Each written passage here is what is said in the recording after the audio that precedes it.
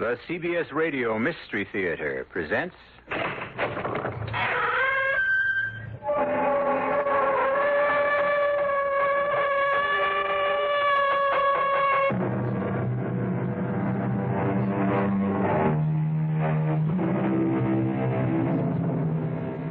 Come in. Welcome. I'm E.G. Marshall.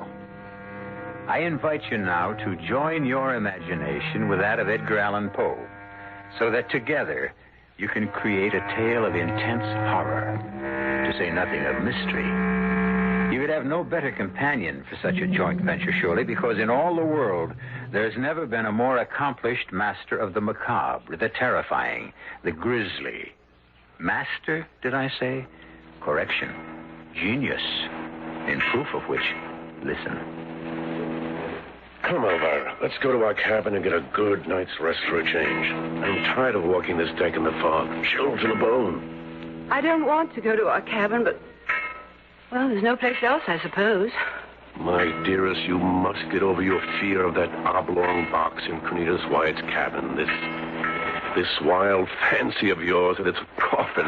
Well, whether it is or not, I don't like our cabin being directly across from Wyatt's, and I... What is it?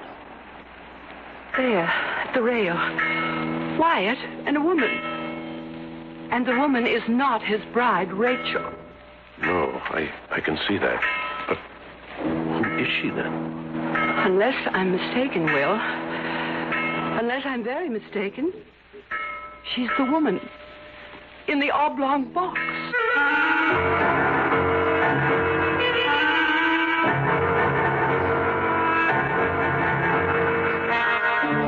Our mystery drama, The Oblong Box, was adapted especially for the Mystery Theater from the Edgar Allan Poe classic by George Lothar and stars Richard Mulligan.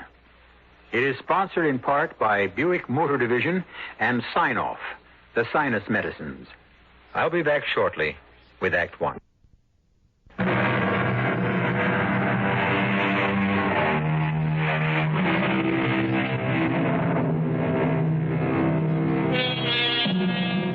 I've brought you in the course of our association many a strange and terror-ridden tale, but believe me, none that can surpass that which you're about to hear. It begins aboard the sailing ship Independence in the harbor of Charleston, South Carolina, in June of 1897.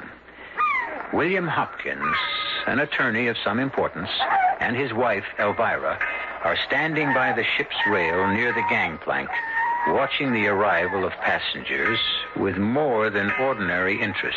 Will, it's close on departure time. Are you sure Cornelius Wyatt and his bride will be aboard? Oh, it said so in the Charleston Herald yesterday, and I checked the passenger list, which plainly states Mr. and Mrs. Cornelius Wyatt, cabin C and D. The cabin's directly across from ours. But why two? One for Cornelius and his wife, and the other for, well, very likely they'll have a servant with them.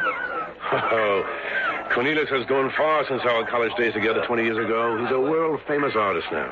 Do you think he'll remember you? Oh, my dear Elvira, we were the closest of friends. I must admit, of course, that we didn't keep the friendship up through the years, but... oh, yes, he'll remember me and well. And there, by heaven, there he comes. Where? Where? The carriage that just came onto the dock. The man in it is Wyatt, and the woman at his side must be his lovely new bride, Rachel. But what in the world is in that wagon behind him? Will, it's a coffin. No, Elvira, no. That oblong box doesn't contain a corpse. It contains a priceless painting, a copy of Leonardo da Vinci's Last Supper, done by his student Rubini. It's priceless. How do you know all this? The newspapers. There were several stories about Wyatt buying the painting and having a carefully boxed for the voyage to New York. Well, it certainly looks for all the world like a coffin to me. You must remember, dearest, the painting is 6 feet long and 2 feet wide and requires a box of that size. Wyatt and his bride are coming up the gangplank. I can't wait to see his face when he discovers his old friend Will Hopkins. All right, mind handle that box with care, will you? You hear me? With care. I'm anxious to see the face of his bride. That's a pretty heavy veil she's carrying. She's beautiful, absolutely ravishing. Why, Will, you met her. You know her. No, but I know Cornelius Wyatt. He could never stand an ugly woman, not even a plain one. Oh, no, nothing but the most beautiful of the female sex for good old Wyatt. You fools, careful, I said. Incompetent idiots. I'll speak to Captain Hardy about this. And you, sir, where can I find Captain Hardy? I'm afraid I don't know, Cornelius. Cornelius? You address me with a familiarity, sir, that I don't... Well, hold a moment. You're... Will Hopkins. Your old college friend, Will Hopkins. Oh, yes, so you are. Well, you certainly don't seem very happy to see me again after all these years. No, most happy.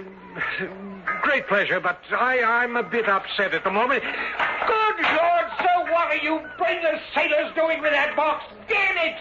I said keep it on an even keel and right side up. Oh, come now, Wyatt. There's no damage done, and certainly a few bumps won't harm the painting if you practice securely, that is. The painting? The copy of Da Vinci's Last Supper you bought your bride as a wedding gift. It is what's in the box, isn't it? It's certainly not a corpse, Wyatt. No, of course not. And speaking of your bride, aren't you going to introduce me? Oh, good heavens, I forgot my manners. My wife, Elvira. Dear, this is my old friend, Cornelius Wyatt. How do you do? How do you do? My wife, Rachel. Oh, how do you do? Now, you'll excuse us, I'm sure. We've got to go at once to our cabin. You mean your cabins, don't you, Mr. Wyatt? You have engaged two. We'd expected you to have a servant, Lord. No servants. Luggage. Our luggage will go into the second cabin. But you don't have enough luggage for... Oh, the Oblong box, of course. You'll need the extra cabin for that. Come along, Rachel. No, but wait now, Wyatt. Wait a moment. Surely we're going to have the pleasure of seeing your bride. I mean, won't she raise her veil so we can look at this beauty you've married? Why, yes, I dare say. Rachel, my dear, will your veil... Not the beauty you expected, Hopkins? Well, no. No, that is... Yes. Most attractive. You are indeed most attractive, Mrs. Wyatt. Or Rachel, if I may. Oh, of course you may. And now you must excuse us. You men with the box, follow me, will you? And please be careful. Take care of it, will you? Take care. Take care of that. Well, it's right. She's ugly. Certainly not beautiful.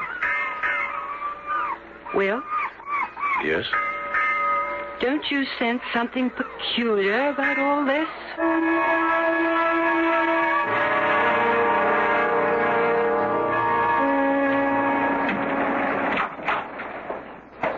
Will? Something wrong, Elvira? The Oblong box, it's in their cabin. In the same cabin the Wyatts occupy? Yes. How do you know? Seems to me Wyatt's gone out of his way to keep their door closed at all times. Well, just as I was coming down from my stroll on deck, their door opened, and I saw Rachel go into the other cabin to get something from their luggage, I suppose. And before Mr. White could close the door, I saw it. The box. But that makes no sense. These cabins are anything but spacious. In fact, they're downright tiny. That box must occupy practically the entire cabin. Well, it does. That's why it took Mr. White some moments to close the door. He nearly fell over the box. Well, this is the damnedest thing I've ever heard. They engage two cabins and use the extra one for only a couple of pieces of luggage and keep the box in their cabin. Well, it's idiocy, unless... Yes? That must be it. The painting is so valuable. In fact, Elvira, it's beyond price. Wyatt wouldn't even run the risk of letting it out of his sight, which reminds me... What do you say we have a look at it? You mean asked to see it? Of course. I'm not much on art masterpieces, but, well, a copy of The Last Supper done by one of Da Vinci's own pupils. Something to see, Elvira. Come along. Well, Will, are you sure? I mean, yes, I'd adore seeing it, but, well, your friend, Mr. Wyatt, wasn't exactly friendly, you know. Oh, nonsense. Come along. Old Wyatt was in a bit of a stew, that's all.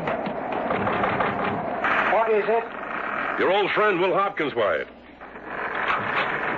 What do you want?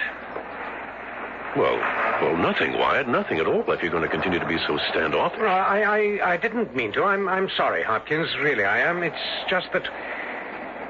Well, I've had a good many problems these past few weeks, and my nerves are a bit raw, I'm afraid. I'm truly sorry. No, I am. Sorry I said what I did. After all, I ought to know you better. I would ask you and your wife in, but as you can see, there's scarcely room to move about because of the box. Oh, that's what we came about, Mr. Wyatt. Meaning what, Mrs. Hopkins? Why, Will thought you wouldn't mind if we had a look at the painting. Oh, I see. And can we?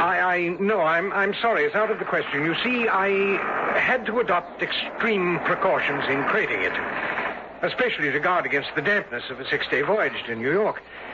The box is sealed. If I remove the lid, the seal will be broken. Sealed? You don't say. With melted wax. Believe me, I'd be more than glad to show you the painting, old friend, but it simply can't be done. Oh, I understand. I'm sorry. It must be that way, Hopkins, but that's the size of it. Would you excuse me now? I have matters to attend to. Certainly, Mr. Wyatt. Of course. I'm sorry, Elvira, that we couldn't, What's wrong? Strange. Very strange. Oh, now, will you stop? There's nothing strange about not wanting to open a box he's gone to infinite pains to seal with melted wax. But it isn't sealed with melted wax or anything else. What do you mean? You didn't smell it? Well, now you mention it, there was an odor of some sort. Yes, an odor of some sort.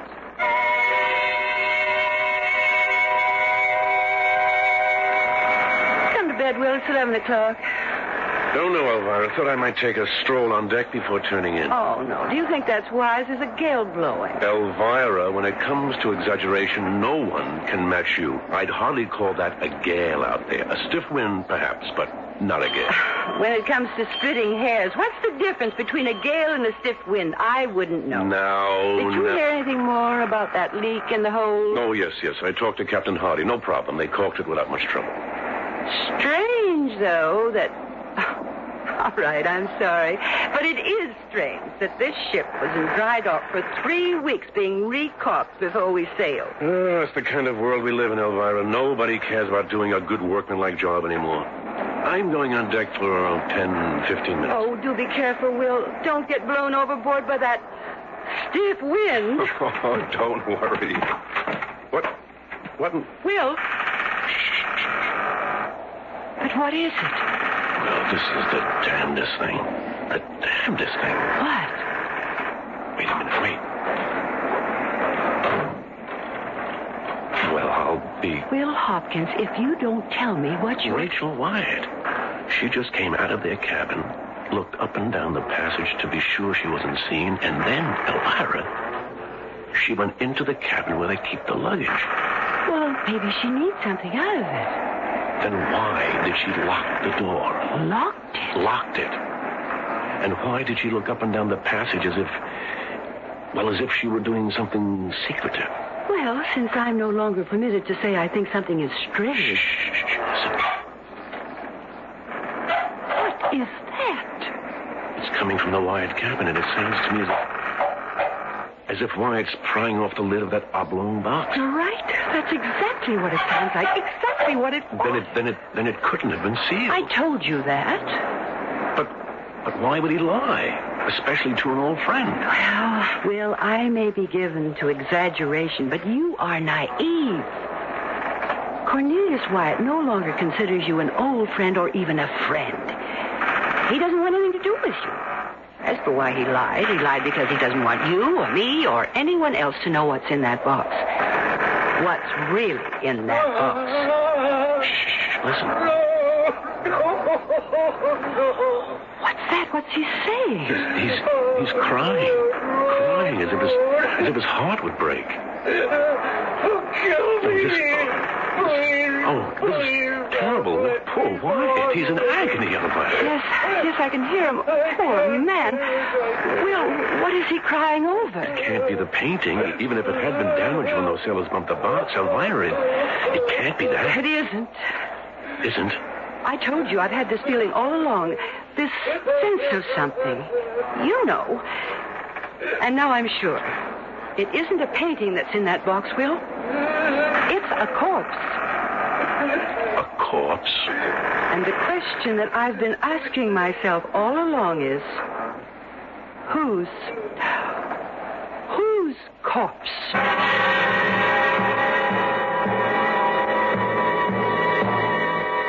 Do you wonder if Elvira is right?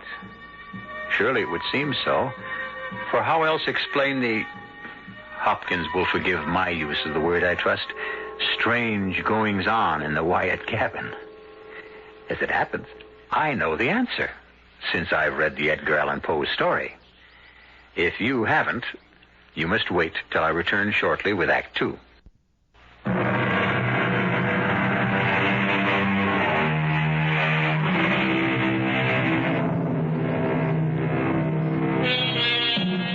Well, now, where were we? Oh, yes. The Hopkins, Elvira and Will are totally baffled and just a bit uneasy about the curious actions of Cornelius Wyatt and his bride, Rachel. As the sailing ship Independence makes its way from Charleston, South Carolina to New York, Will and Elvira burn with curiosity to know the contents of the coffin-like oblong box Wyatt brought aboard. Rachel has spent the entire night in the other cabin. Now, what kind of way is that for a newly married couple to act? Her in one cabin, him in another, sobbing and crying his heart out all night long. Maybe they had an argument, a lover's quarrel. Oh, Will, you don't believe that, and neither do I. She didn't act as if they'd quarreled when she came out of the cabin, did she? No, acted secretive, as if she didn't want anyone to see her going from one cabin to the other. And then we heard him prying the lid off the box. The box he claimed was sealed. And we've heard him sobbing all through the night. I've said it before, Will, and I say it again. He's not carrying any valuable painting in that box. He's carrying a corpse. But that's impossible. The captain would never allow it. A corpse on board a ship is thought to be a jinx. If the crew even suspected there was a corpse in that box. But they don't. Wyatt has cleverly hoodwinked them and everyone else with the story that the box contains that painting, that copy of Da Vinci's Last Supper. No, Will, I tell you... Shh, listen. Oh, he's nailing the lid back on. What time is it? 6 a.m. Then for 7 straight hours since 11 last night, he's been crying over whatever's in that box. Shh, wait. I think I heard... What? Heard what? Let me just open our door a crack. There, Elvira. Just as I thought, Rachel has just come out of the adjoining cabin. Yes, looking up and down the passage to make sure she isn't discovered. And there she goes, back into Wyatt's cabin. Well, I'll be damned. I'm frightened. Right down to my toes. Frightened to death.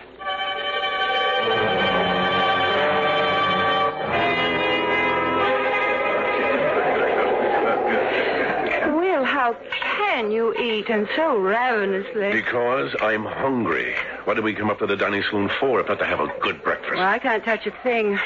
After the goings-on last night and now hearing that foremast split and we're... What do they call it? Hove to? Only for a few hours, probably. Shouldn't take longer than that to repair it. Say, these eggs are tasty. You ought to try them. I don't know how you can eat. Because I'm not letting this oblong box business get me down the way you are. Oh, aren't you? You can see I'm not. And you know why? Because I've decided to take the bull by the horns and find out what is in that box before this day is out. That's why.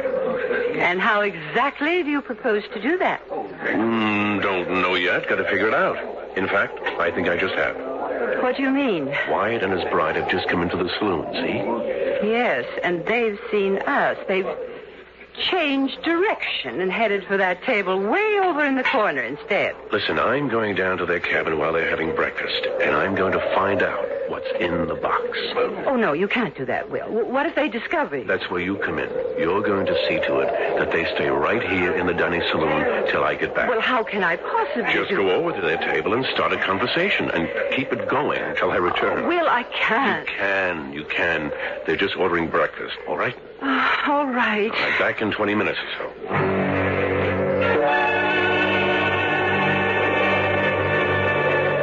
Good morning. Morning. Oh, good morning, Mrs. Hopkins. Do you mind if I join you?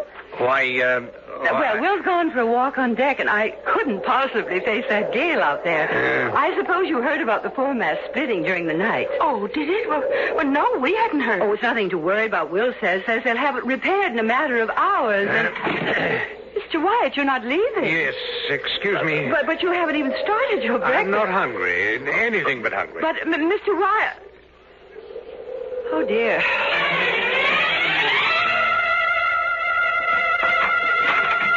What in the...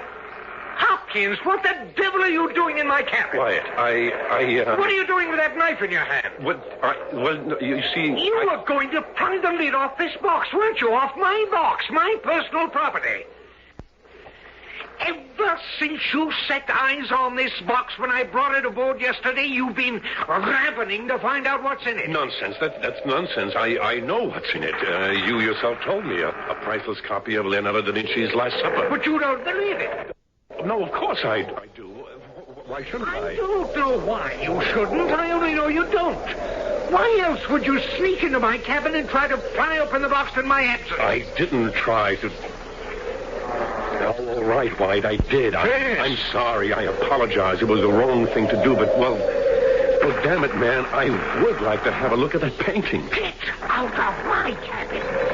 Get out this instant. And while you're about it, get out of my life. Why, you don't mean that. Surely you wouldn't dissolve a friendship such as ours because of... What friendship? I haven't seen you in 20 years. But we were such good friends in college. Whatever we may have been, we no longer are. Now get out, Hopkins. Get out!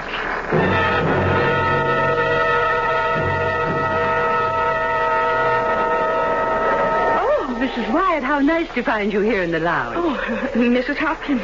Reading Godet's ladies' book, I see. Yes. I don't know about you, but I don't in the least care for the latest styles. Do you? Oh, well, they're all right, I guess. Oh, my dear, with all your money, I should think you'd be intensely interested in fashion. Though I did notice, you'll forgive my mentioning this, won't you? An older woman giving advice to a younger sister. I did notice that lovely, expensive dress of yours could fit a little better. Proper fitting is so important, don't you think? Oh, yes. Yes, I just didn't have time to get it fit properly before we left Charleston. Oh, you don't mind my mentioning it, do you? A little sound advice from an old married woman. Oh, you're not old, Mom. Mrs. Oh, I mean old married. Married many more years than you and Mr. Wyatt. In fact, you're not married even a week, are you? Oh, a few days or so. Happy days, I'm sure. Oh, yes. And nice? Mr. Wyatt. Mrs. Hopkins?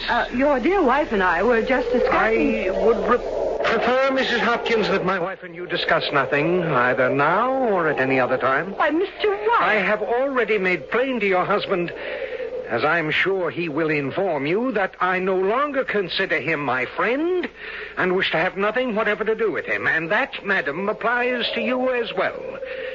Come, Rachel. Yes, sir. I mean, Cornelius.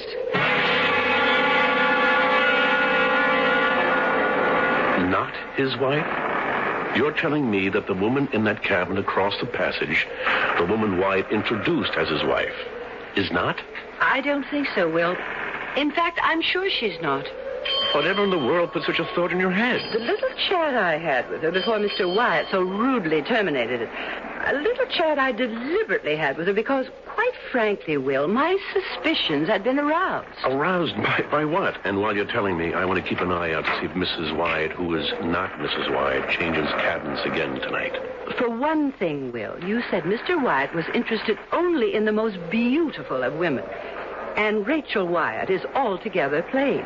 She's downright ugly, but that's no reason to suspect. Also, when I was talking to her, she slipped and called me Mum. Mum? Only a servant uses that word. Exactly. Also, she slipped again and called Mr. Wyatt Sir. But over and beyond that, Will, what originally aroused my suspicion was her hands. I noticed those when Mr. Wyatt introduced us. They're not the hands of a lady, Will, but the hands of a servant. Hands decidedly work-worn. But there's no sense to what you're saying, Elvira. You're saying that Cornelius Wyatt, a world-famous painter, a man of taste, discrimination, wealth, is married to a servant girl? She's no gentlewoman, I can tell you that. But good Lord, Elvira, would you say it's true? It makes this mystery all the more... Wait. Is she... Again, is she? Yes. Yes, leaving the Wyatt cabin. And yes, looking up and down the passage before slipping into the adjoining cabin. And now he's at it again, taking the lid off that oblong box. If what you say is true, Elvira, what does all this mean? I mean, what can it mean? It can mean only one thing, that there is a corpse in that box. Oh, box my foot, it's a coffin. And the corpse is that of the real Mrs. Cornelius Wyatt.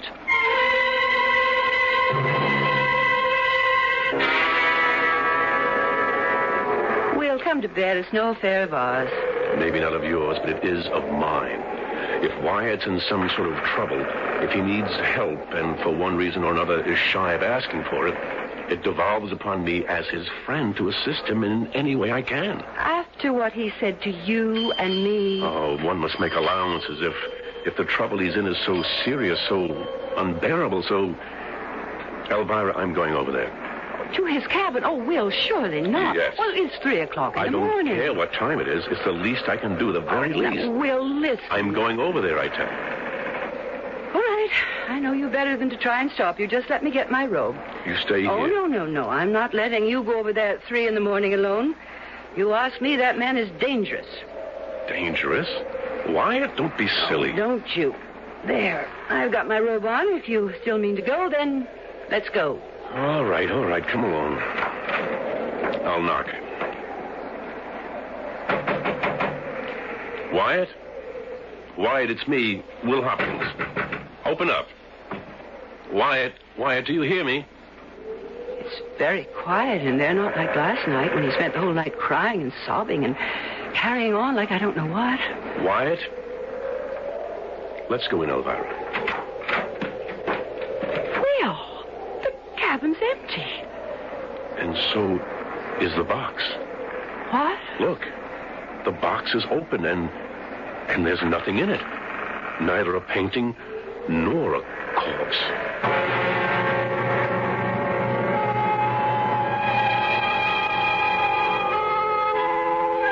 Well, now then, where does that put us? Nothing in the oblong box. Neither the priceless copy of Leonardo da Vinci's Last Supper, nor, as Elvira Hopkins seemed to suggest, the corpse of the real Mrs. Cornelius Wyatt. Baffling? Mystifying? I should say. And I'll have more to say when I return shortly with Act 3.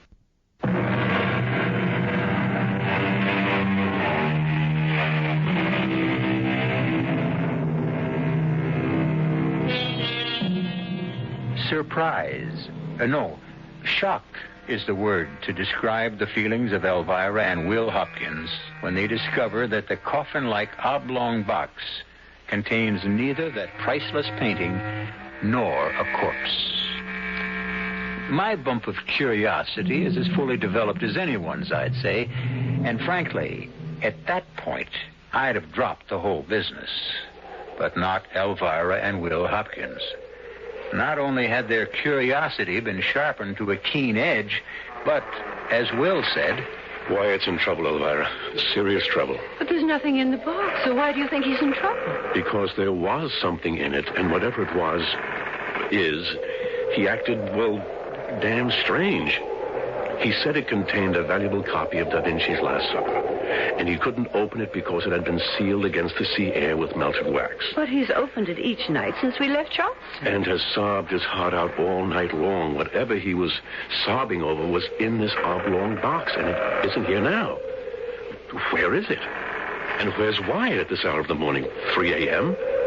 I tell you, he's in trouble. I feel it in my bones. Will, someone's coming. Rachel. Mrs. Wyatt from the other cabin. If she is Mrs. Wyatt, which I doubt. What are you doing here, Mr. Wyatt? My husband's cabin. The box. The box. What about the box, Mrs. Wyatt? Empty. Oh, God, I knew it. You what? He's gone mad. I knew he would. In my soul, I knew it. Now he has. God, he has. Why do you think that? The box. The empty box. What about the empty box? I can't bear it anymore. I can't. Here. Now, Mrs. Wyatt, try to control yourself. He's mad. Gone mad. He's gone mad. I'm sorry, but you must pull yourself together if you want us to help you. Help me. You can't help me. You can't help him. It's too late. It's too late.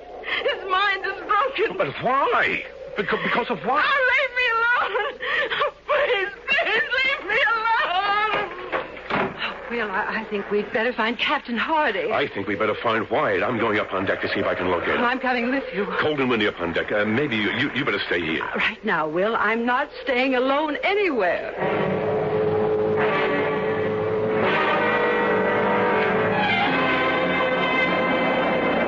Oh, you were right. It's colder and windier than I thought it was. Here. Put my jacket around. No, Will. I'll be all right. Do as I tell you for once. Oh, yes, Will, yes. Oh, thank you, dear. That is better. Now, come on. Let's see if we can find him in there. Will. Well, there he is, standing at the rail, gazing off across the water. There's someone with him. A woman standing beside him. One of the passengers. Maybe. Only, if it is, I've never seen her before. Well, I didn't get a good look. Well, you will as soon as that light from the port side lamp falls across her face again. There. Yes. Oh, I see her clearly now. Well, I've never seen anyone so beautiful. She's ravishing. She's that, all right. Absolutely lovely face. That long blonde hair blowing in the breeze. No wonder he was holding her close to him. Arm around her waist and... Oh, hey, look. Kissing her now. Well, that's one for the books. If the woman he came aboard with, the woman he claims is his wife, if she is his wife, then what is he doing up here on deck with her? You got me. And she isn't one of the passengers, or if she is, this is the first time I've seen her. Then who the devil can she be? Oh, good Lord. Elvira? I think I'm going to faint. Take me below to our cabin. Yes, but what is it? A terrible thought, a horrible thought, horrible. What horrible thought? Thought that whoever she is, or whatever she is, Will, she must have been in that box.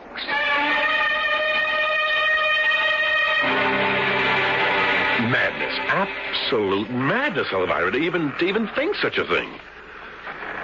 Wait, you sound as insane as Rachel Wyatt says he is. The woman in that cabin is not Rachel Wyatt. Oh, come now, Elvira. The plain, simple truth, staring us in the face is that the woman on the deck with him is the real Mrs. Wyatt. Or what? Oh, don't tell me again. Just please don't tell me again what you think. Elvira, it's too horrible. Someone at the door. 3:30 in the morning. Oh, thank you. What is it? One of the crew handed me this. It's a note from Captain Hardy. He wants to see me in his cabin at once.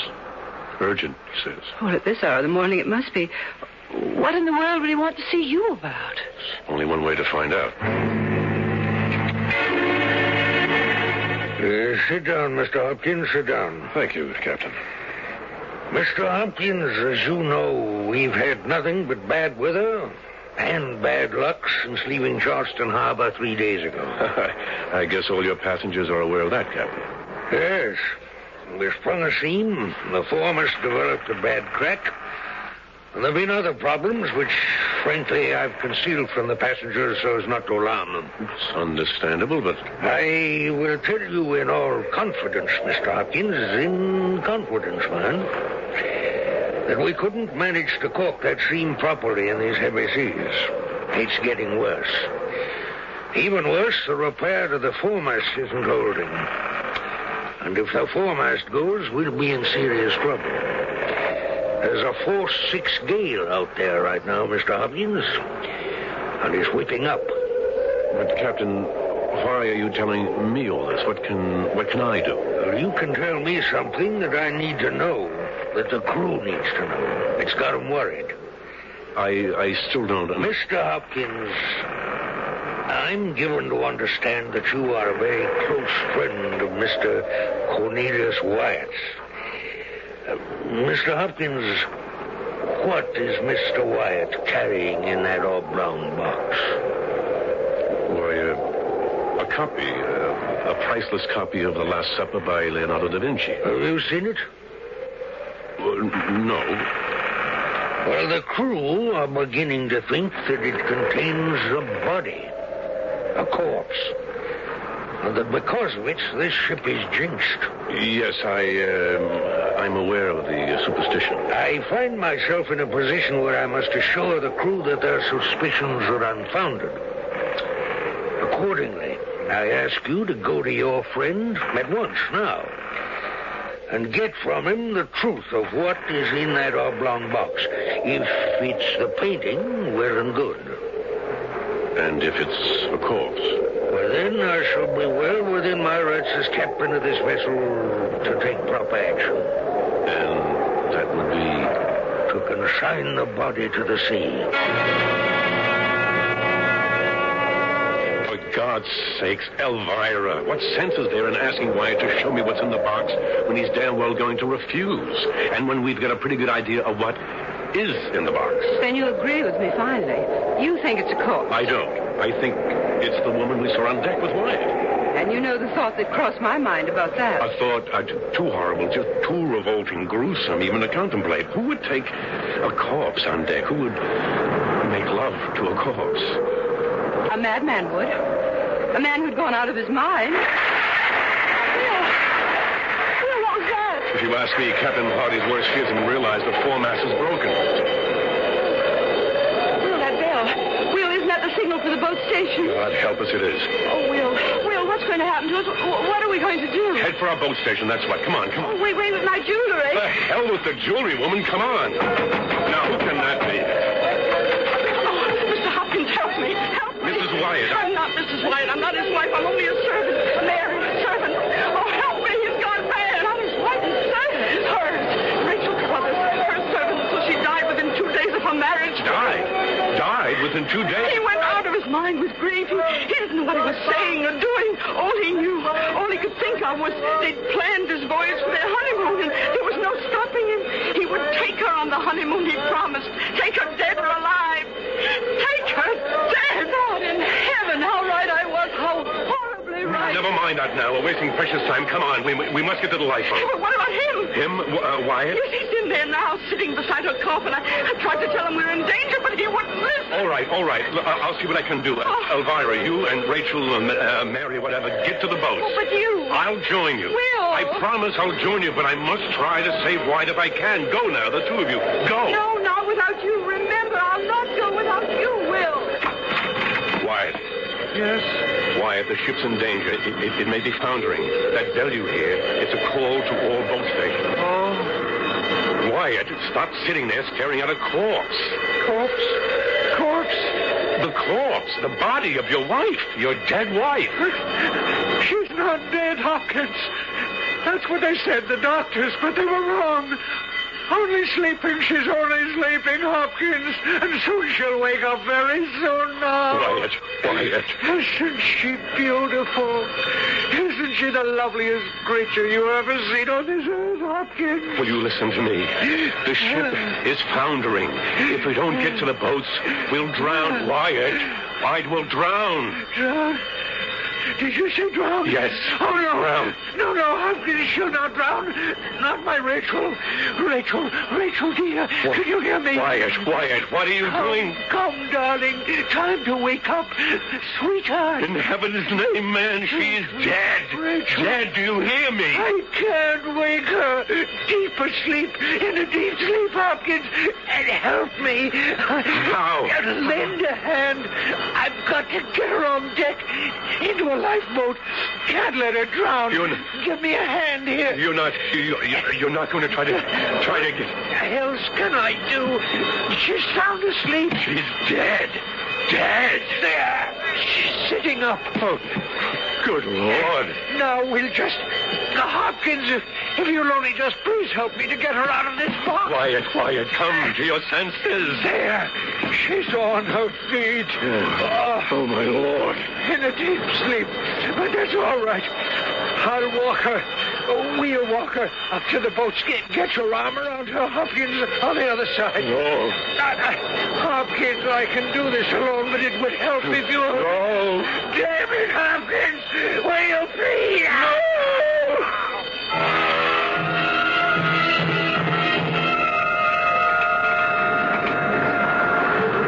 There.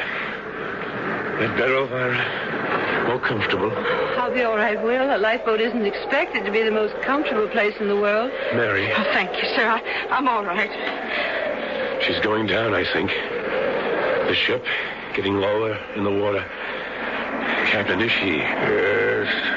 Foundering. Look! Oh, look! What is it, Mary? It's him!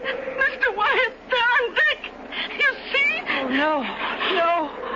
Oh, he's brought a corpse on deck. Look, he's propping it against the rail, his arm around it. Oh, he's kissing it. Will, how gruesome. Beautiful, though, in a way. Somehow, beautiful. Beautiful? How can you say that? Because to him, she's still alive. And if there is a life after death, she must know that few men have ever loved a woman as he loves her. She's going now. My ship.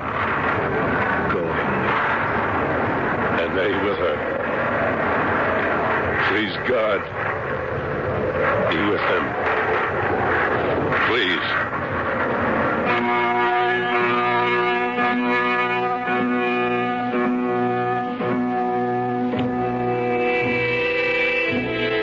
I hope you enjoyed the Oblong box. And if you did, we'll think for a moment on the memory of Edgar Allan Poe, to whom we owe the macabre pleasure of the last hour. Like Oscar Wilde's, his was a life of torment that came to a tragic end. Yet, out of the crucible of his torment and tragedy came infinite pleasure for others. Something to ponder on, I think. Don't you? I'll be back shortly.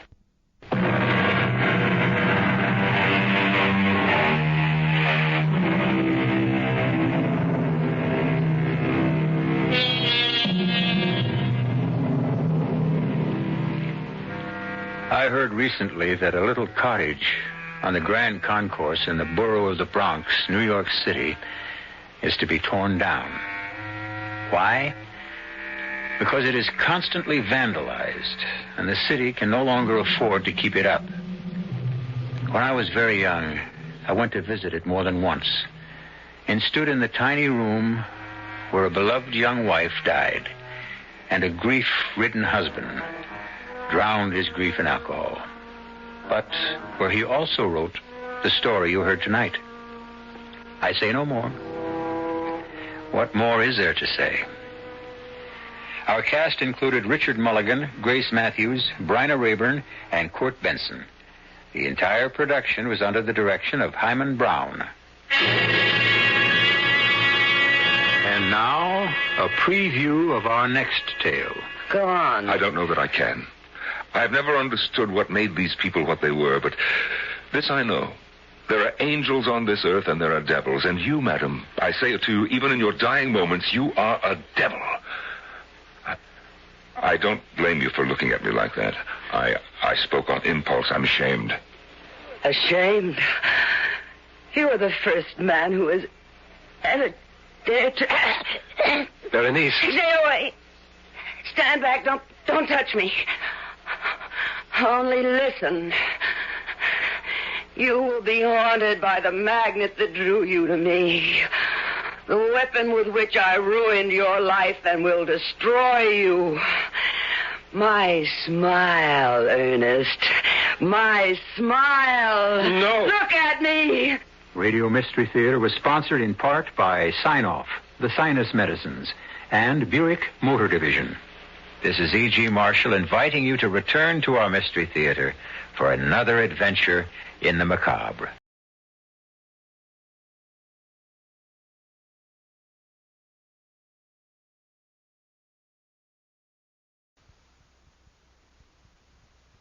Stay tuned for Mystery Theater.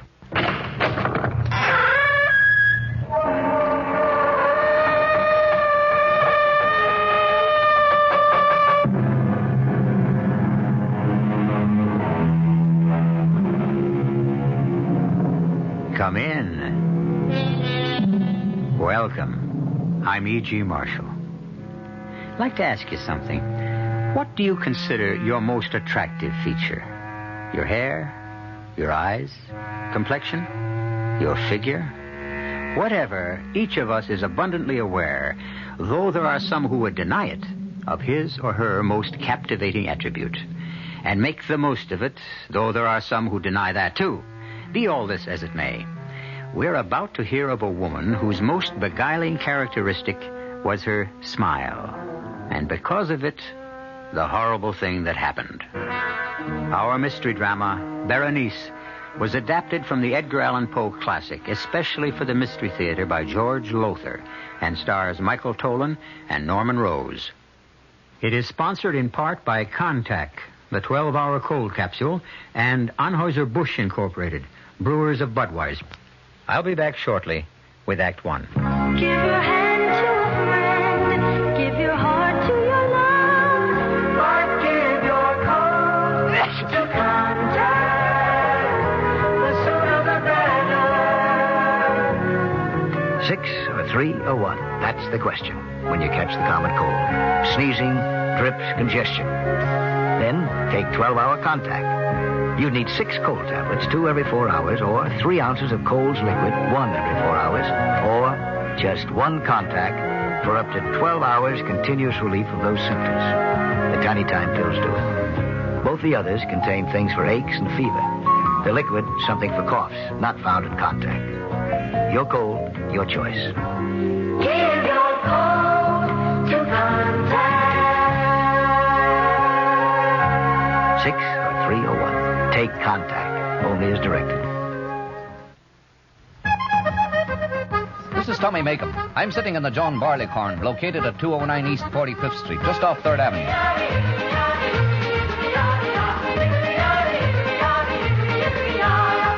The John Barleycorn is New York's first and most famous Irish singing pub.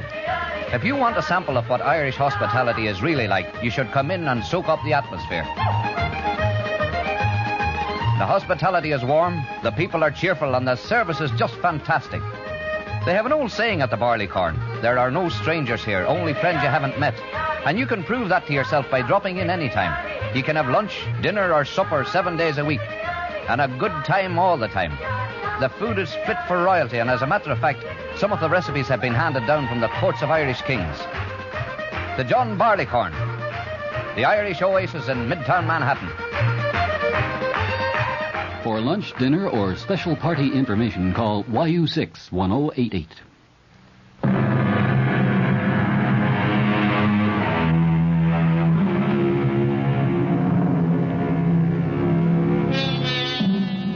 What we call a fixation, an idée fixe, is one of the most extraordinary and mystifying aspects of the human mind. For example, love. Young love, at least, is a fixation.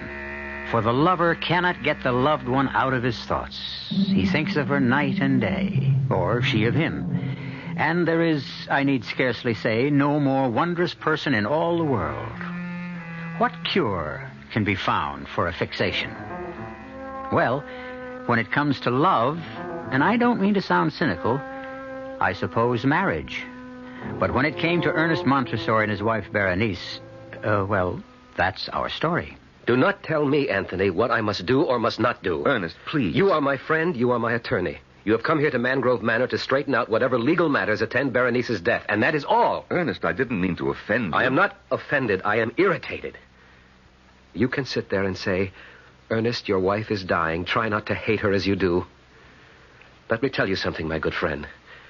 Had you lived 1 month, 1 week, 1 day in this house with Berenice, that shrew, that spitfire, you too would know what hate is. But I don't understand. I was at your wedding a little over a year ago, here at Mangrove, and you were deliriously in love with her. Not her. Her smile. What? I know you'll find it hard to believe, but that is the truth. Oh, there were other qualities that attracted me. Her charm, her gentle manner, her warmth. But these vanished quickly once we were married. I soon learned that her charm was a veneer, her gentle manner a mask that concealed a vicious temper. I am sorry. I didn't want to hate her. For months I put all feelings of hate from me, the while asking myself how and why I still went on loving her. That's when I realized it was her smile. I still fail to understand. Look at Berenice closely, and you will see that she's really very plain, almost ugly. But one doesn't look closely at first. I didn't, surely, because of her smile, of what her smile was then. She had teeth so even, so white, so perfect, they are as matched pearls. As for her lips, nowhere will you find lips so beautifully modeled, so sensuously inviting, so absolutely enthralling. I remember, yes. But Anthony, soon after our marriage, her smile changed, too. The lovely contour of her lips became an ugly sneer. She no longer smiled. She bared her teeth like a vicious animal. But there must have been a reason, something that impelled her to... I'll give you a reason if you must have it. Constance. Berenice's younger sister? Yes. You know she came to live here at Mangrove when her husband died. I settled the estate, yes. Not, I'm afraid, that there was much to settle. He left her penniless. Precisely why she lived here. Berenice began to think... Go no further, Ernest. I am well acquainted with what is termed the eternal triangle. In this case, there was no triangle. Not then. But there is now. Constance is what Berenice pretended to be. Gentle, innocent, loving. Yes, I have fallen in love with her, and she with me. But you may believe me, as Berenice never has, when I tell you that our love is and has ever been platonic. Neither of us has betrayed Berenice in any way. Yes, come? Oh, Constance, my dear. We were just speaking of you. You remember Anthony Lamb? With pleasure. You were such a help and comfort to me when my husband died, Mr. Lamb. I did what I could. You look upset, Constance. Berenice wants to see you. And she's in one of her blackest moods, I'm afraid. Is she ever in any other? Try not to be harsh on her, Ernest. She's dying, you know. I shall try. If you'll excuse us, Anthony. Perhaps I should come along. I have to discuss certain legal matters with Berenice, and it will be best if she knows I'm here. Come, then. But I warn you, my friend, you'll regret every moment spent with her.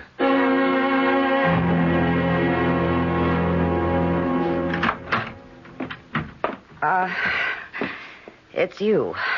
You wanted to see me, Berenice. You, not this army you've brought with you. Get out of here, Constance. Of course. And who are you? I've seen you somewhere. I remember you. I'm Anthony Lamb, Berenice. I don't blame you for not recognizing me. It's been over a year. Oh, yes. Yes, I remember you now. Ernest's friend, the pettifogging lawyer, the shyster. Why are you here? Well, now I, Yes. Well, Ernest asked me to come because... Well, Berenice, I'm told you're quite ill, and at such times it's best to...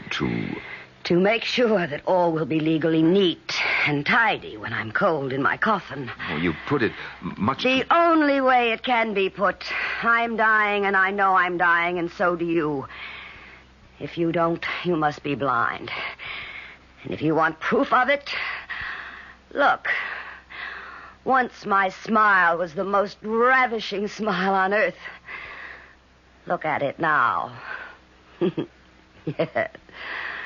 Yes, the color leaves your face, Mr. Lawyer.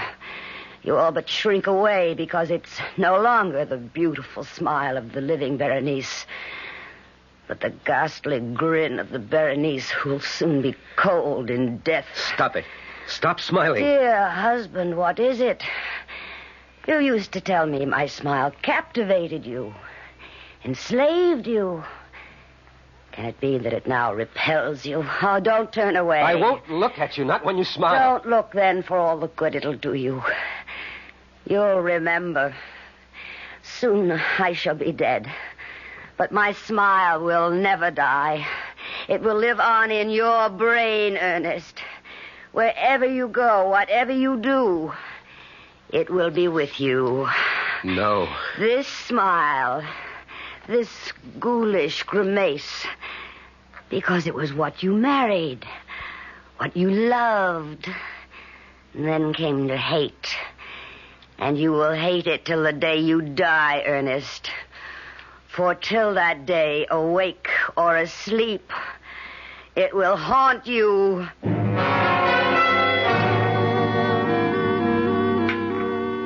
Would you care for more of the shrimp, Mr. Lamb? Well, thank you, no, Constance. Oh, and do call me Anthony, won't you? It'll make me feel so much younger. If you wish. Ernest, won't you eat? You haven't touched a morsel. Not hungry. But you must keep up your strength. If you're not careful, you'll be having nightmares again. Nightmares, Ernest? The most horrible you can imagine. Berenice has all but ruined my health. Ruined it. Hush now, we mustn't talk that way. What other way is there? No more wine, Ernest. Another glass can do no harm. No more, dear. For my sake. For your sake, anything. Anything except to lie about my true feelings. You, Constance, you have lived in this house for nearly a year. You know the hell she has made of my life. You know that I could not mourn her passing. And what is more, you know that I love only you. Ernest, it is not the proper time. I know, but Now, you are overwrought. It is not you speaking, but your nerves. Listen to me. Constance. My sister lies upstairs dying. Whatever you think of her, in these last days of her life, though we cannot in truth love her, we can, in all dignity and honor, try at least not to hate her. You must try, Ernest. You must. Yes. And with your help, I shall. But you will not succeed. Berenice. How did you get here out of bed? I rang my bell, but no one came. I called, but you did not answer. We didn't hear. And so I found the strength, what strength remains, to come down and tell you I am about to die. No. When death is near, you know it. Full well you know it. I have little time left now. Perhaps only minutes. A glass of wine. Of course. He hurries to assist me, to comfort me, when in his heart he would kill me. No, Berenice, I would not. Liar. Berenice, You hate me. Say it, you hate me. Say it. Here, the glass of wine you asked for. That, your glass of wine. Sniveling, nightmare-ridden fool. I had hoped I'd at last found a man when I married you. But you were like all the others. Berenice, let me help you back to your And bed. as for you, did you think I wasn't on to you and your little tricks? Did you think me blind, that I couldn't see what went on between you and my husband? Nothing. Before heaven, I swear that... Liar! I saw, I know. Little Constance. Innocent, saintly little sister, sinking her claws deeper and deeper into the man who was mine. Madam. You address me? Madam, you are ill. Yet there is in you a kind of strength I have recognized before. I say to you, the worst kind of criminal.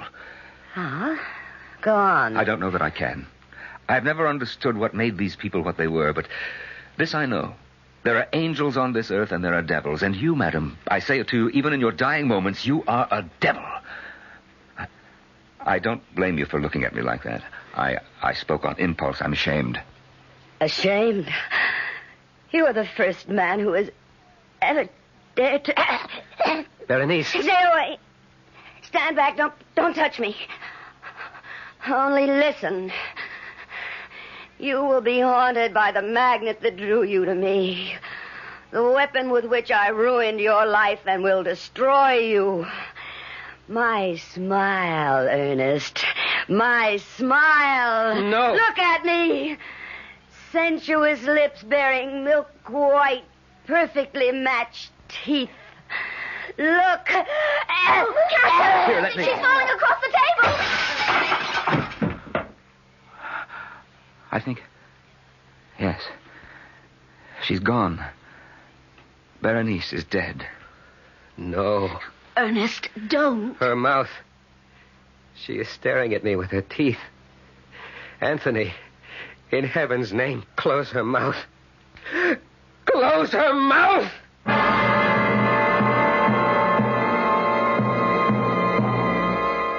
I said at the outset, you'll recall, that because of Berenice's smile, a horrible thing happened. What has just happened in the dining room of Mangrove Manor is indeed horrible, but nowhere near as horrible as that which is about to take place. I will return shortly with Act 2. Inside you're free. Inside you're free after all. You hear freedom spirit like a wild bird's call. Inside you're free. Inside you're free after all. Living free. Living free. You're driving a car you knew you were going to buy the minute you saw it. Skyhawk. Buick Skyhawk. You just knew a car this streamlined would be easy on gas. And you were right. In published EPA mileage test results, Skyhawk got 25 miles per gallon on the open road and 16 in the city. Buick Skyhawk. Dynamite. Inside you're free. Inside you're free after all. Living free. Living free. Living free. Hey, ma'am, what's for dinner? Hey, ma'am, what you got? We're all starting the new year with a close watch on our budgets. Your ShopRite supermarket is helping with economy dishes that are high in nutrition, low in cost. First cut beef chuck steaks, just 57 cents a pound. Semi-boneless chuck steak or roast, 97 cents a pound. Beef liver, just 57 cents a pound. Pork loin, a 7-rib cut, 77 cents a pound. Dress up your beef dishes with fresh mushrooms, just 79 cents a pound. Throughout the store, you'll find a lot more for a little less at ShopRite. She loves her family.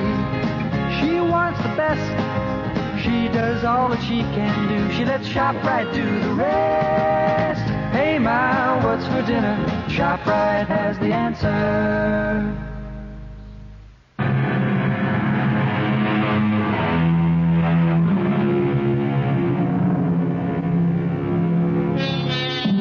I think it was Sir Winston Churchill who said that when the human brain grabs hold of a thing, a worry, a concern of some sort, an anxiety, it grips that thing as in an iron fist and will not let it go. Clearly, then, this is what has happened to Ernest Montresor, who, even while she was alive, could not get his wife's sneering smile out of his head. And now that she has been placed in the family vault on the estate near Baton Rouge, Louisiana, well, listen. Ernest. Ernest. Yes, Anthony, what? It's more than half an hour since everyone left. Constance and I are getting chilled to the bone here in the vault. Let's go back to the house. Not till I'm sure the lid of Berenice's casket is nailed tight. But you are sure. It's madness, I know, Anthony. But I have the fear that somehow, in some way, she'll get out of her coffin and haunt me. You're letting your imagination run away with you, Ernest. You're tired, overwrought. My sister is dead. She'll not get out of her coffin. Come now. Ernest. Yes. Let us return to the house.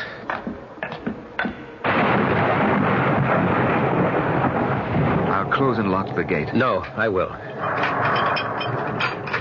There. She's well nailed down in her coffin.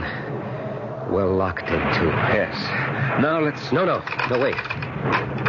Good Lord, man, what now? I must make sure the lock is strong. Sound and strong. Now, Ernest, dear, that's enough. Don't tell me what is enough. Don't... Ernest. Dearest, what is it? Why are you looking at me with such fear? Never, Constance. Never so long as you live, smile at me like that again. You look like Berenice. But, Ernest, My nerves are shaking. I need a drink. Excuse me. He's in trouble, Constance. We'd best catch up with him. But, Anthony... Nothing to worry about, really. You just upset him a little when you smile. But that's the point. What? I didn't smile.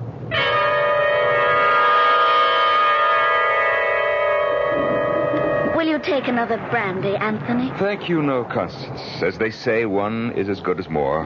I wish Ernest thought so. Yes, he is drinking a bit too much, though he doesn't show it. His nerves burn up the spirits quickly. I have never seen him in such a nervous condition, never so exhausted. Let's hope he's having a good, deep, restful sleep. Speaking of what is good for Ernest, I hope you'll be able to stay with us a while, Anthony. I should like to, but I have pressing business in Baton Rouge. A few days? It would be such a comfort to Ernest. I'm sure, but the comfort he really needs is what you can give him. Constance, may I speak frankly? Of course. In ordinary circumstances, by which I mean had Ernest and Berenice still loved each other, I'd not suggest anything of this sort, but... Well, all things considered, Constance, I should like to see you marry Ernest as soon as possible. Berenice not yet cold in her grave, and you? I do, yes. Constance, you alone can give him the love and the warmth he so desperately needs. I know, but... Oh, Anthony, whatever she was, Berenice was my sister. How can I, in all conscience, marry her husband within so short a time? It would be an act of... indecency. Oh, no, an act of charity and of love. My dear, no immediate decision is needed. Think about it and should... No! What in the name of heaven? It's Ernest! No! Come, quick! No! Ernest, merciful Lord, what is it? Oh, it's you. You, good friend, and Constance. Then it was a dream. What was, my dearest? I dreamed that I was awake, that I'd awakened from a sound sleep. It was all so real. I heard the storm outside and saw lightning brighten the room and thought, oh, good, I did manage to sleep and get some rest, and now I've awakened and... Yes, and? And then I saw it, hanging in the darkness of the room, burning bright in the black pitch of night. Saw it. Gently, my darling, gently now. Saw what? Her smile. Berenice's smile, her disembodied smile, nothing else. It hung suspended in the dark before my eyes, the lips drawn back, the teeth shining in the blackness. Oh, Ernest. And then her teeth, those terrifying white, even teeth parted as she began to laugh. The most hideous laugh I have heard in all my life. Her mouth, her bodiless mouth, as it laughed, it started coming closer to me. Closer. And I screamed. I screamed. Anthony, what's to be done? We must fetch the doctor, and at once.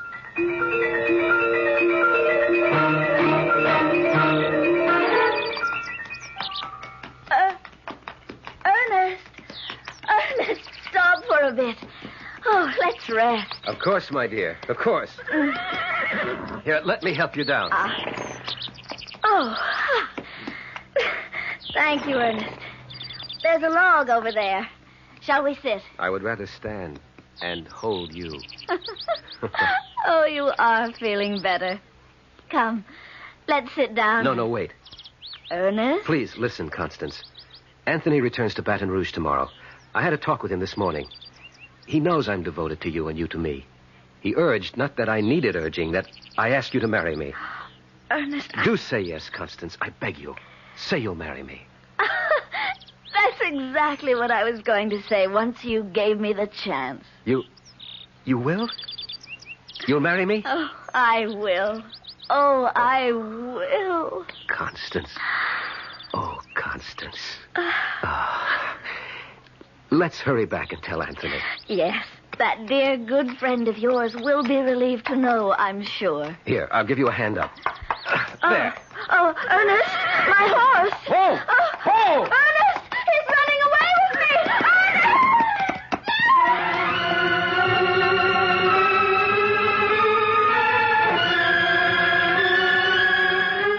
Anthony, I must go up. Patience, good friend. The doctor should be down any moment. But he's been with her for more than an hour. I knew she was seriously injured. I knew it the instant I picked her up. The way you described it, it was a bad fall. The horse, running away, for what reason God alone knows, tried to leap a high fence, failed to make it, and came down rolling on Constance as she lay beneath him. Oh, terrible, terrible. But no sense anticipating the worst. Constance may not be seriously hurt at all. Constance is dying. What? She is dying. Oh, come now, Ernest. You carry even your nerves too far. There's something I didn't tell you. When I got to Constance, she was unconscious. I knelt beside her, got my arms under her, raised her, and stood up. I began to carry her to the house. A long distance. I'm not very strong. I tire easily. And so after a short time, I stopped for breath and looked at her. Looked into her face, Anthony. Yes? Her eyes were open, and she was smiling. The lips pulled back, the teeth showing. For an instant, she looked like Berenice. For that instant, she was Berenice. Doctor, is she... Don't bother him now, Ernest. But I can bear no more of this waiting, this interminable waiting. Look at her. So deathly white, scarcely breathing, if at all. Ernest? She called my name. Constance. Oh, my own dear Constance. Hush now. When I am gone... No, you must not go. You cannot leave me. You cannot. When I am gone, I say, no longer with you. Remember that it will be only on this earth I am not with you. In spirit, I shall be beside you always. You are not going to die. You will be at my side, alive and beautiful, and my own dear adored wife. No, that is not to be. Berenice has seen to that. Berenice? She was there. Just before my horse leaped the fence. I did not fancy it. She was there. She stood on the other side of the fence, smiling. Oh, God in heaven. And I knew, in the second that I saw her, the second before the horse crashed, I knew that she is a tormented soul, a soul that cannot rest until she has forgiven the sins she committed on earth, the sins she committed against you. There is no forgiveness for what she did. There is. It is in your heart, my darling, if you will only search for it and find it. You are asking me to forgive her? Yes. Never. I could never. You must. You must. For my sake. Will you try? That is all I ask before I leave you, my dearest. Will you try? I will try. And I, in another world, will love you for it more than I have ever loved you in this. Kiss me. Oh, no. No, not if by saying that you tell me the time is near. Not if you tell me that. Yes. Oh, yes. Constance? Constance? I'm sorry, Ernest. She's gone. Oh, no. Leave him to me, Doctor. You have other matters to handle. Come, Ernest. Sit down. Here in this chair. Sit, and I'll pour you a brandy. Dead. I know how you feel, but you mustn't go to pieces. Think of what she said, that she will be with you, at your side always. What good is that if I cannot see her, touch her? What is he doing, the doctor? What must be done? Closing her eyes, straightening her limbs, placing her hands in repose. When he is finished, I shall sit with her, Anthony. Of course. And not leave her side till we take her to the vault. What's that? What? Listen. Someone laughing. No one is laughing, Ernest. Berenice. It is Berenice. Ernest. She is laughing from the vault. From the vault. You doubt me? Here. I throw wide the window. You hear? You hear? I hear nothing. Laughing in triumph. Vicious triumph, because once again she shattered my heart.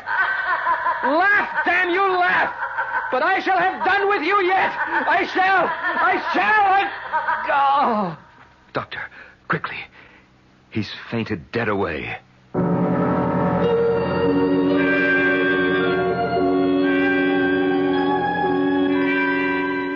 so in fevered imagination, in the sickened mental state brought on by unbearable grief, Ernest fancies he hears the hideous laughter of Berenice, pursuing him, haunting him, driving him mad in death as she did in life. Or is it fancy? We'll know more about that when I return for Act 3.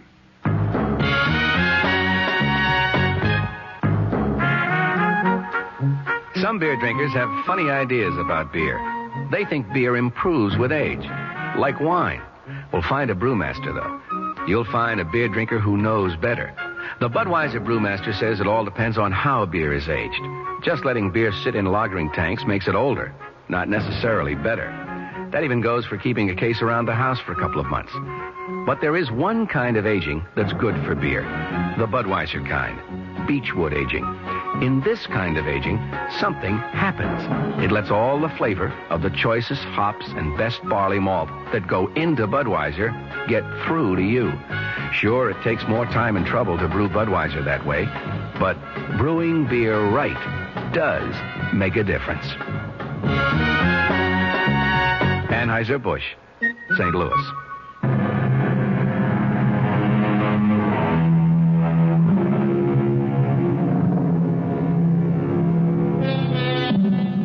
Scarcely has the breath of life fled the body of his beloved Constance than Ernest Montresor hears, or thinks he hears, the triumphant laughter of his dead wife, Berenice. Even though Ernest's friend and attorney, Anthony Lamb, did not hear the laughter, can we say the laughter echoed only in Ernest's imagination? If it comes to that, who can say that imagination is not reality?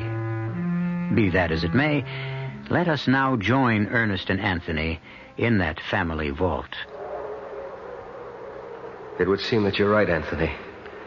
Berenice must still be in her coffin. The lid is tightly nailed. Of course. But her laughter, so horribly clear. Ernest, there was no laughter. You imagined it. No, I heard it. She murdered Constance. She made the horse run away, fall, and kill her. Oh, Anthony, how can I rid myself of Berenice? Can I get rid of her? She was vile, vicious, clever. Clever. What? Clever. That's it, clever. We look at this coffin lid. We see it tightly nailed, and so we think she's still there. Of course she is. No, don't you see? She was clever enough to nail it shut again after she left it. Here, give me that pry iron. You're not going to... I must be sure. I must make absolutely certain she is still in her coffin. Otherwise, I dare not bring Constance here. Ernest. Can't you understand? Constance will lie here in the same vault with Berenice. If Berenice has the power to leave her coffin, what might she not do to the sister she hated as she hated me? You see? You understand? Yes, Ernest. So then... There. Well, are you satisfied? The body seems not to have moved. She is dead. No doubt about it. Berenice is dead. No question, my friend. You can set your mind at rest. Anthony, would you nail the lid back on? I want to go to Constance. Be with her until we bring her body here.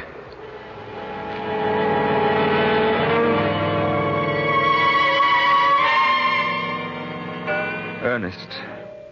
Yes, Anthony? Ernest, it's 2:00 in the morning. Not for her. Not for Constance. For Constance, there is no time now. Ernest, please go to bed. To bed? To dream? Once again to ride a nightmare? I asked the doctor to give me a sedative for you. Now, if you'll take it... It will do no good. More harm than good.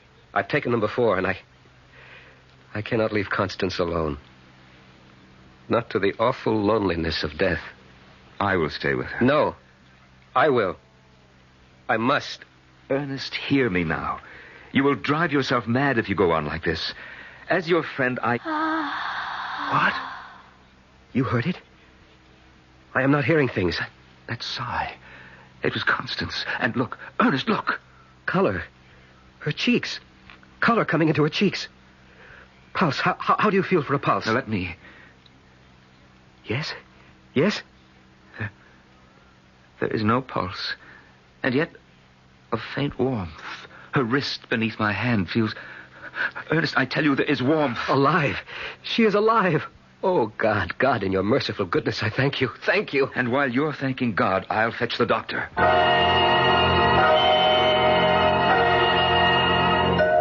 Thank you, Doctor. I'm sorry to have put you through all this trouble. Thank you and good night.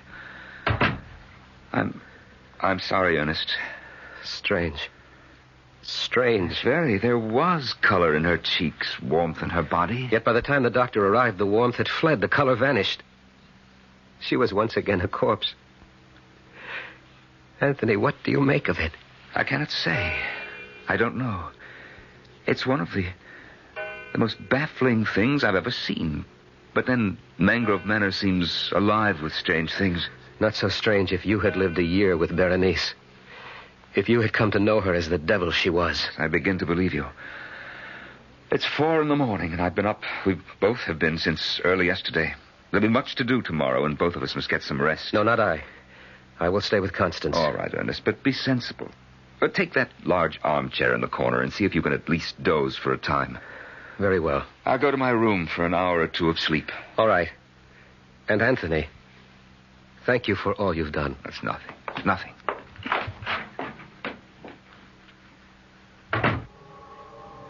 Constance. My lovely Constance. I'll not leave you. I shall be there in that chair across the room. In this chair, Constance, still very near you. Still watching you, waiting with you, through the long silence of death. Again? It was you? Again? You are sitting up. You are leaving the bed and coming toward me. You are not dead. You live. Oh, let me see your face. I cannot see it. The shadows and burial shroud hiding it from me. Take the burial shroud from your face. Let me see you. Constance, beloved, let me see you. Why do you laugh, my darling? Why? Is it happiness at finding yourself alive? Is it joy in knowing you're not dead after all? Here, let me take away the shroud. There. What? The lips, what? The teeth. Berenice. You are Berenice in Constance's body.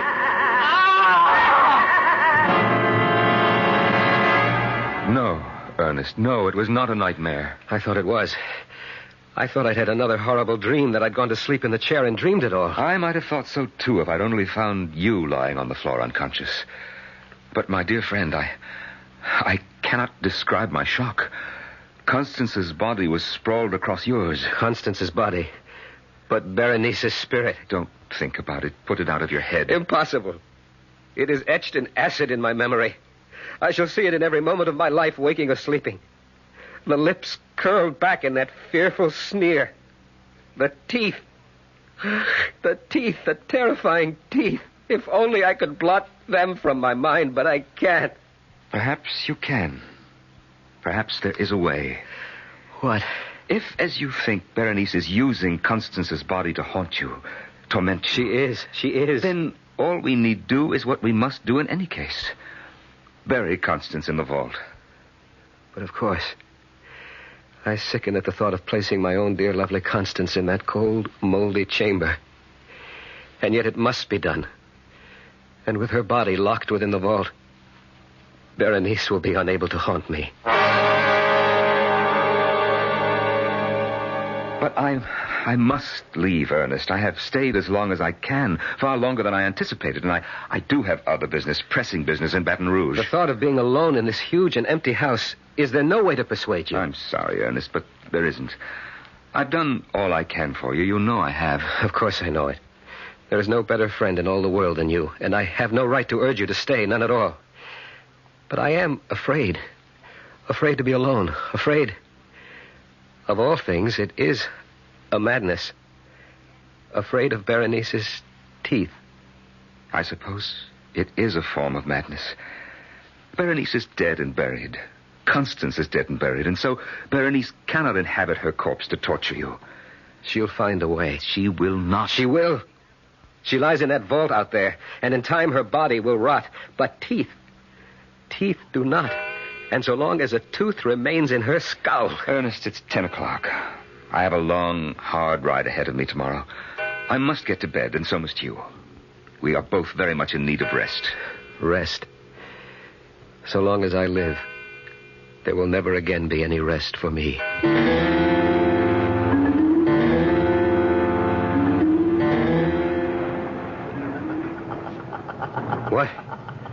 What?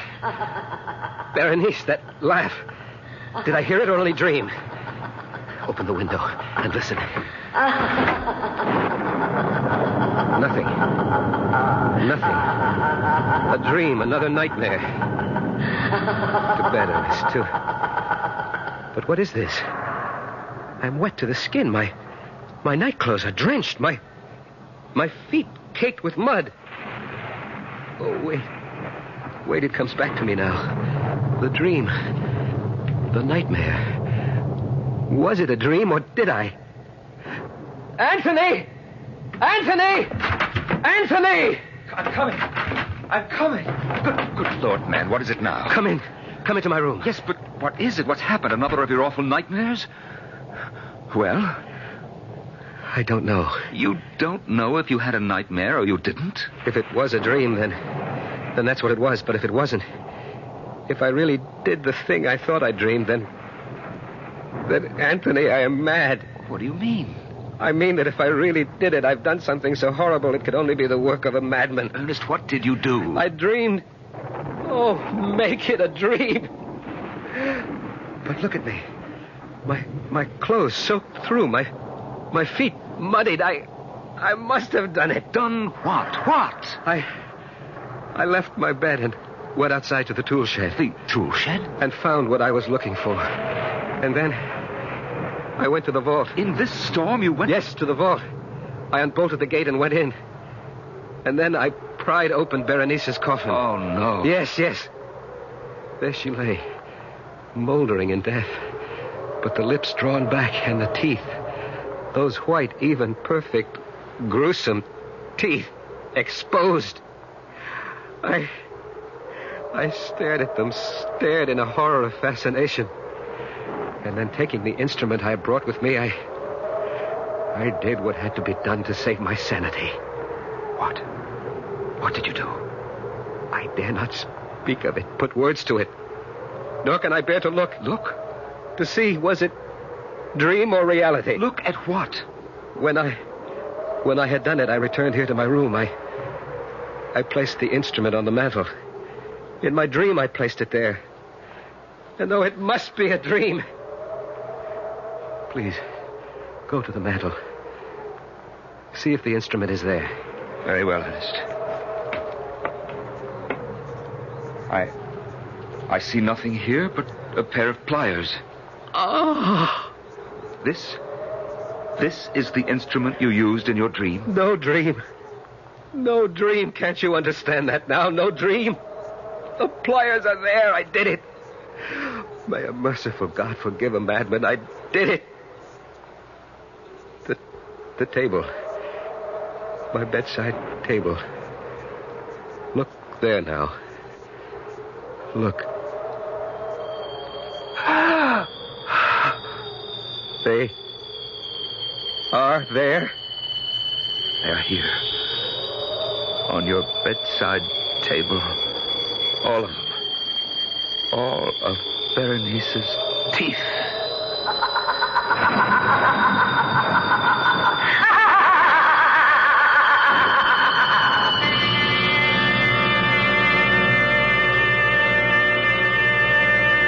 Well, a toothsome tale, was it not? Something to let your imagination chew on? Sorry, couldn't resist that. Seriously, though, this story, as many another, reflects that certain mystery which has puzzled mankind since the first tick of time. Which is the reality of our lives? Which the dream? You got me. I'll be back shortly. Murder on the Orient Express is movie magic. The most entertaining evening of the year cheers Liz Smith of Cosmopolitan. Judith Crist, New York Magazine, claims Agatha Christie's marvelously intricate whodunit becomes a joyous experience, a feast in any season. And Playboy calls it sheer old-fashioned escapism. See Murder on the Orient Express from Paramount Pictures, rated PG, parental guidance suggested. Murder on the Orient Express is now playing at a theater near you. Our cast included Norman Rose, Michael Tolan, Joan Lovejoy, and Roberta Maxwell. The entire production was under the direction of Hyman Brown. Radio Mystery Theater was sponsored in part by Buick Motor Division. This is E.G. Marshall inviting you to return to our Mystery Theater for another adventure in the macabre. Until next time, pleasant dreams.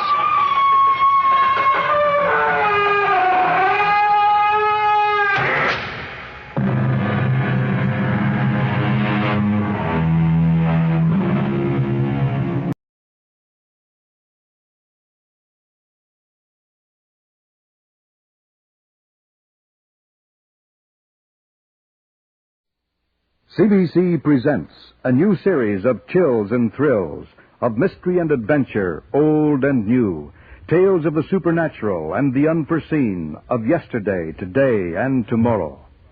To the master among storytellers, we bow as we bring you The Telltale Heart by Edgar Allan Poe, in radio version by Len Peterson.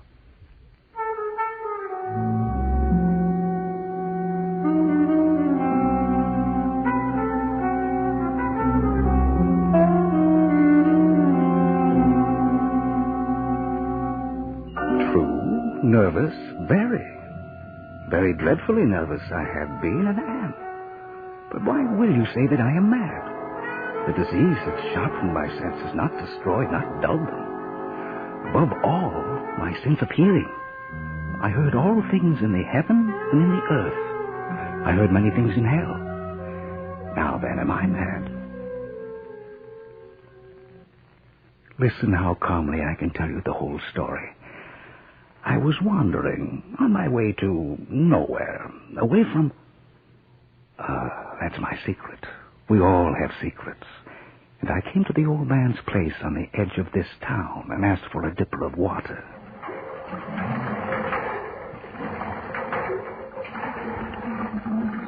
There you are, fella. Best spring water around here. It's good and cold. I needed that. Shall I fill the dipper again? Yeah, thanks. I could drink another. Have you come far?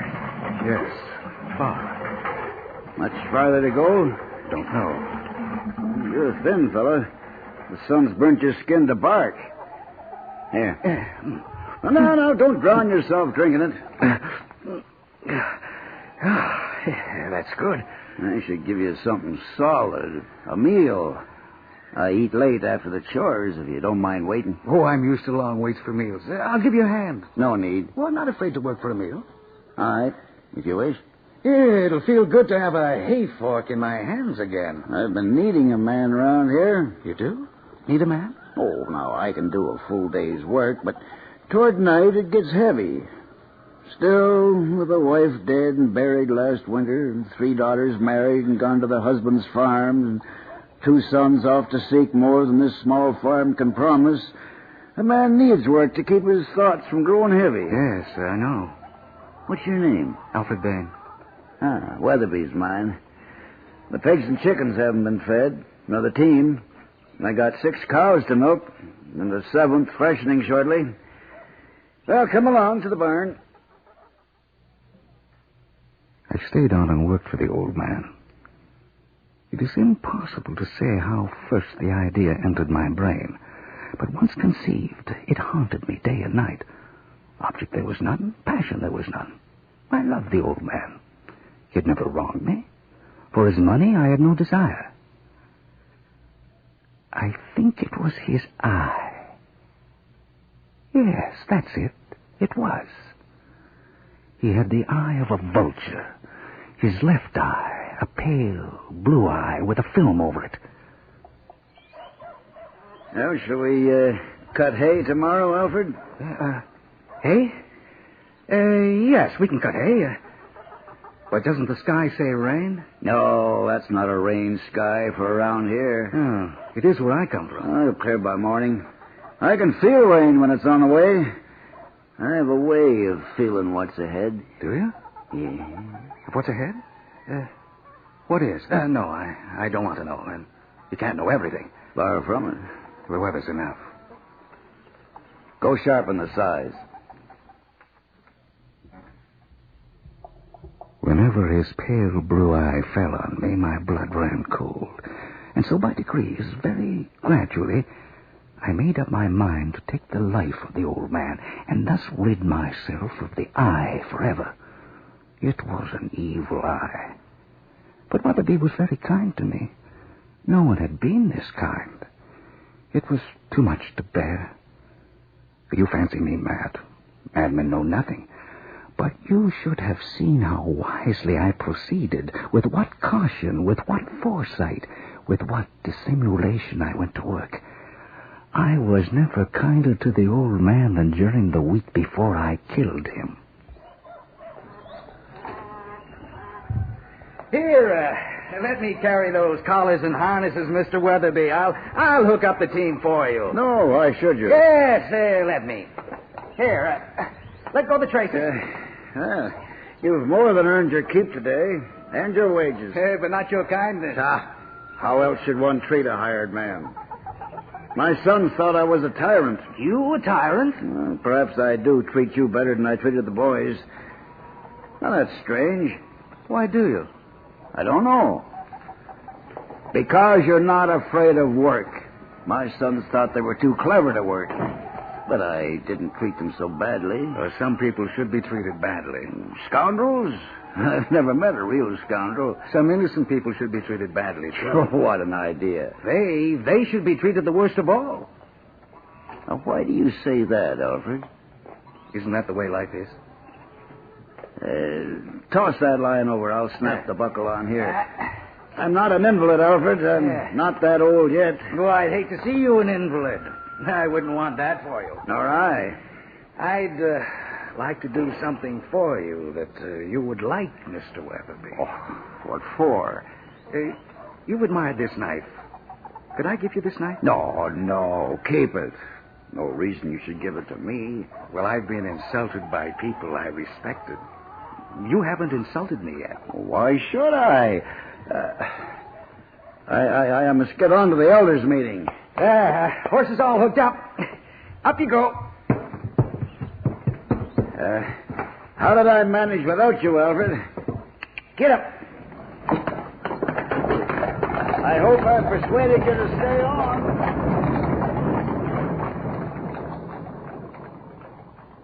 Every night about midnight, I turned the latch of Weatherby's chamber door and opened it, ever so gently.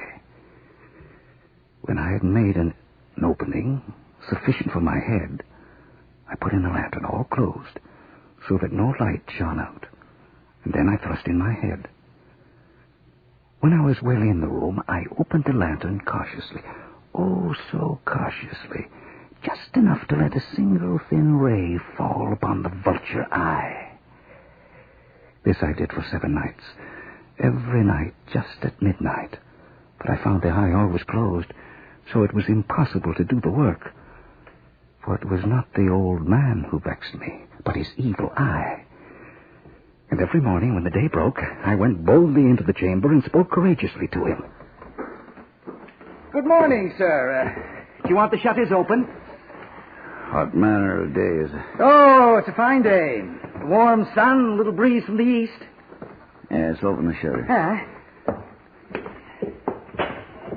You slept well? Yes, I slept well. Oh, I'm happy to hear that. Do we start repairing the stone wall to the west field this morning? Yeah, I suppose so. Yeah. Well, the porridge is ready and the coffee. Hand me my boots. Oh, sure. Here you are, sir. Alfred, I don't understand you.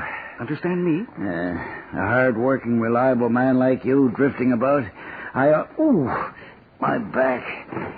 I am an old man, I fear. I haven't long, I feel. You're not feeling up to yourself today? Oh, I don't know. More than likely it was only a bad dream that left me liverish. What did you dream? Oh, it's gone now. You know, it's good to have you around, Alfred. When Amelia went to her rest last winter, I was willing to go to mine, but Lately, her face has grown vague to me. We had a long life together, she and I, and it was good. Till these last few years when some mold crept in. What am I waiting for? I wish I knew. Breakfast! Breakfast! Get up and everything will look different. Oh, it's easy to make the days look different, but the nights are always the same. Always the same. On the 8th day, I was more than usually cautious in opening the door. Never before that night had I felt the extent of my own powers, of my sagacity. I could scarcely contain my feeling of triumph to think that there I was, opening the door, little by little, and he not even to dream of my secret deeds or thoughts. I fairly chuckled at the idea, and perhaps he heard me, for he moved on the bed suddenly as if startled. And now you may think that I drew back. But no. His room was as black as pitch. I knew he could not see the opening of the door. I kept pushing it on steadily, steadily. I had my head in and was about to open the lantern. Who's there? Who's there? I kept still and said nothing. For a whole hour I did not move a muscle. I did not hear him lie down. No, he sat up in bed, listening. Just as I had done night after night, hearkening to the death watches in the wall. It was not groan, nor pain, nor grief the old man made. Oh, no. It was the low, stifled sound that arises from the bottom of the soul, a groan of mortal terror. I knew the sound well. Many a night when all the world slept, it had welled up from my own bosom, deepening with its dreadful echo the terrors that distracted me. I knew what the old man felt and pitied him, although I chuckled at heart. Is it the wind? No. There's no one. What is it? Who's there? There's nothing to see or to hear. But I feel a presence. I've known you were coming for me. Death. The dark shadow. It's the wrong time. Before the crops are in. While I've still some business to arrange with people in the town. My house is not in order. Do not surround me this way. I opened a very, very little crevice in the lantern. You cannot imagine how stealthily, until a single dim ray, like the thread of a spider, shot from the crevice and fell full upon the vulture eye. It was open, wide open, and I grew furious as I gazed upon it. All dull blue with a hideous veil over it that chilled the very marrow of my bones. But I could see nothing else of the old man's face or person, for I had directed the ray, as if by instinct, precisely upon the damned spot. Have I not told you that what you mistake for madness is but over-acuteness of the senses? Now there came to my ears a low, dull, quick sound, such as a watch makes when enveloped in cotton. I knew that sound well. It was the beat of the old man's heart. It increased my fury as the beating of a drum stimulates the soldier into courage. Why do you wait, Death? Why do you wait? You didn't hesitate with Amelia. She had a shawl half knitted. I have much half done, and less than half. I scarcely breathed. I held the lantern motionless. I tried how steadily I could maintain the ray upon the eye. Meanwhile, the hellish tattoo of the heart increased. It grew quicker and quicker and louder every instant. The old man's terror must have been extreme. I have told you that I am nervous. So I am. And now, at the dead hour of the night, amid the dreadful silence of that old house, so strange a noise as this excited me to uncontrollable terror. Yet, for some minutes longer, I refrained and stood still. The must burst, and a new anxiety seized me. The sound would be heard by a neighbor. Stop it! Stop it! Stop it! What? Go away! Go! No! I threw open the lantern and dragged him to the floor. And pulled the heavy bed over him.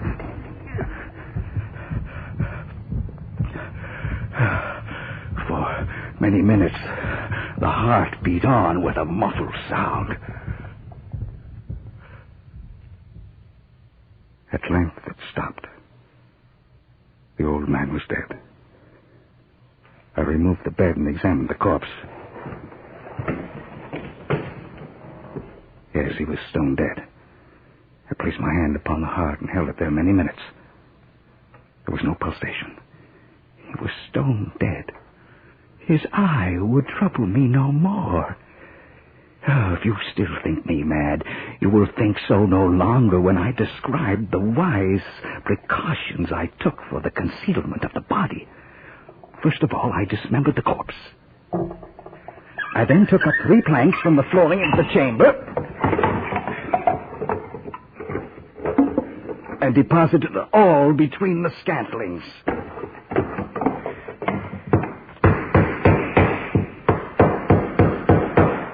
I replaced the board so cleverly, so cunningly, that no human eye, not even his, could have detected anything wrong. There was nothing to wash out, no stain of any kind, no blood spot whatever. I had been too wary for that. A tub had caught Hall. Old man under the planks, you were a good man. If I could have plucked out the evil eye without killing you, that is what I would have done. Don't think badly of me, Mr. Weatherby. I did you a good turn, too, ridding you of that evil eye. If I've done any wrong, it's because of that evil eye looking at me, giving me thoughts no man should have. But I haven't done wrong. I've done good, a great deal of good, and everything is just... Who? At the door? At 4 a.m?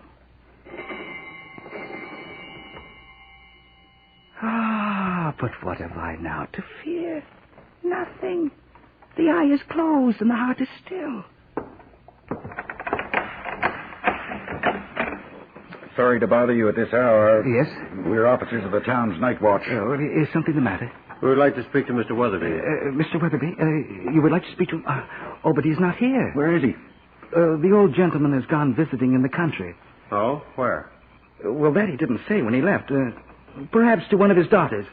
But he didn't say. His buggy is in the yard, and his horse is in the barn. Oh, yes. Well, he took a ride with some friends of his who were traveling the same way. What friends? Well, that I don't know. I don't know all his friends. Mr. Weatherby has so many. Uh-huh. You're his hired man? Yes. Yes, I've seen him around the town. What brought you here? A rainbow. What's that? Well, isn't everybody looking for a rainbow? One of the neighbors heard a shriek that sounded like trouble and came to the police office to tell us about it. We've been ordered to investigate. And search the house. The shriek. Oh, yes. Oh, the shriek was from a dream, a nightmare I was having. I dreamt the light from a lantern was shining in my eyes. Oh, but do come in. Mr. Weatherby will be pleased to learn the police give him such good protection. He has some valuable plate and coins in his cupboards. Come in. All right. How come you're dressed already? Dressed? Oh, I start my chore soon. Your name is Alfred? Alfred what? Bain, Alfred Bain. Go ahead, search anywhere. Go ahead. Well, I don't know what you're looking for or what you expect. Robbers? Oh, then you must make a careful search. Let me show you Mr. Weatherby's treasures. Perhaps you would like to see his chamber, too? Come with me, I'll show you. I'd hate to have trouble here while Mr. Weatherby's away. There's nothing wrong here. Oh, everything seems in order. Well, I am very glad you came and looked around. Is there anywhere else you wish to look? No, I think not. Well, sit down. Oh, don't go yet. Rest yourselves. Hey, look, sit here. And here. I'll fetch a chair for myself. How well you've done your duty. I must commend you. Oh, no, the light of that lamp will be in my eyes there. I'll put my chair here. Well, how fine it must be working as police officers, protecting the townspeople from theft and robbery and violence. Oh, it's a living. I've often wanted to be a police officer. Have you? Well, my senses are very acute. I hear the most minute sounds around me. I am very sensitive to everything. Perhaps I shall still end up a police officer. That will suit me admirably. When will Mr. Weatherby be returning? Oh, well, I don't know. Shortly, I hope. There's the oats to cut if this hot sun stays with us. Yes, the crops are good this year hereabouts. Excellent. Mr. Weatherby is very pleased with his. He says I brought him luck. A hired man does that sometimes. Oh, but I cannot take credit for that. Mr. Weatherby speaks well of you, I hear. Does he? Does he? And Weatherby in the past has been hard to please. Here, have a pipeful of tobacco from my pouch. Oh, no. Please do. Well, thank you. We're not supposed to smoke on duty. But the full watch without a pipe is a long time. We'll have to trust you not to inform the captain, huh? The officers were satisfied. My manner had convinced them. I was at ease, with my chair upon the very spot beneath which reposed the corpse of the victim. The officers sat and chatted of familiar things, but ere long I felt myself getting pale and wished them gone. My head ached, and I fancied a ringing in my ears, but still they sat and chatted. The ringing became more distinct. It continued and became more distant. Yes, the new street lamps in the town have made our job a little easier, more pleasant, especially on the very dark nights. But I'm sure, but out here at the edge of town there are not many lamps, and there should be more, several more at least. Oh, someday.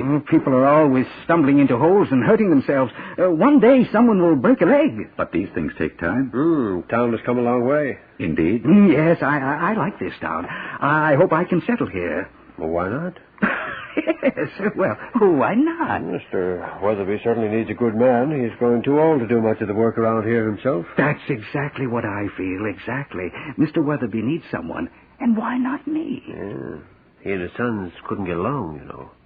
Oh, the fighting that went on. A difficult man. I don't understand that. He and I never had an argument. We've gotten along very well, scarcely a cross word. Well, you must be a rare fellow. No, it is Mr. Weatherby who is the exceptional man. Well, he's had his troubles. His whole family leaving him, his wife dying, and the aches and pains of old age, and losing the sight of his left eye. His left eye? He is blind in that left eye?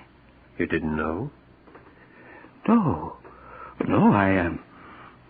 I did not. That's why it stares that way, and sometimes wanders on its own. He can't see out of it? His left eye? Not a speck. No doubt I grew very pale. I realized the noise was not within my ears. It increased. It was a low, dull, quick sound. Such a sound as a watch makes when enveloped in cotton. I gasped for breath. I talked more quickly, more vehemently, but the noise steadily increased. I arose and argued about trifles in a high key and with violent gestures. Why would they not be gone, those officers? I paced the floor to and fro with heavy strides, as if excited to fury by the observations of the men, but the noise steadily increased. Sit down, Mr. Bain, sit down. I'm not going to argue with you over which line of thoroughbred has produced the better horse. No, don't give in. Argue with me. Argue? What? Whatever you made a statement, and now you won't stand by it. You won't back it up. For my life, I can't remember what the statement was I made that started this whole thing. Nor can I. The two of you. Then I'm being made a fool of. No. We're simply talking. Can't we talk? Talk, yes, talk. Say anything you like. And I won't disagree with you. I can be as sociable as anyone and agree, no matter what is said. You do not need to convince me either. What do you wish to say? Oh, come now. One doesn't go to talk as baldly as that. One slips into it. I like to talk and slide into it of its own accord, don't you? Do I? I don't like talk that's too careful either, or touchy. Easy talk is what I like. Yeah, easy talk. And a fire and smoke. Oh, stop it, this chatter. And the smiles, those smiles, yours and yours. Is it possible you don't hear that? Hear what? Listen to it. Louder, louder, louder. What? You hear, both of you. You suspect. You know. You are making a mockery of my horror. I cannot bear your hypocritical smiles any longer. I must scream or die. What has taken hold of you, man? What is wrong with you? Villains, no more pretense. I admit the deed. Tear off the planks. Here. It is the beating of his hideous heart.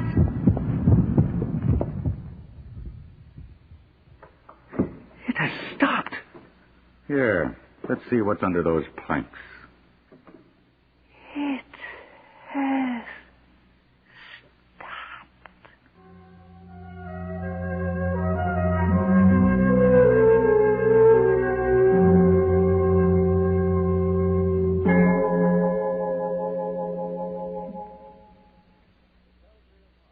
The Telltale Heart by Edgar Allan Poe, adapted for radio by Len Peterson, was our introduction to a new series of tales of mystery, suspense, and adventure, chills and thrills from the world of the supernatural. In the cast, Claude Ray as Alfred Bain, Douglas Master as Mr. Weatherby, with Murray Westgate and Cease Montgomery as the two police officers. Sound effects were by John Sliz. Technical operation, John Skillen. The Telltale Heart was a CBC Toronto production. Don Sims speaking.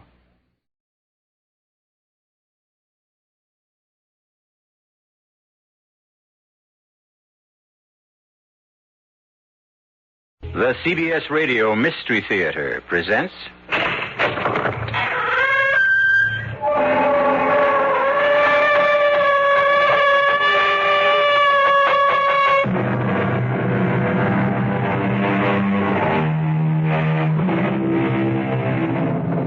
Come in.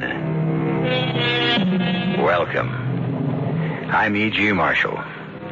Welcome to the realm of your imagination. And that of the greatest horror story writer the world has known, Edgar Allan Poe. Yes, I said the greatest horror story writer because although others may have written stories equally macabre and terror-ridden, no one has written as many. Moreover, when it comes to sheer mystery, puzzlement, Poe is unsurpassed. As witness. But, Monsieur Dupin, the door was locked from the inside. The windows were locked from the inside. The murder scene, the L'Espanaye apartment, is on the 4th floor. The murderer could not have escaped. And yet he did, my friend. But how? Oh, come, Pierre, you know as well as I do how. I know. You do. Your trouble is, you don't know you know. Riddles, Monsieur Dupin. You speak in riddles. Not at all, my friend. You create riddles where riddles do not exist.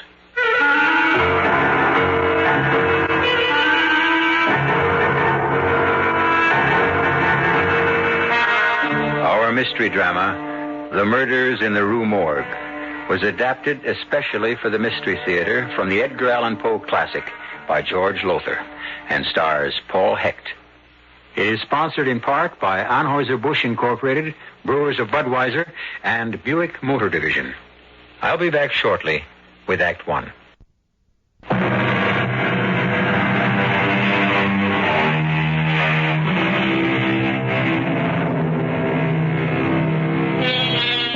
Well, now, my friends, make yourselves comfortable.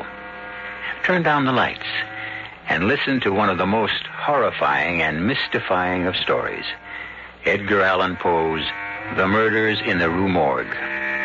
The year is 1840. The place, Paris, France. At about 7 o'clock in the evening, a young off-duty gendarme, Pierre Musset, and his sweetheart, Yvette, are returning to her apartment in the Rue Morgue after an evening at the Moulin Rouge. But when, my darling, shall we be married? Oh, just as soon as I'm promoted to gendarme first class, Yvette. When will that be? Oh, when indeed.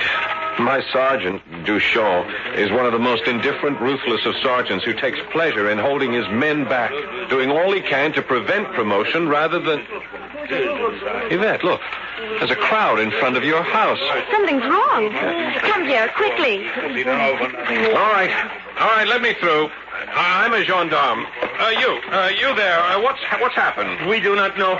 It happened less than a minute ago. Screams, officer. The most awful screams from Madame L'Espanaye's apartment. Madame L'Espanaye? Her daughter Camille? Yvette, it is you. Oh. Yes, Camille, too. Both of them screaming so horribly in such agony. I cannot tell you. Where is the L'Espanaye apartment? What floor? Next to mine. 4th floor back. Yvette, you stay here. I'll see what happens. No, I'll come with you. Stay here, I tell you. God knows what I'll find up there. No, Pierre, they were my friends. Oh, well, all right. Come on, then.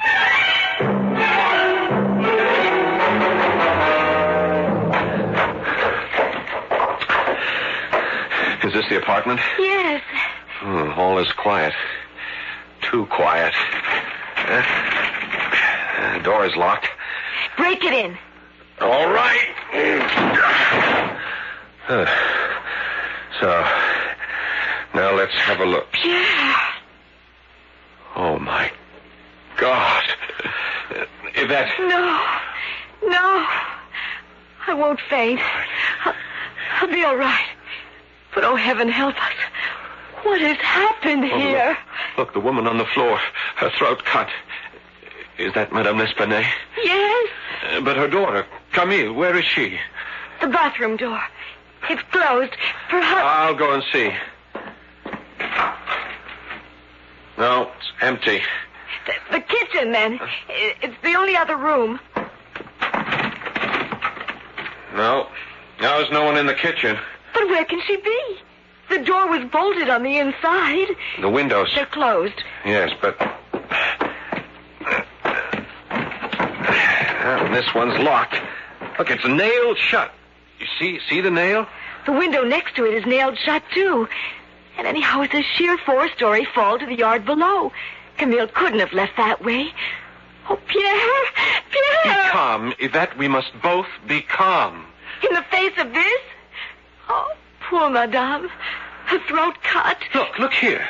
This is strange. A bag of gold pieces. Napoleon strewed all over the floor. Oh, perhaps the murderer heard us coming and hurried to make his escape before... What escape? How could he escape? The door is bolted on the inside. The 2 windows, the only windows in this apartment, nailed shut. How could he leave? How could Camille leave? Impossible. It's just impossible. Well, it makes no sense.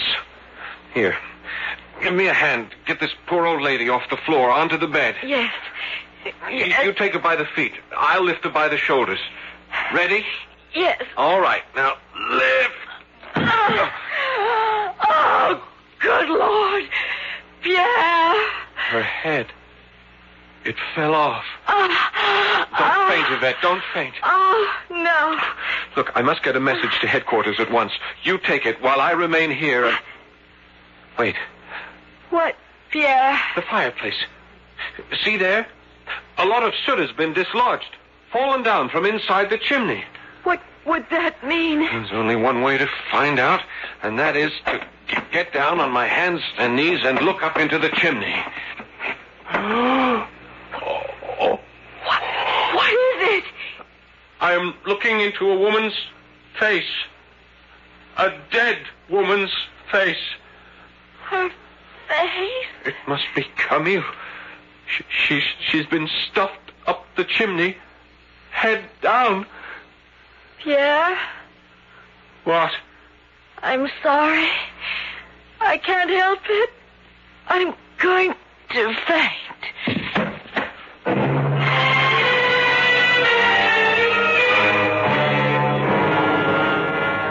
Jules? Another glass of wine? I'll tell you, Yvette, after what happened next door to you last night, I could use another bottle of wine. You sailors, all alike. You can never get enough of wine. Oh, love, come here to me. Jules, not now. I'm engaged. Yeah, to a gendarme. And 2nd class yet. He'll be a gendarme 1st class someday. Yes, and a sergeant someday, too. Jules, let me go. Oh, I must answer the door. Pierre, darling, I wasn't expecting you. Yes, so I see. Oh, don't get any ideas, Pierre. This is Jules Dubourg. He's a sailor on sick leave. Jules, this is Pierre Musset, my fiancé. Hello. How long have you two known each other without my knowing? A few days. Jules only came to live here a few days ago. Live here? He has 2 rooms in the basement, and he is quite sick. Something I picked up on my last voyage in Borneo. Borneo, eh? Jules has been all around the world, and more than once. Thank you for the wine, Yvette. It has warmed my stomach. Goodbye for now. Goodbye. I hope that is all you warmed? His stomach? Pierre, what a thing to say. We have no cause to be jealous. I'd better not have. I have enough troubles as it is. Tell me, my darling, what happened when you talked to Sergeant Duchamp? Exactly what I expected would happen.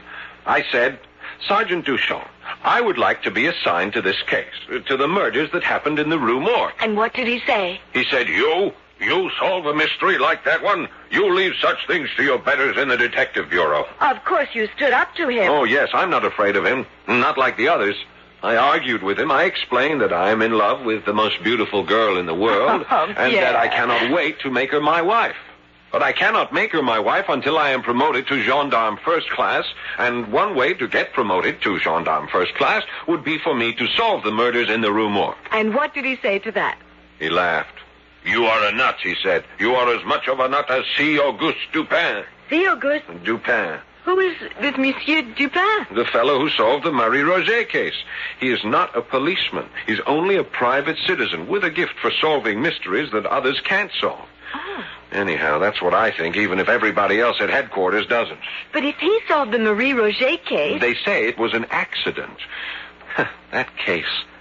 It was as much of a mystifying puzzle, an unsolvable riddle as this one. And he explained it so simply, you wouldn't believe it. He'll never be able to explain what happened in the L'Esplanade place next door last night. No one could. You may be right. Especially now that we know there were 2 murderers, not 1. 2 murderers? Then you don't know? No. Yvette, I talked last night with some people in the crowd downstairs. They said that while Madame and her daughter were screaming, they heard the voices of 2 men yelling and cursing at them. 1 murderer or 2. How did they get out of that apartment? Perhaps your friend, Monsieur Dupin, could tell you. Go to him. Ask for his help. You forget. My sergeant has ordered me to leave everything to the Detective Bureau. You forget that unless you are promoted to gendarme first class, we cannot marry. One day I shall become One gendarme. day? What one day? When? Jules Dubourg would marry me like that. That sailor? That sick sailor? You would marry him? It would be better than not marrying you. Oh, Yvette, please. You do as I say. Pierre, either you go, or here, take back your ring. Keep the ring. I'll go.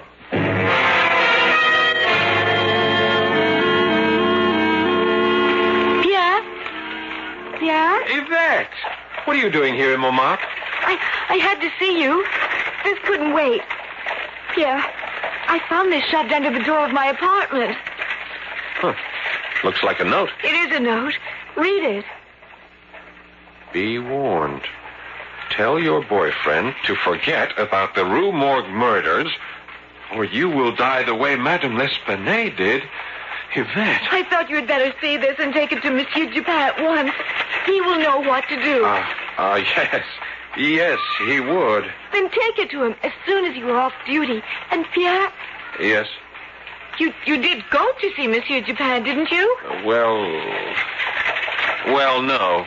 Yeah. I couldn't bring myself to do it. I didn't have the nerve. But now that your life is threatened, I'll go to see him and ask his help. I promise you, Yvette. I promise.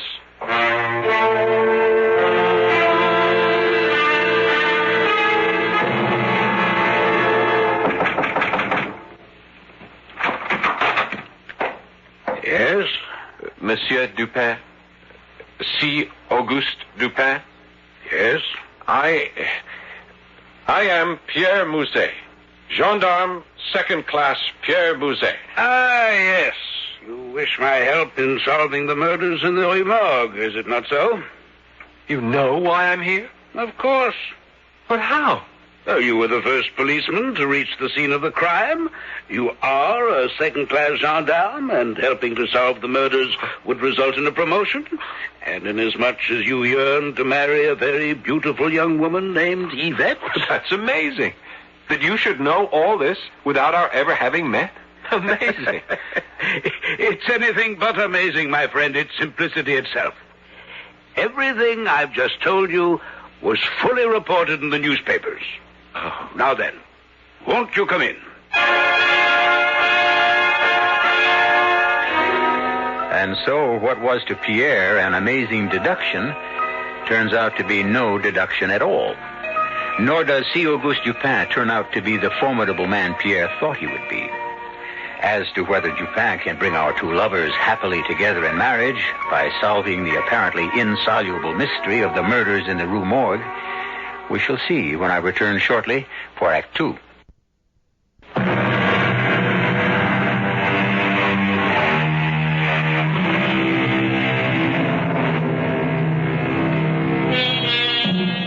Well, then, Gendarme Second Class Pierre Musset has sought the help of C. Auguste Dupin in solving the murders in the Rue Morgue. Murders so baffling that any chance of solving the mystery seems impossible. Still in all, as you know, Dupin solved a mystery equally as puzzling, that of Marie Roget. So let's join Pierre now as he sits across from Monsieur Dupin in the latter's modest apartment. My dear fellow, I've little, if any, interest in solving crimes. I wish only to be left alone to read my books and pursue one or two hobbies. And after all, crime is the business of the police. I know. Well, thank you for seeing me, at least. I'm sorry to have taken your time. Good day, Monsieur Dupin. Good day. Wait. Monsieur? I'm a fool, but I'm also French.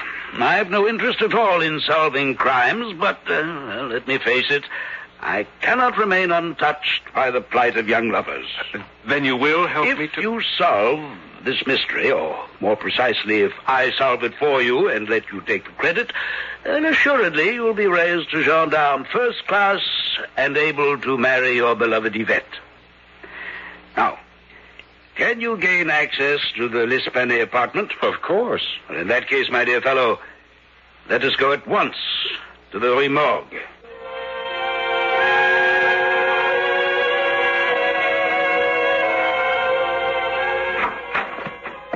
The door is unlocked here? Yes. As you can see, Monsieur Dupin, it was bolted on the inside when I broke the door. The bolt was torn out of the wood. Small wonder. You're a big fellow. Ah, there. That large bloodstain on the rug. That's where she lay. Madame L'Esplanade, with her head cut off. Now, the bag of gold pieces... It lay right here, on the rug. The gold pieces were strewn all over the floor. You know, I keep asking myself, why didn't the two murderers take the gold? But there is no answer. Because you're asking yourself the wrong question. The wrong question? Well, the answer to why they didn't take the gold is simple. They didn't want it. The question you should be asking is, why didn't they want it? Oh, yes. Yes, I see. Now, this is the fireplace where you found the body of the daughter, Camille? Yes. Stuffed up the chimney. Feet first, the head down. Again, I keep asking, how powerful must these men have been to be able to do it? To stuff a body up a chimney with such force that... Well, I don't know how many bones were broken. My friend, you have a positive genius for asking the wrong questions. Again, it's not how they do it, but why did they do it? What reason would they have for doing it? Oh, I can't answer that. Maybe there was no reason. There's always a reason, Pierre. Now, what else was there? Ah, yes, the windows. You say these are the only two windows in the apartment? The only two. None in the bathroom, No. in the kitchen? None. And these appear to be kept locked with a nail in each. And let's see. I pull the nail out of this one. and open the window. Well, the murderers couldn't have escaped this way. Even if the windows had been open, it's a sheer drop, 4 stories to the ground. So I see. I also see a drain pipe. But if the windows were locked... They could not have been locked. But they were. Oh, my friend, God also gave you a brain. As with your eyes, use it. You know the murderers did not escape by way of the door. It was bolted on the inside, and you broke it in. True enough. They could not have escaped by way of the chimney. It follows that they had to escape via the windows, using the drain pipe to reach the ground. But I tell you, the windows were locked, just as they are locked now, each with a long nail. All the windows in this house are the same. A hole is bored through the window and into the sill. To lock the window, you push a nail through it into the sill.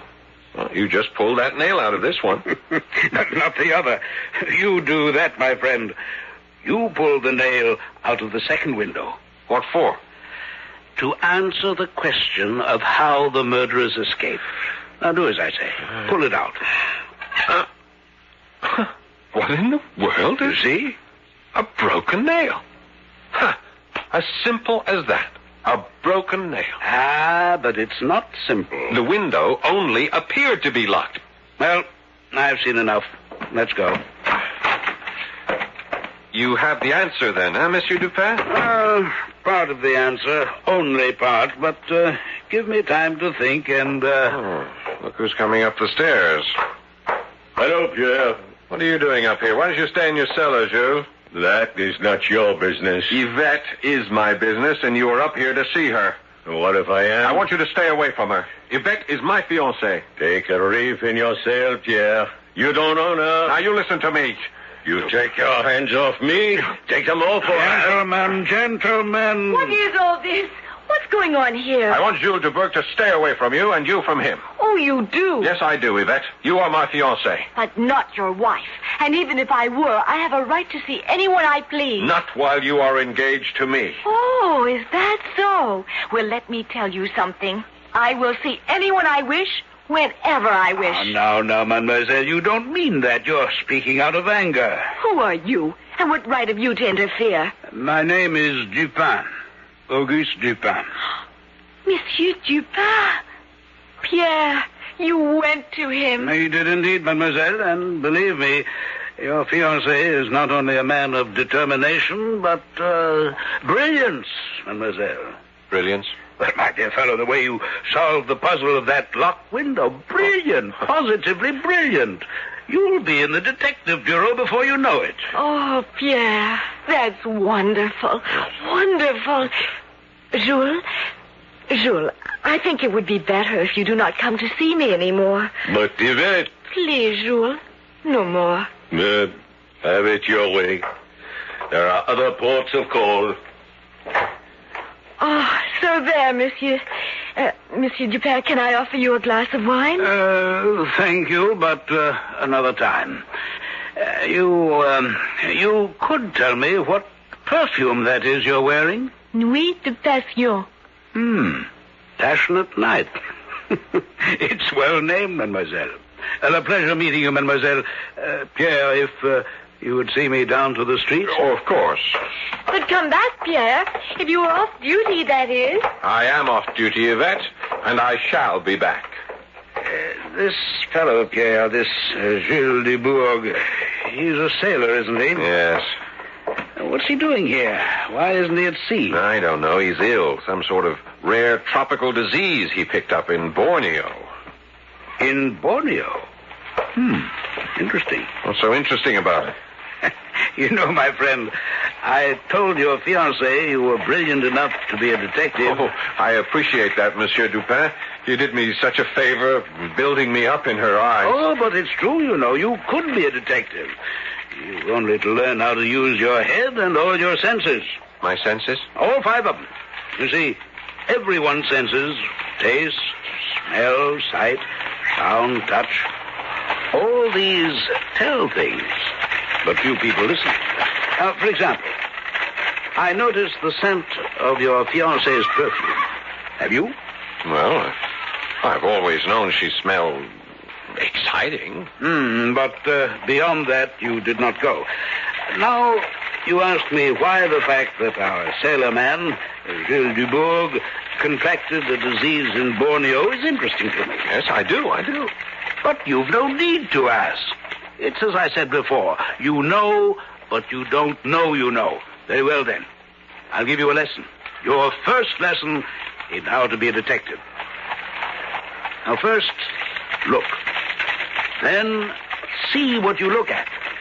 Then, put 2 and 2 together and make sure they add up to 4. Now, for instance, put Gilles Dubourg together with drain pipes and see where it leads you.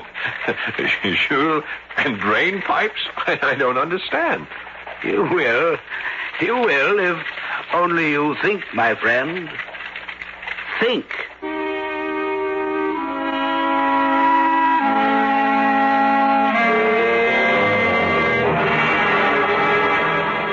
Pierre. Mm-hmm. You must go now. It's 3 a.m. Oh, let me stay a little while longer. Just a little while. No, my darling. I must go to work in the morning. Oh, I need my sleep. And I'm certainly not getting any with you. Must be that perfume you wear. Oh, my perfume, not me. Oh, of course it's you. Well, whether my perfume or me, off with you. All right. All right. When will you be seeing Monsieur Dupin again? Oh, I don't know. He said he wanted time to think, that he would leave a message for me at headquarters. But, you know, Yvette, I'm beginning to wonder if I need Dupin. If there was any need to go to him in the first place. What do you mean? Well, after all, I solved the mystery of how the murderers escaped. One of those 2 windows wasn't locked at all. The nail was broken. Brilliant. The murderers must have got to the ground by the drain pipe. The drain pipe. Oh, yes, the drain pipe. But even so, I've been thinking. No ordinary man could manage to slide down a drain pipe. He would have to be very strong. Yes, and agile. But you've thought of that, I'm sure. Oh, of course. Well, it's only a question of what kind of man would that be? Oh, I could think of any number. You can? But of course. A chimney sweep for one, a house painter for another, a circus performer. Huh? You know, an aerial artiste, a sailor like Jules Dubourg, say. They're used to climbing things. Yes, that is a possibility. Jules Dubourg, a definite possibility. Now, you let jealousy blind you. Jules is a sick man, for one thing, and doesn't have the strength, anywhere near the strength, to do what was done in that apartment. Whoever committed those horrible murders was more than strong. He was powerful, unbelievably powerful. Oh, but come now, you must go. You must. I'm going. Lock yourself in. Don't worry, I will. I'm not taking any chances. Not after getting that note. Yvette, you have nothing to fear. Dupin and I are working on this case, and trust us to solve it in short order. I do trust you, my darling. Oh, I do. Good night, my sweet. Good night. Good night. Good night, my lovely wife-to-be. Good night. Bolt the door. I was about to. There. It's bolted. Good night, Pierre. Yvette! Oh, my God! Yvette! It's bolted on the inside. Oh, Pierre! Help me! Oh! Yvette! Help me! Yvette!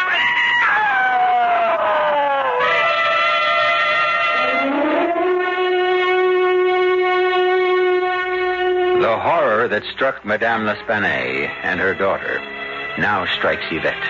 And once again, Pierre faces the barrier of a door bolted on the inside.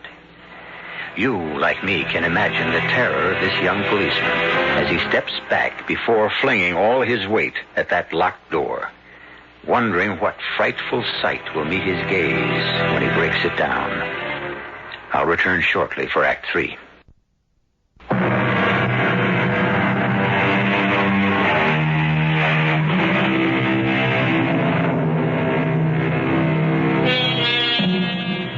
What frightful monster haunts the Rue Morgue?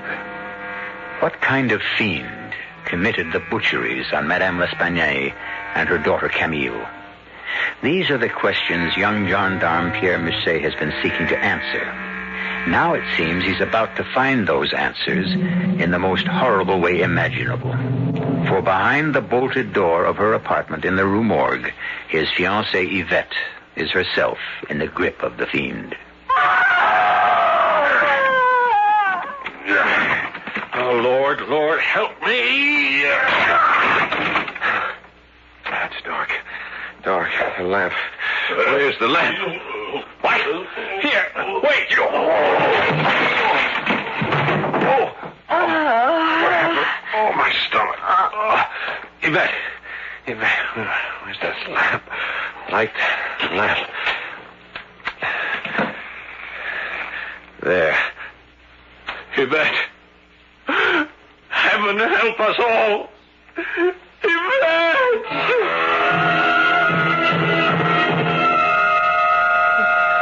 My friend, compose yourself. Monsieur Dupin. There now, softly. Now, tell me all about it.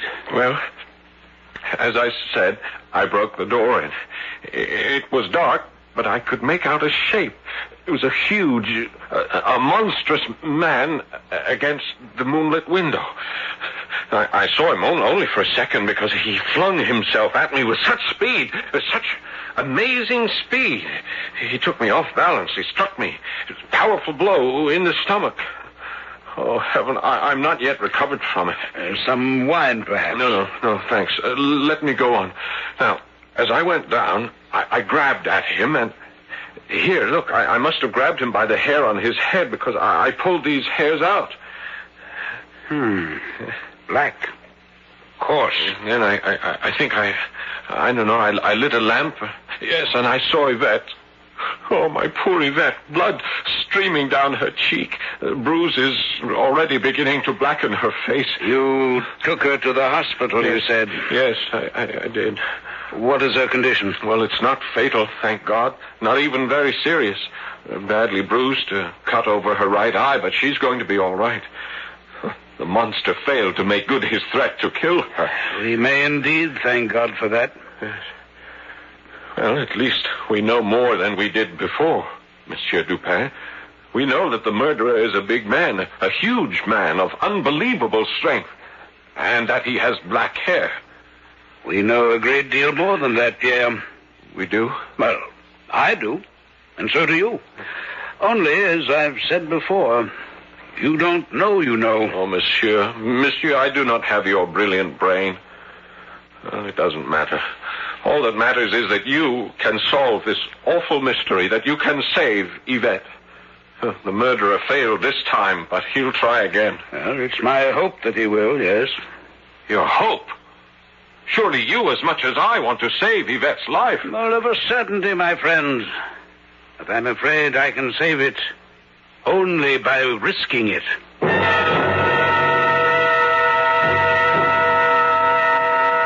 Yvette, you're sure you're comfortable on the couch? Yes, Pierre. Thank you. Mademoiselle, are you strong enough to help me in a plan I have in mind? Now, wait, what kind of a plan? A plan to trap the murderer. And I can help you trap him? You can be the bait. No, just hold on a moment. Yeah, let me explain. There is nothing to explain. Whatever you have in mind, I refuse to let Yvette risk her life. Nonsense, Pierre. My life is in danger anyway. Precisely. The killer will strike again, but not for the reason you think. What do you mean? In that note he sent Yvette, he swore he would kill her if I did not stop trying to unmask him. But that is not the reason Yvette was attacked. In fact, if I'm not mistaken, she was not deliberately attacked at all. How can you say such a thing? Look at the bruises on her face, her arms, the gash over her eye. Use your ears, my friend, no more than your eyes.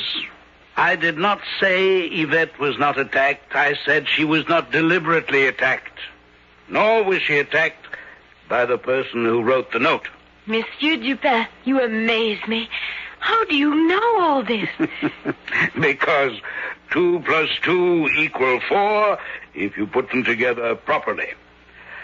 I'll help you by showing you the facts once again. But you Must add them up.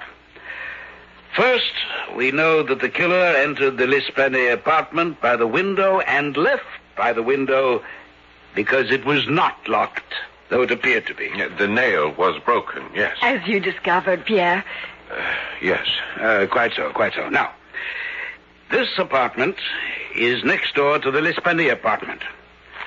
Outside that window, it's a 4-story drop to the backyard unless the murderer escaping slid down the drain pipe attached to the wall between these apartments. You follow? Yes. A sailor, Monsieur Dupin. A sailor, maybe, like Jules Dubourg. There you go again, letting your jealousy... No, mademoiselle, he's altogether right. A sailor could climb the drain pipe. So much for that fact. Now, here's another and a most revealing one. Why was the bag of gold pieces, worth, as we have learned, more than $4,000... Why was that bag of gold not taken?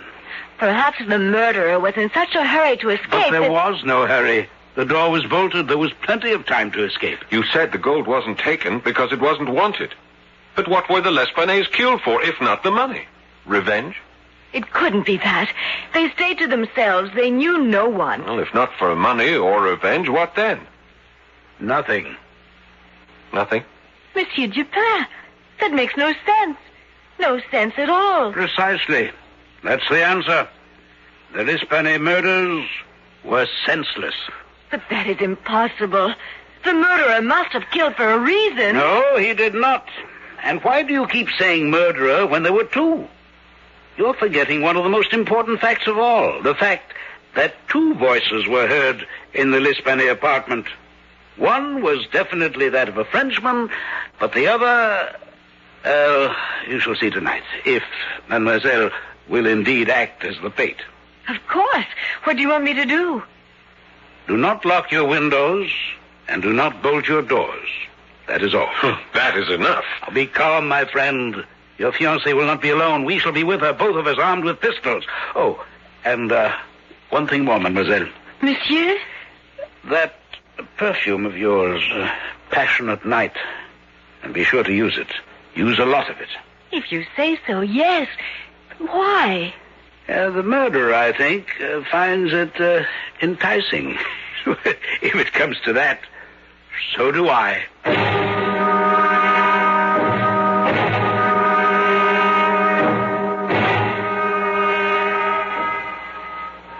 2 o'clock. No sign yet of the murderer. He'll come, of that I'm sure. Especially since mademoiselle did indeed use a sufficiency of Passionate Night perfume.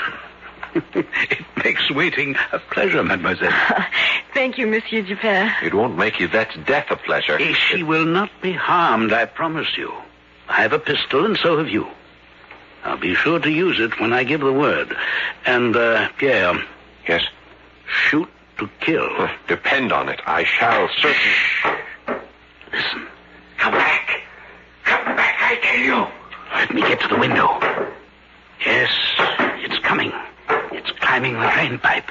It? Damn you, come back. It's someone climbing the pipe behind it, trying to reach it, trying to stop it. You keep saying it. What do you mean, it? You'll see in a moment. Get back, well back. You, mademoiselle, you stay there. Pierre? Yes? The instant it appears in the window, I'll give the order to shoot. Remember, shoot to kill. Don't worry about that. Now, shoot! It's still alive. Shoot again. Light the lamps while I get to the window and... Dubourg! Jules Dubourg, come up. Don't try to escape. Dubourg, I was right. It is Jules Dubourg. Who else, my friend? He's the only sailor living in this arrondissement. Come in, Dubourg, come in. Please, it was not my fault. It was not my fault. I'm well aware of that. You've nothing to fear, although you thought you had. On the floor. My God, what is it? It's the Russian, the German, the Italian, the foreign voice that was no language at all. I'm not as familiar as I might be with the ape family, Dubourg. What is it? A gorilla? A baboon? What? An orangutan. Oh, what? An orangutan. A large ape found in the jungles of Borneo. And this This is the monster that killed Madame L'Espanaye and her daughter? Yes. And heaven help me, I am responsible. There was nothing I could do, monsieur. Nothing. Well, you could have notified the police. You should have. They would have handled matters for you with dispatch. But you didn't do that because you still hoped to sell the ape, didn't you? Can you blame me? I'm a poor man and sick. I need money. I brought the orangutan back from Borneo in the hope of selling it. I paid to have the ship's carpenter build a special box with air holes to hold it. Paid money I could ill afford. And God help me, when I engaged those rooms in the cellar, I should have kept it in the box. But I felt sorry for it. It looked so human. It was so human that I let it out and kept it in one of the rooms. How did this beast come to kill Madame L'Espanaye and her daughter? It escaped from the room I kept it in. I wasn't there when it happened. I discovered it when I came home that night. I opened the door, and I could not believe it. The ape was seated in front of a mirror, shaving himself with my straight razor. Shaving himself? Well, trying to. They are great imitators, you know. I went to take the razor from him. I was not afraid of him. He was really harmless. But he ran from me, out through the door, and into the backyard. You chased him? Of course. I was afraid he might cut himself with the razor. Well, his eye caught the window of the Espanaye apartment because the light was on.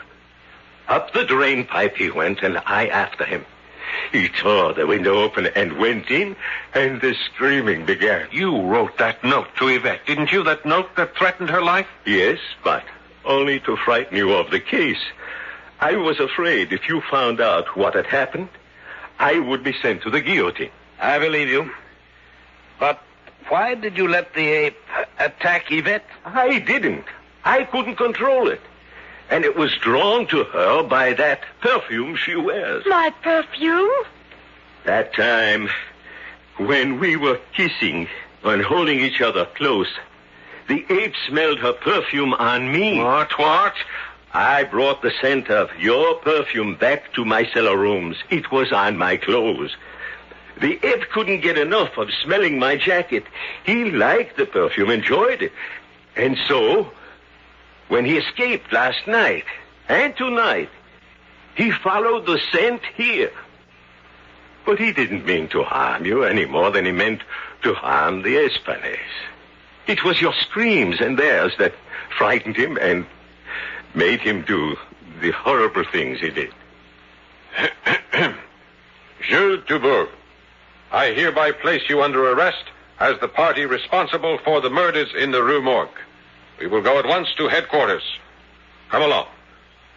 Oh, and, Yvette. Yes, Chérie? After Dubourg has been booked, I shall return, and we will discuss the kissing and the holding each other close that left such a strong smell of passionate night on his jacket. All right, you Dubourg. Get along. He is very angry with you, your fiancé. He will cool off. You will have, no doubt, a satisfactory explanation for him? No. But there are other ways, Monsieur Dupin. There are other ways. There are indeed, mademoiselle. There are indeed.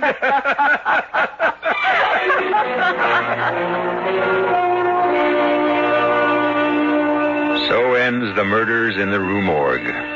If not happily, at least on an easier note. I may tell you that Yvette did cool Pierre's anger, and that they wound up eventually with 9 children, very handsome and healthy children who became the pride and joy of Sergeant Pierre Musset. I'll be back shortly.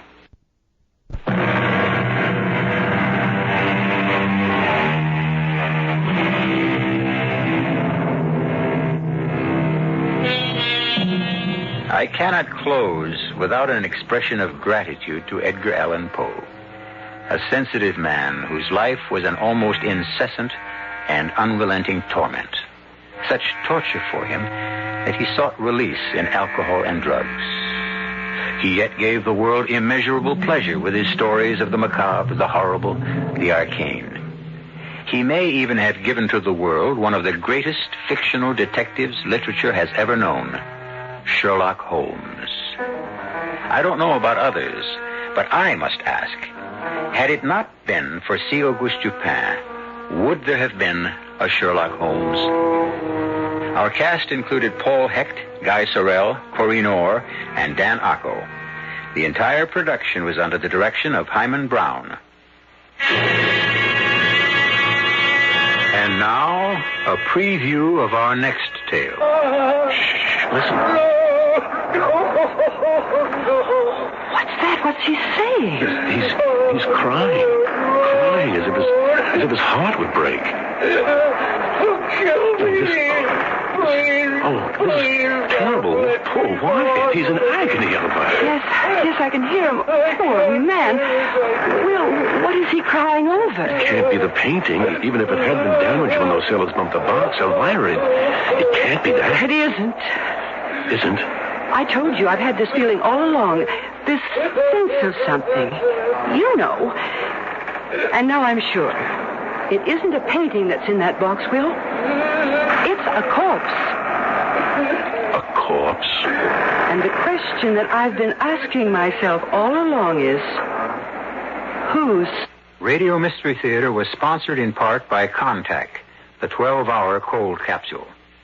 This is E.G. Marshall inviting you to return to our Mystery Theater for another adventure in the macabre.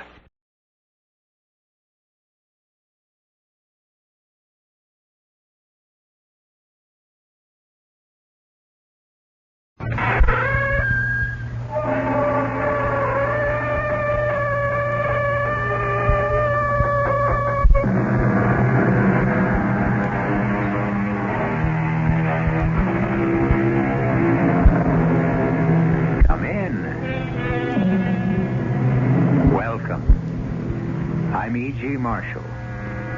Welcome to the sounds of suspense, to the fear you can hear. Horror that makes the flesh crawl as with maggots. Terror that turns the brain to jelly. These mark the work of Edgar Allan Poe. For nearly a century and a half, readers have wondered at the mad creations of his fevered brain, even as their blood ran cold with fear, as shall yours.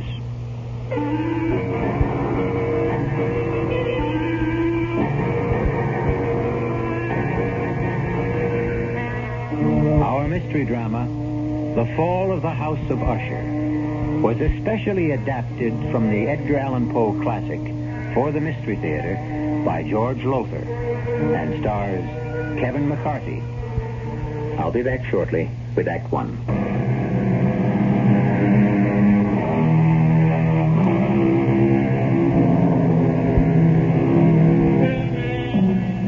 I must warn you that there lies ahead for you a tale so gruesome that when it ends, you will know beyond doubt that never in your life before have you experienced such revulsion. Are you prepared for this? Come, then, to a certain room where a man named Gabriel Mannering sits writing in his diary. A certain room in the house of Usher. I sit here writing this diary, when in truth, were I not a fool, I should have already departed this frightful place. Already I have sensed such horrors in these first hours of my visit that I tremble at the thought of what may be in store for my friend Roderick Usher. And for me.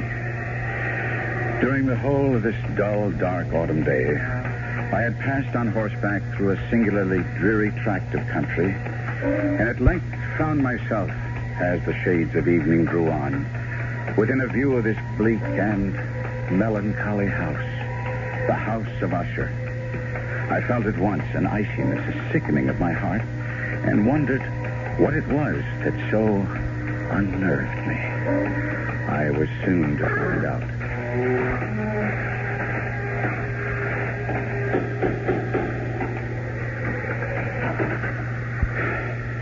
You would be Mr. Mannering, sir? Yes. my master waits you. One moment, This way. my horse. Oh, we'll be well cared for, sir. Oh, that carriage standing there. That black carriage? Is there another visitor? Only the doctor. He is attending Miss Madeline. This way, sir. Thank you. Follow me now, sir. We turn here, the passage on our left. Now, this to the right. I had no idea the house of Usher was so vast. Oh, yes, vast. Above and below. Below? There are chambers underground, vaults, dungeons that even I have never seen, and I have lived here as servant to Mr. Usher more than 30 years. Here we are, sir. Come. Mr. Gabriel Mannering, sir. Oh, Gabriel. My dear good friend, you've come at last. Roderick, I came immediately on receipt of your letter. It gave me cause for concern, deep concern, after all, Roderick. Not having seen each other in years, nor corresponded even, to receive a letter from you was in itself a surprise, but the contents, Roderick, the contents were a shock. How ill are you? Ill? I'm not ill. Not ill? But in your letter... I am not ill! Oh, I may have mentioned something of the sort in my letter, but... More than mentioned, you spoke of acute bodily illness, of oppressive mental disorder, of a malady, dear friend, so strange you could not bear to face it alone. Now, that is why I'm here. That is why I came at once. The terrible agitation in your letter. Oh, mood. It was nothing but mood. Mood of the moment. Nothing more. Come now. Cato, the port. Good. Thank you. I'll pour. And, Cato. Sir? Dr. Wyndham is with my sister still? Yes, sir. I would speak with him before he takes his leave if he feels I can bear to... Sir? Nothing. Just say I wish to see him. Yes, sir. It's a vintage port, Gabriel. You'll enjoy it. Its aroma, its fragrant bouquet will delight your nostrils. Its taste will fall sweet on your tongue. Your health, good friend. And yours, Roderick. Well, now, tell me about yourself, Gabriel. How has life gone with you all these years? Oh, as all lives go, I suppose. Has been the good, the bad, indifferent. Yes, mine has been mostly bad. I've prospered. My importing business in Baton Rouge. Ruination, that's been my lot, my fate. The fate of the House of Usher. Well, if you are financially in need... No. I speak of another kind of ruination. Decadence. I speak of the evil that molders within my body, my mind, my house. House? Oh, no house this. A tomb that houses the living dead. You are ill. Yes, I lied. I am ill with... What? With what? With fear. Fear? Of what? I know not. Well, what do we all fear, each of us? What living thing has not known fear? It lives within us, this fear. It rots within us, as I rot within this house. But mark you, good friend, whereas with others fear rides like a restless maggot only now and again, with me it's ever present, a colorless slime growing within me, spreading, engulfing, drowning me. Roderick. No. I'm all right now. I'm all right. You must go. Go? Well, you shouldn't have come. I shouldn't have asked you. You must leave this house of death, this tomb. Stop that. Now stop. I tell you that... Enough. Enough now. Here. Sit down. Compose yourself. Now hear me, Roderick. I came a great distance, through the foulest time of the year, to be with you. And here I shall stay until you are well again. You don't understand. I shall never get well. Of course you will. No. She is dying, you see. And I... Your sister? Is it she who is dying? Yes, Madeline. But it's she who is dying. If it is... No, you don't understand. You don't understand. Come in. Dr. Wyndham. Come in, Doctor. Thank you, Cato. May I introduce myself, Doctor? Mr. Usher, as you see, is not himself. I'm a friend of his. Gabriel Manning of Baton Rouge. Oh, how do you do? Louis Wyndham. I entreat your pardon, both of you. Now, Roderick. Well, my nerves sometimes. Yes, I know, and I'm sure Mr. Mannering understands. You've been taking the laudanum I prescribed? I used the last only yesterday. Well, I'll see if you get more. Oh, thank you. My sister? There's no change. How long? Before death? I don't know. Your sister's malady baffles me. I don't know what is killing her, nor do I know what keeps her alive, when in truth, she's all but dead. Oh, would it be an impertinence, Doctor, for me to ask you what you mean by that? Well, no, Mr. Mannering. Quite simply, there have been times when Miss Usher, Madeline, has been devoid of all vital signs. Well, by this, I mean I've been unable at these times to detect a pulse, blood pressure, any respiration whatsoever. Yes. And yet, moments later, she's opened her eyes and returned to the world of the living. Strange. Yeah, I've encountered nothing like it in years of practice. It's not too far from the truth to say that she is dead, and yet she lives on. Yes. Like the house itself. Now, Roderick, you mustn't harp I tell you, we are like this house. My sister and I, we are this house. The house is us. The house is dead, and yet it stands. Your aberration about this house... It is no aberration. It's the truth. The house of Usher crumbles, yet it will not fall. Madeline is dead, yet she will not die. And as for me, oh, heaven, the horror that awaits me. I'll send the laudanum as soon as possible, Mr. Mannering.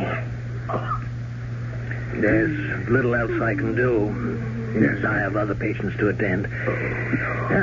Thank heaven it's a moonlit night. I have many miles to travel. Good night. Good night.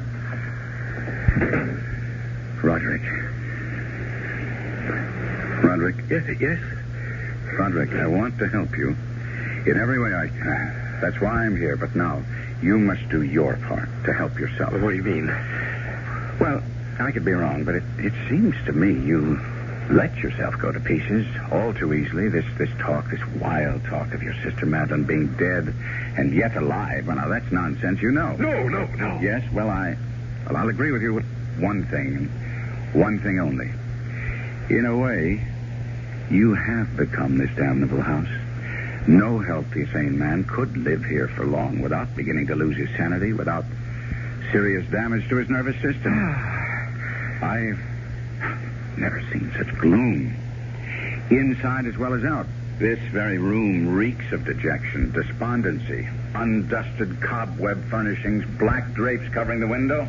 Here, let me throw them back and at least get some moonlight, if not sunlight, into this place.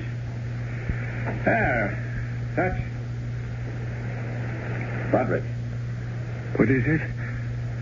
There's a graveyard. I can see it in the moonlight. The family graveyard, yes. Who would be walking in it at night? What do you say? Well, where do you see that? There. Amidst the headstones. Oh. It's Madeline. What is she doing out there? Well, we'd better go and find out. Good Lord. In the doorway. What is it? Madeline! Am I that horrifying to look upon? Dear brother.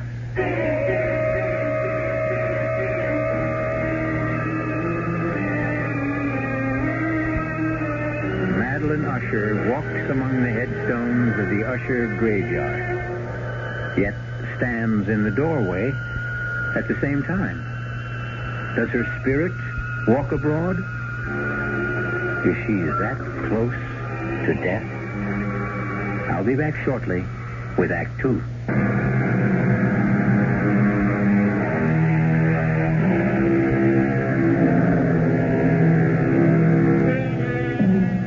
Again, I must ask if you wish to go on, and warn that if you do, you will experience a kind of horror for which I can find no words. Even Gabriel Mannering, writing in his diary, found it difficult to express his feelings in that moment of first meeting with Madeline Usher. I seek and cannot find words to recreate the terror of that moment. Not a woman, but a corpse stood before us in the doorway of that awful room. The very woman, or corpse, if you will, that but an instant before Roderick Usher and I had glimpsed in the moonlight graveyard beyond the window. If she is alive, I thought, she should be dead. Fatuously, I said, "You are Madeline Usher?" Yes. How do you do? I'm Gabriel Mannering. I know. Ah, you winced as you took my hand. What? You felt it. Coldness. No. Yes. You need not dissemble with me. Even now, you find it hard not to stare at the dark patches on my face, the putrescence that lives.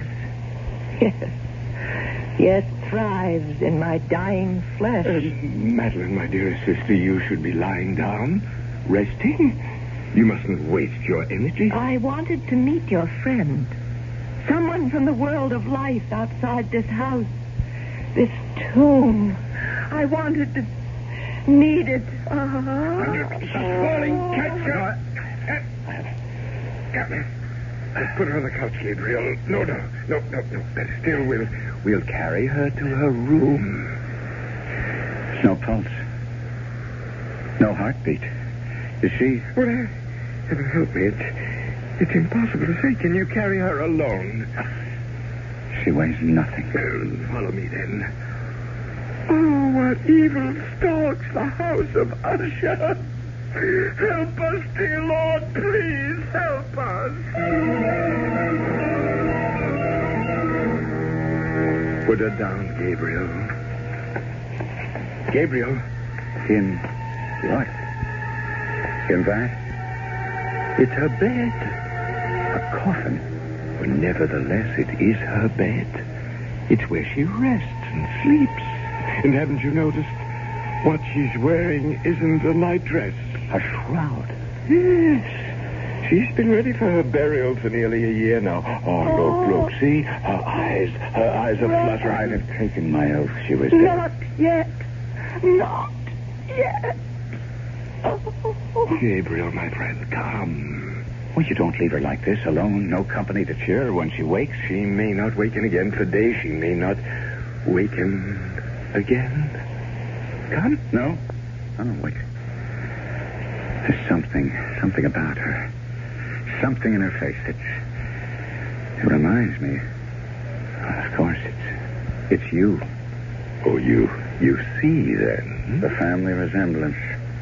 Obvious. In spite of what the intimacy of death has done to the face, the resemblance is still there. It's more than a resemblance, Gabriel. What do you mean? Well, we are twins.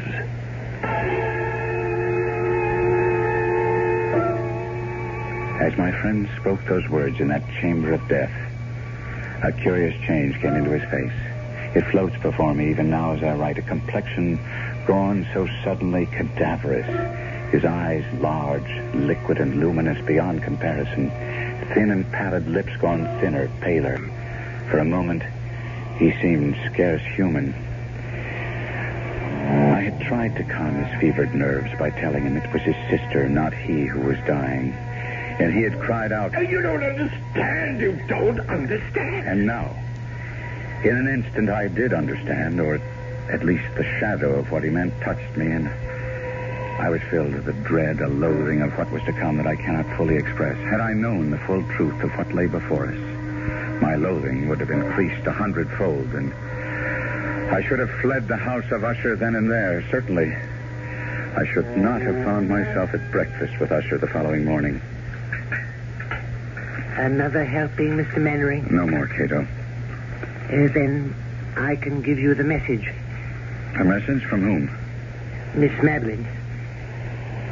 She wishes to see you at your convenience. Well, then I'll go to her, of course. Now, why do you look at me like that? And now why do you turn away? Cato, face me. Look at me. What is it? Cato, is it the odor? Yes, sir. You'd best not go, Gabriel, or if you do, another time. I don't understand. The odor, the stench of putrefaction. It's stronger at times than at others. And you mean that she... Take me to Miss Madeline at once, Cato. No. It will sicken you, nauseate you, even infect. Well, it can kill me and be damned to it, but I'll not disregard a last wish of a dying woman. Unlike you, Roderick, I do not fear death.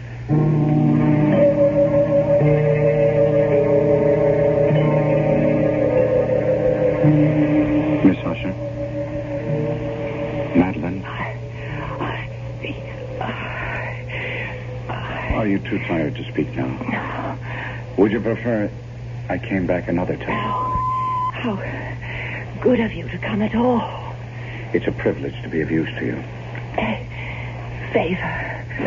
I wish a favor. Anything in my power. I want to die. I'm in such pain and I want to die, but I cannot. Cannot? I'm afraid. There's nothing to fear. Death is only sleep, a dreamless sleep. No. Don't fear death. I don't fear. I fear. You fear what? Burial alive. Why would you have such a fear? What makes you think you might be buried alive? My mother. She? Promise me. Spare yourself. Spare yourself. You need say no more. I promise. I promise you that you will not be buried alive. Rest. Rest now. Rest.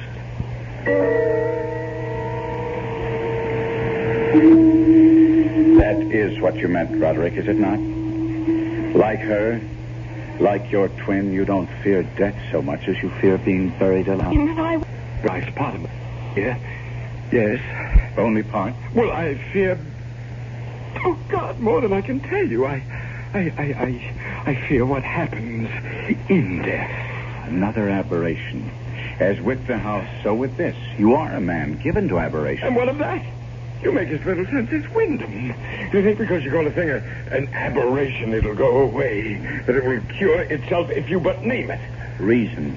Common sense. Reason, common sense. Well, you speak to me and Usher of reason and common sense, Do you not know of the madness that has tainted this family through its history? From the beginnings of the house of Usher, this house, this family, until now, until Madeline and me. The last of the Ushers, from beginning to end, from rise to fall. Roderick. Rise to fall. Roderick. From rise to fall. I had not thought on it before, but that is what it will be when she and I are dead. It will be the fall of the house of Usher. Yes, Cato. The laudanum, sir, from Dr. Wyndham. Oh, thank heaven. It has come none too soon.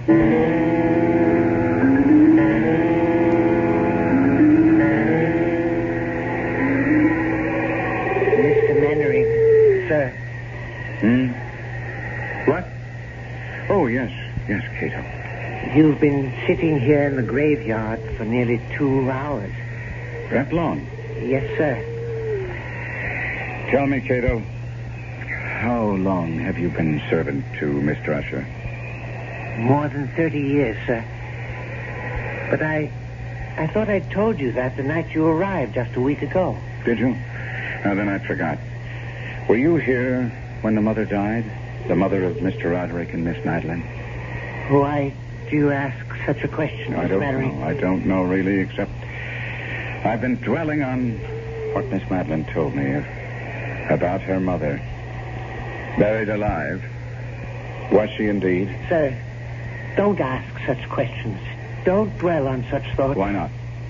It was discovered the mother had been buried alive. Yes. Tell me about it. Sir, I entreat you. Understand. You cannot stay in the house of Usher. No one can without something. I know not what, but something evil taking possession of his mind, his spirit, his very soul. It will happen to you. It is happening to you. No. You've been drawn here to this spot. You've been sitting here in the damp and chill for hours because you, too, have taken the first step toward madness. How did they discover she'd been buried alive? Sir, I beg you, turn your thoughts away from... How? If you must hear it. A few weeks after she had been buried, the coffin placed in that vault you see under the trees, it was discovered that she had been buried wearing a valuable ring. A ring? It contained a stone worth a fortune. It had been... Tell me about it. She had always worn it, and when the undertaker encoffined her, he neglected to remove it. He had no idea of its worth, or surely he'd have inquired whether the family wished her to wear it to the grave. And as you will understand, such was Miss Madeline's and Mr. Roderick's grief. They didn't think of the ring until weeks later. And decided to retrieve it? Yes. We went to the vault, the three of us, slid back the slab that covers it, and... sir, let us go in. Finish what you're telling me. There lay the coffin. The lid was in two parts. A lower part that covered her body from the waist down, an upper part from the waist up. This I pried up, and there...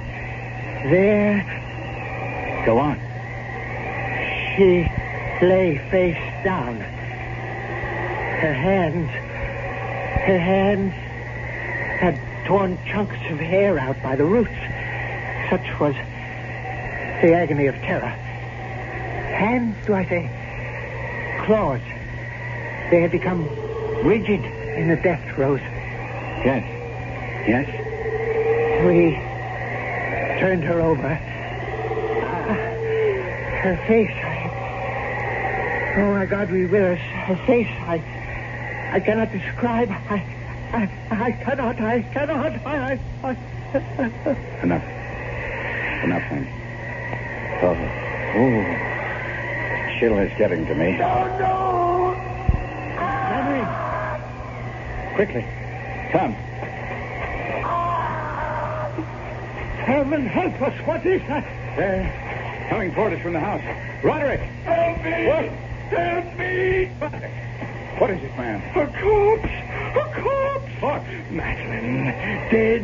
She's dead at last. Dead, but... What? What is it? She tried to take me to the grave with her. She tried to drag me into her coffin. Oh, no. Roderick, pull yourself together and tell us. I went to her chamber to see how she was. I called her name again and again and again, and no answer. I felt for a pulse, none. I lay my head against her breast, no heartbeat, and then... Oh, God! Her arms were entwined around my neck, her cold arms around my neck, and I tried to break free, but I couldn't. I grabbed her wrists and I tore her arms from her neck. Sir?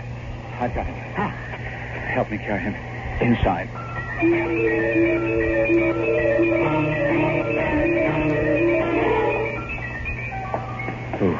Oh, no.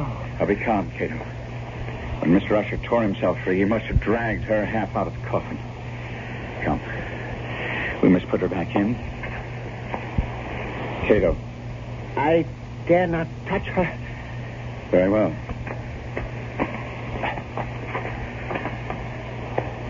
There. Is she at last dead? She seems so. Ride for the doctor. Tell him to come at once. Yes, sir. Sir, you mean to stay here? Yes. But I will be gone at least 2 hours. If you change your mind, I grabbed her wrist. Find your way back to the library in that maze of cargo. Don't worry about it. I shall stay here. I made her she'd not be buried alive, and I mean to keep that promise, Cato. Beginning now.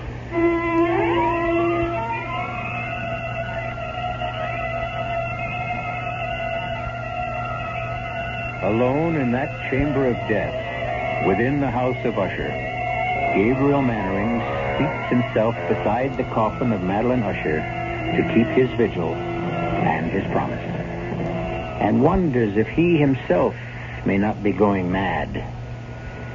I'll be back shortly with Act 3.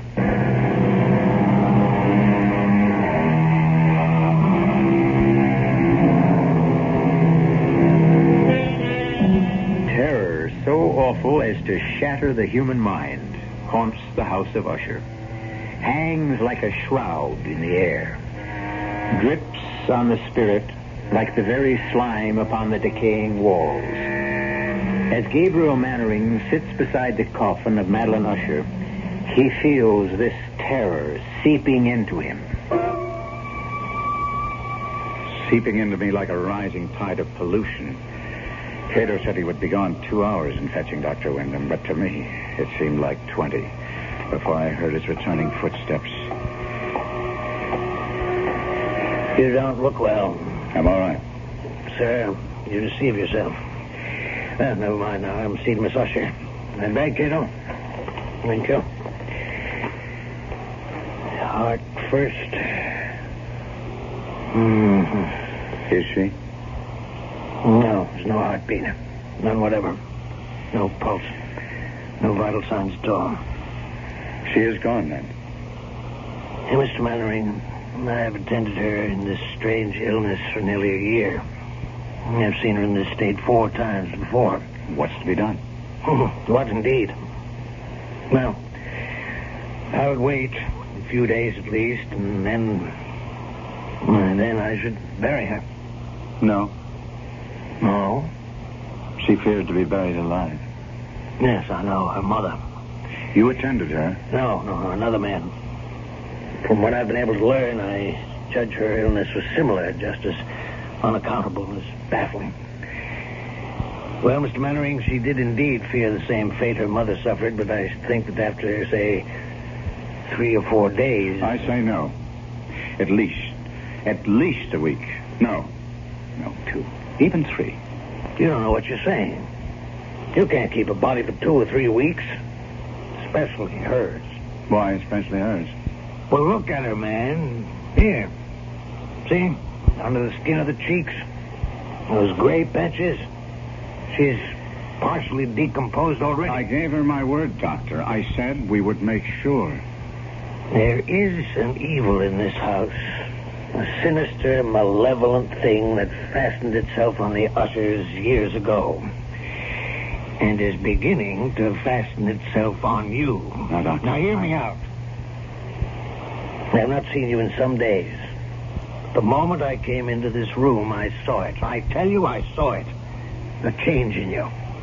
The sickening in you. I do not use this word lightly, Mr. Mannering. The insanity in you. You are right. I gave Madeline Usher my word she would not be buried alive, and she will not be. Now, I see that I cannot dissuade you. Very well. Do as you wish. And may God help you.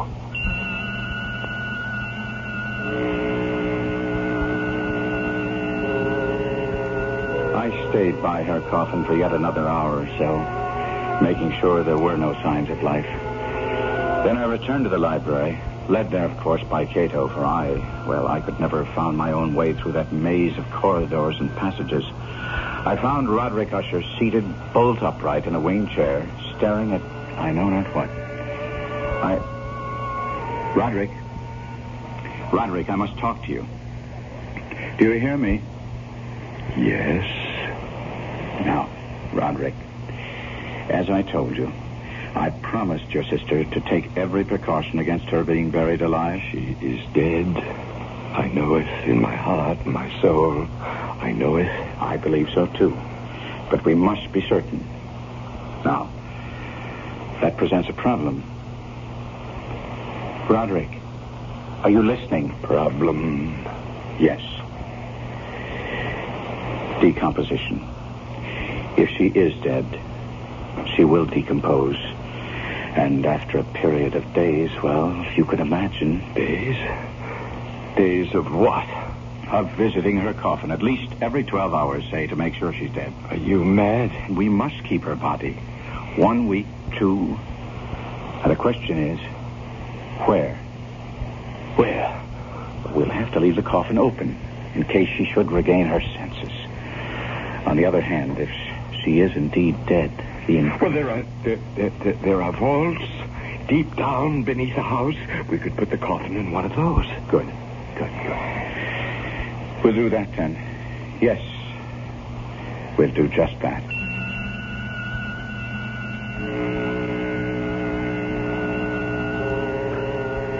Together, Usher and I arranged for the temporary entombment of Madeline, his twin. The vault, so long unopened that our torches were half smothered in its oppressive atmosphere, was small, damp, and entirely without means of admission of light, lying at great depth beneath the house. There, Gabriel. It is done. We must come here again. In no more than 12 hours. As you say. As you say. Before he wished only to bury Madeline, or he'd become so compliant, agreed so readily with what I said. Only I'd asked myself that question. But I did not, and in consequence faced an unexpected problem. Why do you not believe me? It isn't that I don't believe you, Roderick. I wish to see for myself. There is no need for you to do it. I have done it. You have? I have visited the coffin at least once every 12 hours, sometimes twice. She does not live. Take my word for it. It is my word concerns me. I gave my word to her, not yours. She is dead. I assure you, she's dead. It was about that time the sounds began. Strange knockings, creaking. Perhaps it had begun before, but I had not at first. I would hear some curious sound from below and say to Roderick, "What was that?" What was what? Listen. What is that? Rats, perhaps? Rats? Well, the house is infested with them. I've never heard rats make sound like that. I answered. Time went on. And it seemed to me the sounds grew louder, and I would say to Roderick, "Listen." And he would answer.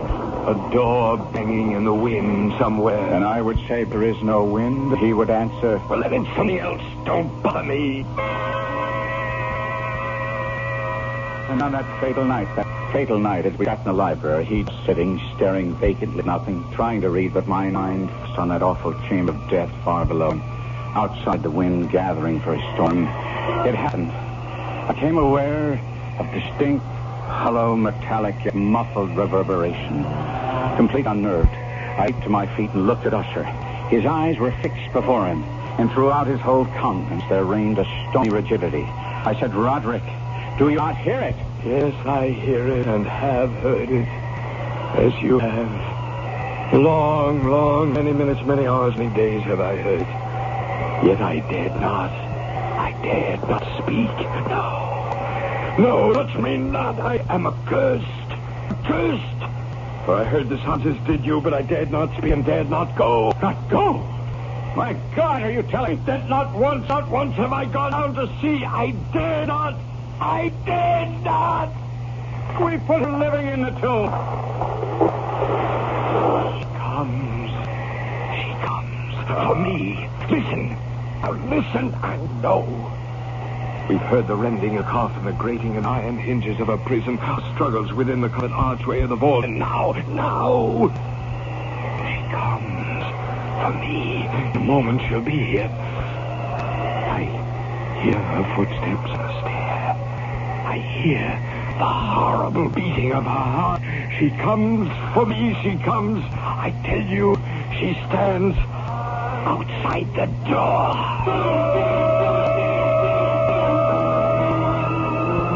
And as if in the superhuman energy of his utterance there had been found the potency of spell, the huge antique panels to which he pointed drew slowly back.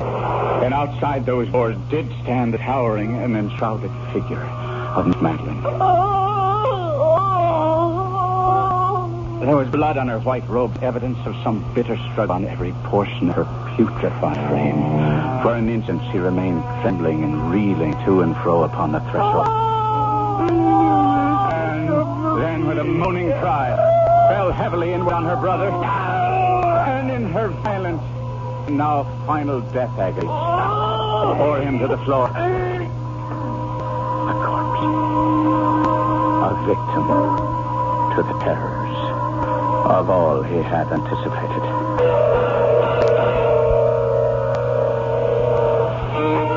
This is E.G. Marshall. I shall return shortly.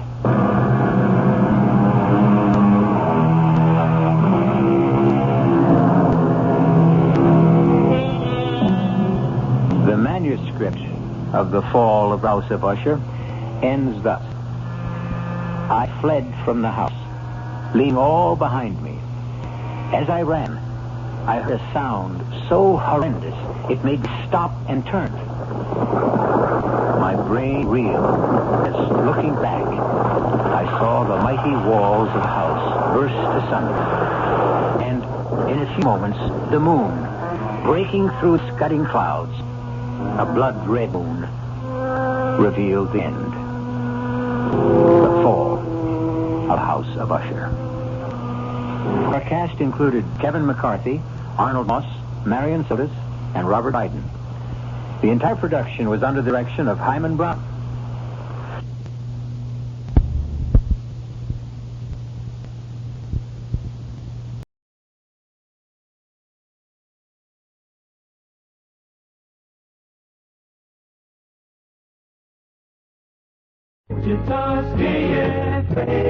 CBS Radio Mystery Theater presents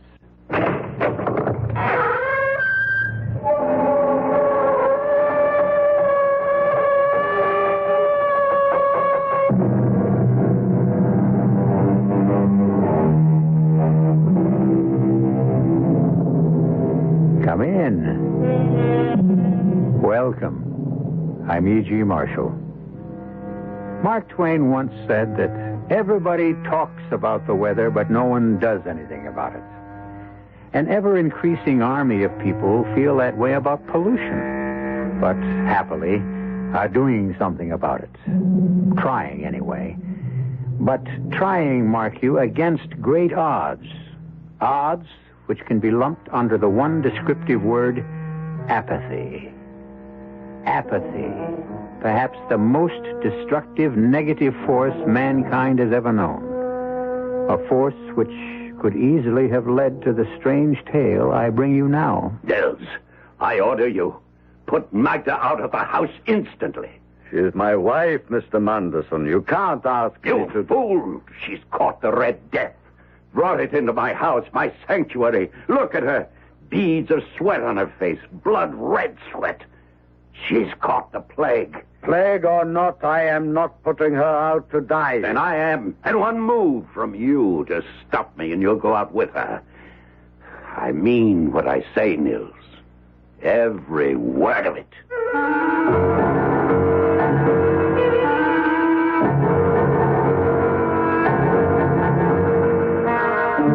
Our mystery drama, The Masque of the Red Death, was especially adapted from the Edgar Allan Poe classic by George Lothar and stars Carl Swenson and Stats Cotsworth. It is sponsored in part by Sine-Off, the sinus medicines, and Anheuser-Busch Incorporated, brewers of Budweiser. I'll be back shortly with Act One.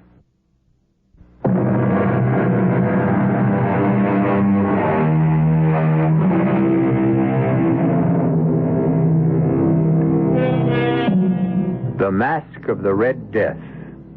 The word masque, you should know, is spelled M-A-S-Q-U-E and means masquerade. And to begin this particular masquerade, I'm going to ask you to join me in a huge house, a mansion, on top of Lookout Mountain. We're in a vast living room, one wall of which is made of plate glass, through which, in whatever direction the house turns, yes, you can turn the house by pressing buttons, can be seen miles on miles of country far below. There are others in the living room with us, including the multimillionaire owner of this luxurious estate. That tall, expensively dressed, gray-haired man over there, Milo Manderson. So just shut up, Jack. Once and for all, shut up. Milo, all I'm saying And is... I'm sick of hearing you say it. Flossie's sick of it. Doreen's sick of it. We're all sick of it. So shut up. Okay. But just let me point out one more thing. Please. Can't you see how upset you're making my father? You're talking as if he were doing something perfectly awful, when all he's doing is saving us from the Red Death. You ought to have a little more gratitude, Jack. Don't you understand? Any of you understand? Look out that window into the valley where the village is. The farmlands, dead animals in the fields, cows, horses, pigs, chickens, everything. Doreen, shut him up. Shut him up or I won't care if he is your husband, which is the only reason I brought him along. I'll throw him out. I'll make up your mind, Milo. You didn't bring me here. You forced me here. For Doreen's sake, not yours. You penniless hayseed, you farmer. Huh. Would you believe it? 1996. Here we are in the year 1996, and he's still farming like it was 20 years or 30 years ago. Not 20 years ago, Milo. Not 30, 100. I'm trying to bring the land back to what it was, trying to replenish the earth, to restore what fools like you took out of it with every pollutant you can think of. I'm trying to save... Now I've had it. I'm warning you for the last time.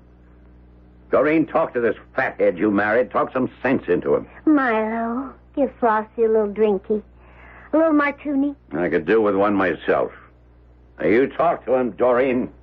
Jack, my father's right. With you, he's always right. Now, listen to me, honey. There's a plague out there, and it's spreading. It's spreading all over the country, and people are dying by the thousands, and all Father's trying to do is save us from it. I tell you, he can. He can. Father has never failed, never. At anything he made up his mind to do. He spent weeks stocking this place with food and water, everything we'll need to stick things out until the plague's over. All those people dying out there, and we Well, why shouldn't we? They'd do the same if they could. Who wants to find himself sweating blood all of a sudden and dying in hours? Not me. I'm sorry for them, Jack.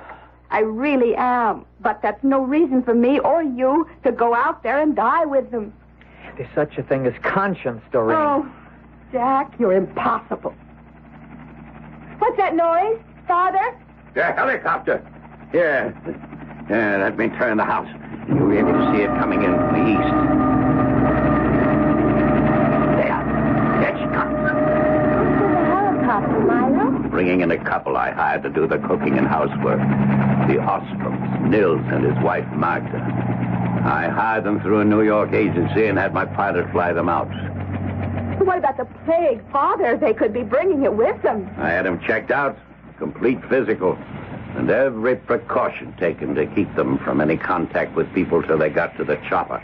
Nothing to worry about. Oh, look at that gorgeous hunk of man getting out of the cup. That's Nils. Ooh, 6'4" if he's an inch. Long blonde hair. Oh, wow. You keep your eyes on me, baby. I'm the guy you're going to marry, remember, not him. How could I forget? You're the guy with all the money. Yeah. Okay, here they come. As soon as they get in the house, we lock the place up solid, and I mean solid. Nobody gets in or out till this plague is over. You're Nils Ostrom, that right? Yes, Mr. Manderson. And this is Magda, your wife. Yes, sir. I should tell you she cannot hear or speak. She is a deaf mute. A deaf mute? Well, how in Hades are we going to talk to her then? Give orders? She can read your lips. Excuse me, sir? Yeah, what? The pilot of the helicopter, he asked me to ask you, will you let him stay? No way. He is standing out there, sir, waiting for one sign or another from you. To motion him to come inside or wave him away. Well, he's going to get waved away. Wait a minute, Milo. What now, farmer boy? I'm going with him. Now, Jack, we've been through all this I'm before. sorry, Doreen. I love you. You know that. But I just can't save my own skin while others are dying. Not if I can do something to help. Milo, you forced me to come here. And I'm forcing you to stay. Father! Well, that'd defeat your own purpose, wouldn't it? To shoot me, Milo? Oh, no intention of killing you, Jack. Just a bullet through the leg to stop you, and I'll do it. I'm going to protect you from the plague whether you want it or not. Not for your sake, but for Doreen's. She loves you. You don't ask me why, but she does. That's the only reason I'm keeping you here. Nils, you and your wife start locking the place up. Yes, sir. Come, Magda. I'll wave that pilot off. You could have let him stay, Milo. You may be sending him to his death. And if it weren't for Doreen, you'd be going along with him. Now shut up and help get this place locked up.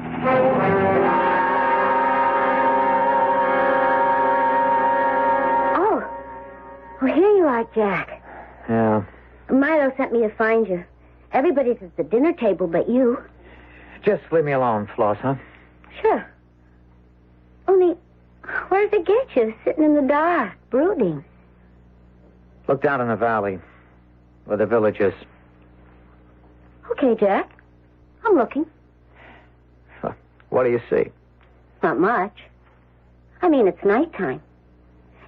There used to be a lot of lights down there. Like, you know, people in their houses doing whatever people do in their houses. But in the week we've been here... Hey, has it been a week? Yeah, a week. Well, anyway, since we've been here, at least half the lights have gone out. They didn't go out. They burned out. People died of the Red Death, and the lights just burned out. Tough? Is that all you can say? Tough? But you realize what's happening out there, not only down there in the village, but all over the United States, Canada, the world. Jack, baby. There's something you've got to understand about little Flossie. Up here in the head, nothing. Down here, and here, plenty. But up here in the head, oh, forget it. And that's why, when this is all over, Milo's going to make me wife number 4. Only you know something? No, what? Well, I've been listening. All this week, I've been listening to you. And it kind of gets through to me that, well, maybe you've got something. Tell me about what you're all wrapped up in. This orgasmic farming thing. Organic. You wouldn't be interested. So why am I asking? Well, it's simple. It's like a bank account. Well, that I know about. All right. So then, if you take out more than you put in... No bank account. Overdrawn. Fini. Exactly. So... Well, it's simple. The land, the earth, where all the world's food comes from, it's a bank account. Now, unless you want to be overdrawn, you got to put back in what you take out. Well, the world has been taking out and never putting back in. The land is bankrupt. It's overdrawn. It's poor, not rich anymore. So what comes out of it is poor, not rich. So no matter how much people eat, what they eat is practically worthless. Oh, yeah. You follow me, then? Like a tiger. If what we eat is worthless, well, then we get sick. We get sick. The air gets sick. The waters get sick. And then we get what we've got now, the plague or the Red Death. Oh. So him, Milo, what he's doing, trying to save us from the Red Death, well, what good is it? I mean... If the plague stops like he says it will. It will, but there'll be others, worse. They're God's way of saying, man, you're overdrawn. Lost. Uh-oh. Lost. Milo's looking for me. I'm supposed to find you and... right here, lover, right here. Now, what is this? You and the farmer boy in the dark. Talking, doll, just talking. I sent you to look for him, get him to the dinner table, and you sit here in the dark just talking. Well, I gotta talk to somebody, and you're never in the mood. Not for that. Well, what's so interesting in him? Well, he was telling me about organic farming and how it could save the earth from going bankrupt. No, not that again. Come on, dinner's getting cold. You heard me, Jack. I'll stay here, Milo. Oh, come on, Jack. You ought to eat. You know, keep up your strength. On that food? It's practically worthless. Well, just to keep me company, then. We can talk some more, and I like talking to you. Yeah, that's about all Farmer Boy can do, talk. Anybody can talk. I act. You just remember one thing, Flossie girl. I'm the one that's saving you from the Red Death. Yeah. Only answer me a question, Milo. Sure. Saving me. For what?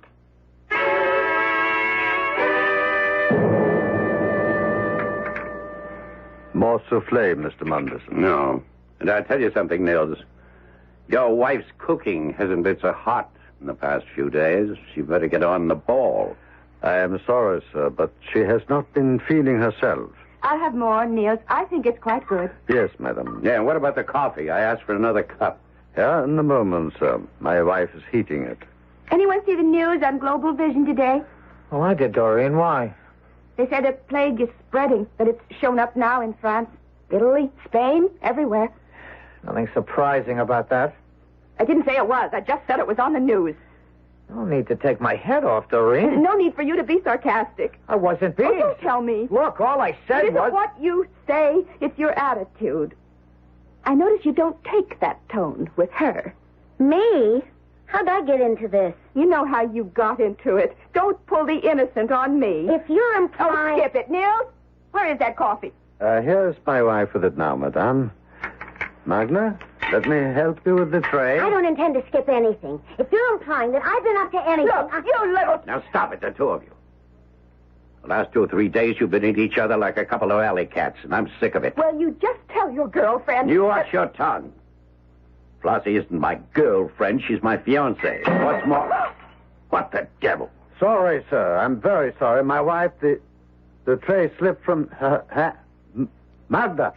Look out, she's collapsing. Magda! Oh, my dearest. Let me give you a hand with her, Nils. No, sir, stand back. But, Nils... No, get back, sir, get back. Don't come near her. Can't you see? See what?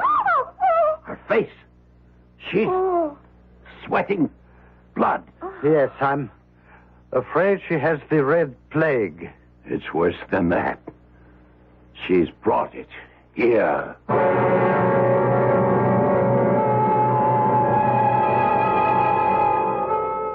So, in spite of all precautions, the Red Death invades Milo Manderson's sanctuary, his barricaded retreat atop Lookout Mountain. And you ask me, another disease has invaded the mansion. Jealousy. Doreen's and Milo's resentment of what appears to be a developing friendship between Floss and Jack. I'll be back shortly.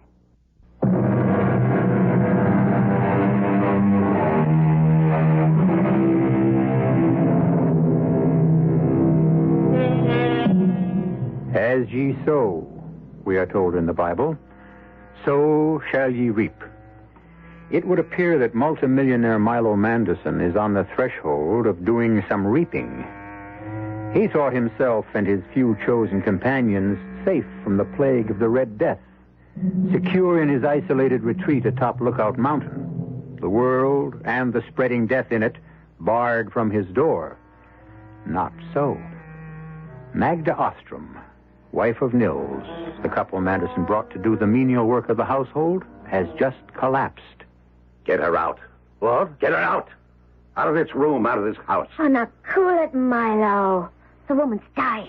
And we're not dying with her. Father! don't start breaking The things. money I spent to protect us, the precautions I took, weeks of thought and preparation. To doctors. How many doctors did I send them to examine them and check them out, make sure that they were free with a price? Father, get hold of yourself. Now she comes down with it. In my own house. This sanctuary, I nearly killed myself to make ready so we'd all be safe. Get her out of here. You can't ask me. Get her out. I will not. No, Mr. Manderson, I will not. Magda is going to die, but she is not going to die alone. Then die with her. Milo, no. Get out of my way. Give me that gun. Father! Here. Stop it. All of you, stop it. Oh, now you're giving orders. You. Shut up and listen. My wife is trying to say something in sign language. Yeah, Magda. What? No. How about my darling? Very well. What did she say, Nils? She said there is no hope for her, and there is no sense in two of us dying. What's she doing? Where's she going?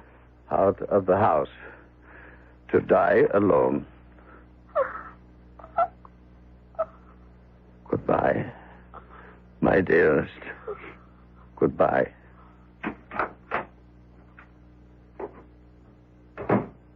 I'll see you dead for this, Manderson. Mr. Madison. And I'm not scared by threats. No threat, Mr. Manderson. A promise. Business has been brought to a virtual standstill throughout the world. Here in the United States, countless thousands who tried and are still trying to leave the congestion of the cities for what is considered the relative safety of rural areas Shut that thing are off. blocked by military and local I said police. shut that thing Riots off. in the... Oh, look. His face. The Red Death. He's got it. His face. Red. With sweat. All right, I'll shut it off. The sight of death becoming too much for you, Mr. Manderson? Shut up. I'm sorry, sir. I thought perhaps the sight of my wife's body lying out in the patio where she collapsed and died. Niels, you'll go too far, I warn you. I'd shoot you now if we didn't need you. Need me? For what? Are you also incompetent, so helpless you can't do for yourselves? The ladies can cook. Me? I can't boil water. And I don't intend to. That's what you are paid for. You are so like your father, madame. You think everything can be bought, even life. Now, you look here. Since your wife died 2 days ago, you've been acting like... Well, like anything but the servant you are. Now, you just cut it out. You just remember your place. Remember who and what you are. Do you understand me, Nils? Totally, madame. Is there anything madame wishes before I go to make up the beds? Not at the moment, but when there is, I'll let you know. Thank you, madame. Well, now, that's the way to handle a servant. Nice going, Doreen. I'm proud to call you daughter. Well, I'm not proud to call her wife. The man isn't himself. He's broken with grief. He loved his wife. He saw her go to her death alone. He watched through this window as she collapsed out there on the patio and died before his eyes. And you treat him as if he were nothing, the way you treat me, treat Floss. I thought you'd become Flossie's champion, and now I know. All I'm saying is you It's can't... too much, as usual. You've got a big mouth and a head stuffed with hay.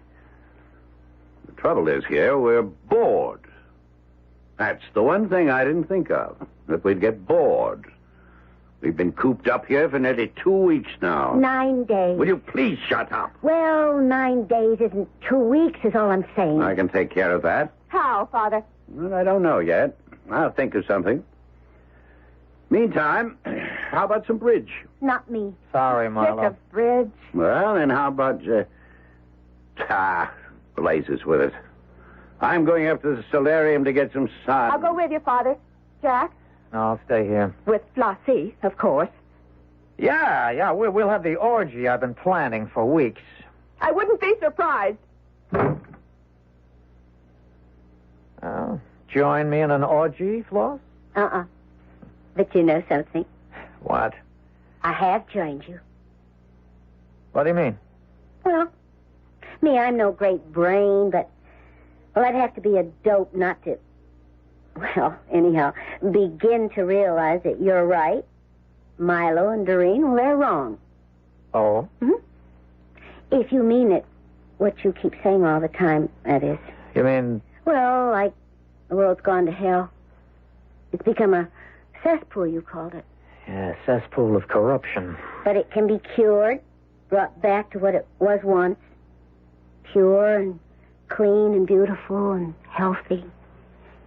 You mean it when you say you want to get out of here and go out there into the world, right into the middle of the plague, whether it kills you or not, so that you can do all you can to help people build a brand new world? Yeah, I mean all that. But I can't get out. Milo's got the keys to every door. The windows are unbreakable. I could get the keys. Easy. You do that? You're with me, not him? I never was with him. It was a deal, kinda, you know. Yeah. So what do you say? Well? That means leaving Doreen. Oh. You still got a thing for her, huh? I never lost it. Oh. Well, you got decisions to make. Leave Doreen and do what you believe is right. Or don't leave Doreen and don't do it. A decision I don't think you need make, Mr. Reynolds. Not yet. Nils. I apologize. I overheard something of what you've been saying. Whatever your decision, it would be foolish for you to go out into the world right now, sir. You think so, Nils? I know it, sir. The plague is reaching its height. In a few days, it will begin to break and then recede. But right now, and for the next few days, it will be at its most dangerous point. But believe me, sir, leave here now and your death will be assured.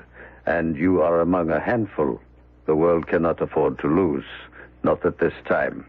Nils, you're something else. You know that? Sometimes you talk like you know all there is to know. It'll be fun, Doreen. A barrel of fun. Costumes. What about costumes? That's all taken care of. Hey, now, Floss, Jack, yeah, you, Nils. I got a great idea. You say you're bored. You say life in the Milo Madison hideaway holds no variety for you, no spice at all for you. Well, I tell you what I'm going to do. I'm going to give you a party. A party? Not just a party, Jack, my boy. A masquerade party. Are you crazy? What do you mean crazy? Party? A masquerade party? When out there the world is dying? Milo, it's obscene. You see, Doreen, I told you. Beat my brains out thinking of something to liven things up, to keep us from going nuts with boredom. Where do I get? Where? You don't go along with this, Doreen. You don't. Well, I didn't at first. But then he changed your mind. What if he did? At least he's doing something. All you do is talk. That's all I can do. Locked in here, a prisoner. What more can I do? Something. I don't know, but something. Don't just talk. Do. All right, I'll do. Milo, you take your masquerade party and stuff it. I've decided we're going to have a masquerade party. And that's what we're going to have tonight. And you're going to be in it, you and Flossie. Floss, you go along with this? No. Now, look, you little... Tramp? Is that what you're going to say, Milo? Don't put words in my mouth. Don't you put thoughts in my head. Thoughts I wouldn't rather think. Look through that window. There's death out there. All around out there. A masquerade party. How could you think of it? How awful could you be to even think of it? We are going to have a masquerade party. And we're going to have it tonight. If it's the last thing I do. It will be. What? It will be the last thing you do. Now, what do you mean by that? I mean, I understand why you decided to have a masquerade party. 2 days ago, when I held my dying wife in my arms, I told you what I thought of you. And no servant, no lackey, ever told Milo Manderson the truth since the day Milo Manderson realized he had made his first million. Before that day, you, Milo Manderson, you, still retain some shreds of humanity. But on that day, and ever since, oh, God, I call on you. What has this mortal become? He's crazy. Look at him. Arms outspread. Looking up at the ceiling, calling on God like he knew him. He's out of his head. Hear me now, Milo. Milo! Hear me. It's revenge you're after. I told you the truth. The truth of not what you are, but what you have become. God made you beautiful. You have made yourself ugly. You must learn you are wrong. And in learning, come back to God. Come back to truth. You want revenge on me? You shall have it. And you shall learn the emptiness and the hollowness of it. Revenge is mine, says the Lord, not yours. Mine. And this, Milo Manderson, you are about to learn. And may God, in his infinite mercy, help you bear the agony of the learning.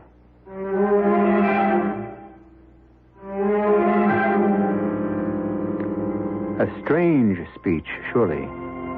Nils calls on God as if he knew him as intimately as I know you. And we do know each other, you and I, very well indeed by this time, don't we? Ought to. Been together a long time. Pleasant time for me, anyhow. Hope for you, too. Back shortly with Act 3.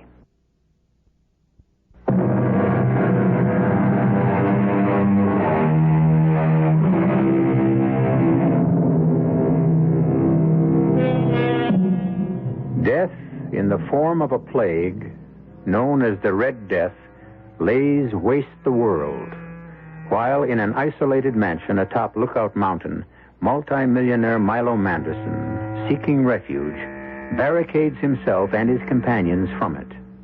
Now, vengeful or callous, or both, he proposes to hold a masquerade party to relieve the boredom of their voluntary imprisonment. We rejoin the small, beleaguered group in the vast living room of the mansion as... He's gone crazy. You have, Nils. You know that. You've gone crazy. No, not I. You. A long time ago. You don't see me acting like I was God. Don't I? I think Nils is right. In a way, Milo, you've come to think you're more than God, really. Well, now you are going too far, Jack. No. Wait a minute, Doreen. Wait just 1 minute. Let this hayseed husband of yours go on. So, God sent the Red Plague to wipe us all out. That is, eh? Maybe he didn't. Maybe he didn't have to. From where I sit, you created it yourselves. You're as crazy as Nils. Wait and see, Milo. Just wait and see. Yeah. And while I'm waiting, we'll have our party. Yes, there's a big closet in the game room, and it's loaded with costumes. From the bash we had up here a couple of years ago, Doreen, you remember? Yes. So you can all get your costumes from there. Nils, you break out the Port Roget. I've been saving that champagne for a special occasion. And if you ask me, this is going to be a real special occasion. It will indeed be that, Mr. Manderson. The most special occasion of your life.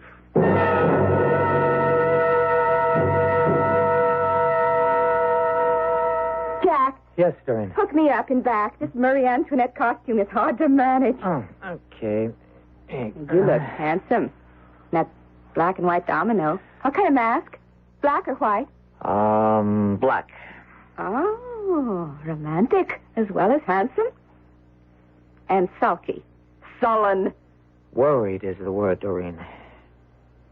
Very, very worried. Oh, now don't tell me that little act Nils put on, that performance of stretching his arms wide and crying out to God. Don't tell me it got to you. The way it got to you? To me, I thought it as laughably ridiculous as my father did. Your father He's did... only trying to save us from the Red Death, Jack. And it's about time you gave him some credit for it instead of insulting him every chance you get.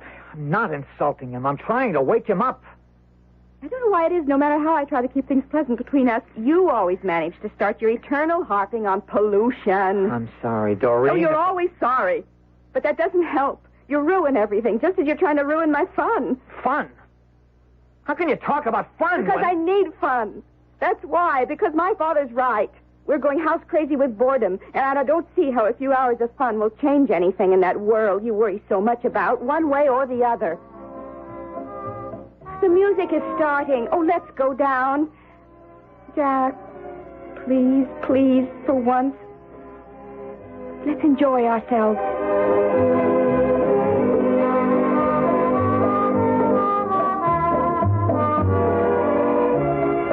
Come on, Floss, come on. The way you're dancing, put some life into it, baby. I don't feel like dancing. Well, you will. All he needs a couple more glasses of champagne. Soon take care of that. Now, say one thing for Nils. He may be batty as a bedbug, but he's a good servant. This Paul Roget is perfectly chilled. Okay, honey. Another glass for you, and another for me. Bottoms up. I can't. How can you? How can you? Don't cry, Floss. Don't cry. I can't help it. How can I try to be happy with all that's out there beyond that window? Be happy? You want to know the truth? I'll tell you. The truth keeps crowding in on me, pressuring me, trying to suffocate me, but I push it away. Because if I didn't, it would suffocate me. Flossie, the truth is, way deep inside me somewhere, I'm scared. Scared? You? Doreen. Jack. Well, welcome to the party. Oh, look at you, sweetheart. Dolled up like Marie Antoinette. Careful you don't lose your head tonight. And Jack, hey, you look terrific in that black and white. What's it called? Domino. Yeah, that's it. That's what it looks like. Oh, and say, you want to see something really terrific? Take a gander at Flossie, a fairy queen. You look lovely, Floss. But white? My dear, you in white. No, hey, come now. None of that. Not tonight. Tonight, even if it is just for tonight, we're going to stop sniping at each other. Hold it. Wait a minute. We need Nils. He's a guest, too. He's a kind of a serving guest, but still a guest. Nils? Hey, Nils. Oh, the party's starting. Come on, join in. Coming. And hurry up. We all want to see what costume you're wearing. This one, Mr. Manderson. Yes. Oh, who do you think you are? Who the devil do you think you are? I beg pardon, sir? Your costume, it's blood red. Suit, shirt, cape, the mask covering your face. All blood red. The Red Death, Nils? Yes, sir. The Red Death. Wait a minute. What are you up to? Simply turning off the music. So that's it, is it? You intend to ruin my little party, do you? You come dressed as a Red Death to throw a wet blanket over the fun we're going to have. Well, I'll take care of that right here and now. I'm ripping that costume off you, ripping all of it off. Beginning with the mask. There! I am not costumed as the Red Death, Milo Manderson. I am the Red Death. A skull. A blood red skull. No, No face. A skull. Blood red. You are the Red Death. God help me. God will not help you now, Milo Manderson. There comes a time when mortals must help themselves, and your time has come. What do you want of me? You may make a choice I will give you. You may make the choice for good or ill. Name it. I'll choose what's right, what's good. I swear it to you. You can choose to live. Yes. Or die. What do you mean, Nils? I'm sorry. That's not your name, of course. Oh, it will do. What do you mean? To live or die? One of you or your father, must die. And the choice I leave to him. Are you saying that Milo must choose either to give up his own life and save Doreen's or refuse and let her die? I am. Wow. I mean, wow.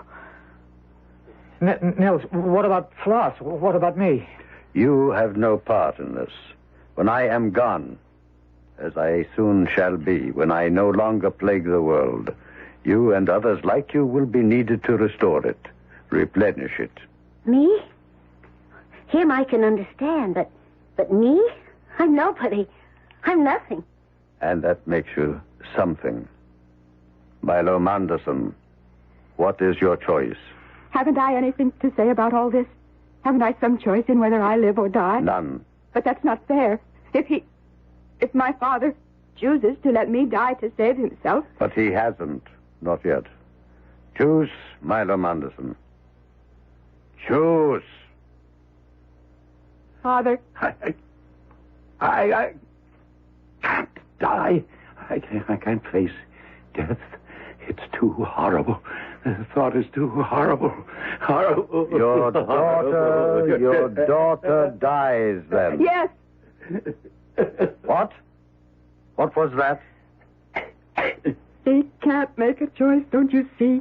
He hasn't the courage to choose death for himself or for me. Scared. He said it himself. Deep down inside, scared. And I never knew in all these years. Never knew. I thought he was the strongest man on earth, but he's just a scared child. Nils, take me. He must make the choice. Choose. Choose. No. Take her. Take Doreen. She offered, didn't she? She's not afraid.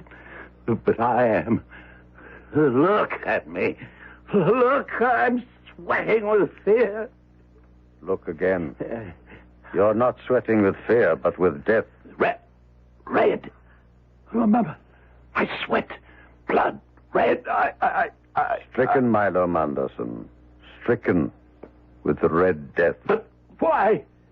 Oh, why? You gave me a choice. And again, you chose the wrong one. You chose to do evil instead of good, as you always have.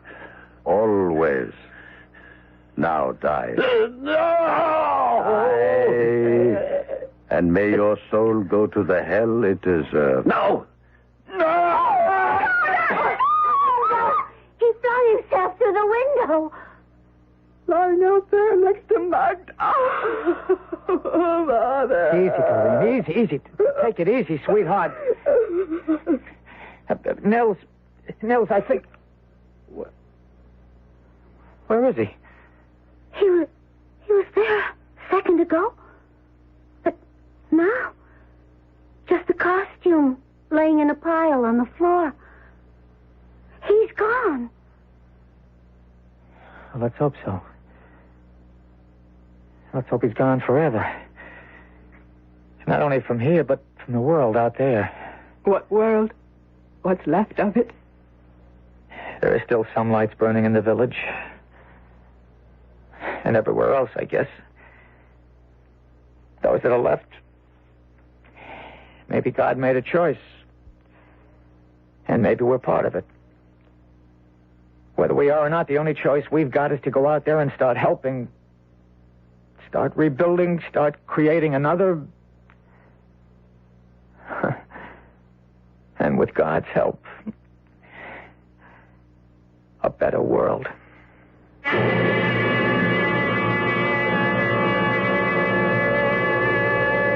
So ended the mask, the masquerade, if you will, of the Red Death. The year 1996 isn't too far off as years go.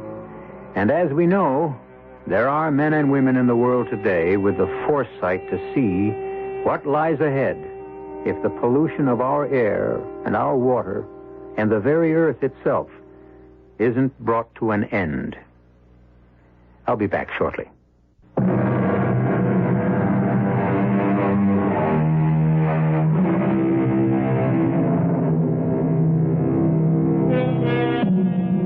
The strange tale I've just brought you was an allegory, a story designed to symbolize a message, a truth. Of course, it never happened, but it could. Our cast included Stotts Cotsworth, Carl Swenson, Lois Smith, Jack Grimes, and E.V. Juster. The entire production was under the direction of Hyman Brown. And now, a preview of our next tale. Listen. What's that? What's he saying? He's crying. Crying as if his heart would break. This is terrible. Poor Wyatt. He's in agony out there. Yes, I can hear him. Poor man. Will, what is he crying over? It can't be the painting, even if it had been damaged when those sailors bumped the box. Elvira, it can't be that. It isn't. Isn't? I told you I've had this feeling all along. This sense of something. You know. And now I'm sure. It isn't a painting that's in that box, Will. It's a corpse. A corpse? And the question that I've been asking myself all along is, whose? Radio Mystery Theater was sponsored in part by Buick Motor Division. This is E.G. Marshall inviting you to return to our Mystery Theater for another adventure in the macabre. Until next time, pleasant dreams.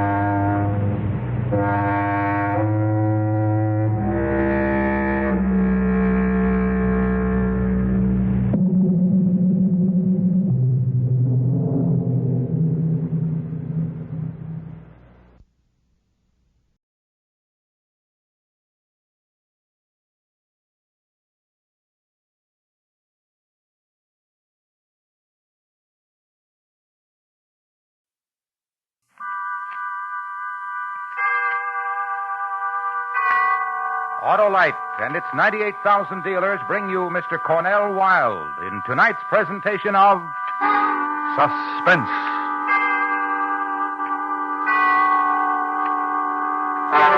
Tonight, Autolite combines fact and fiction. The fact, the murder of Mary Cecilia Rogers in New York City. The fiction, Edgar Allan Poe's solution of that crime, which he called The Mystery of Marie Roget. Our star, Mr. Cornell Wilde.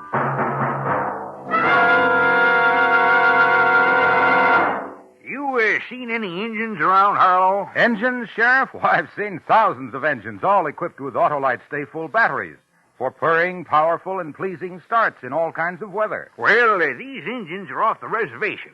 And there are no reservations about an Autolite stay-full battery. It states right on the case, needs water only 3 times a year in normal car use. Well, these engines didn't like life on the reservation. Life? Why, the Autolite stay-full battery has long life.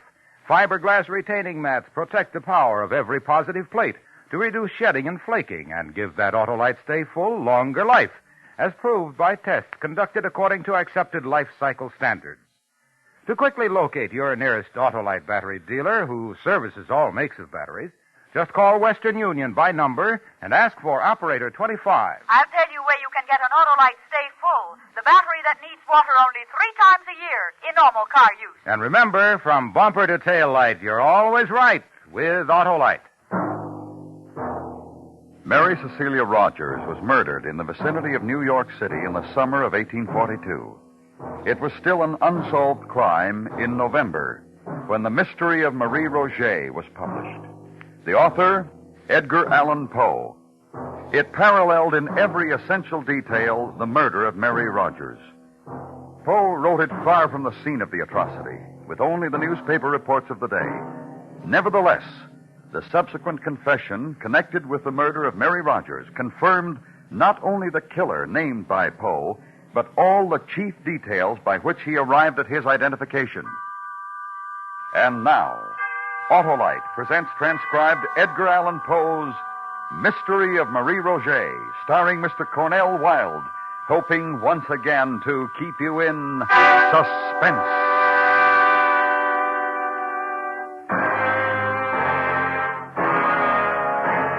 Good evening. My name is Dupin. I should like to extend an invitation. Regard first a certain event which truly occurred in New York City on a warm summer night in 1842. Secondly, I invite you to employ your imagination and displace that same event intact with all of the essential facts to a cobbled, old-world Paris on an identical, warm and fragrant summer night in the same year. Lastly, and most interesting, I should like to invite you to attend that event. It is a murder.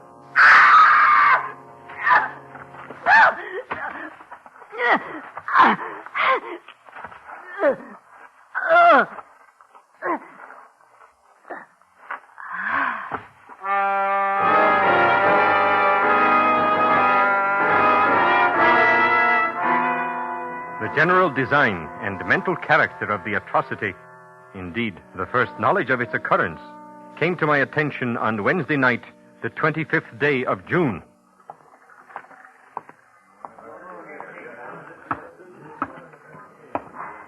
Who is the prefect of police? I am, monsieur. Dupin? Yes, monsieur. Oh, thank you for coming, monsieur. I wasn't certain my messenger would find you. This way, monsieur. Please. Andre, the lantern for Monsieur Dupin. Mm-hmm. She died harshly. Yes. Beaten, choked, drowned. Oh, yes, quite harshly. She was beautiful, monsieur. Once, perhaps, yes. Still, Mademoiselle what? In life she had a name, in death she must also have a name. Any of you? I have asked, monsieur, but none of them know her. But her clothes and jewels say she was known Dupin. Good clothes, torn and disordered in her terrible struggle, but good. And the jewelry, not expensive, but tasteful. This woman, in my opinion, Dupin, was known. And loved, Monsieur the Prefect. No doubt. Dupin, this is why I sent for you. I've been through these things before. The newspapers will write stories, the reporters will make conjecture. Although there is no name for her now, there will eventually be a name. And then, monsieur, I will be called upon to produce her assassins. There is so little to go on. The eyes of the public will be upon me, and my honor is at stake. And my honor, too, monsieur, if I am involved in the investigation. Dupin, listen. There is a fund at the prefecture, a sizable fund which I am authorized to use when circumstances arise. For your services, I am willing to make a direct and liberal proposition. Dupin, you will help me find the answer to this woman's death? I cannot refuse.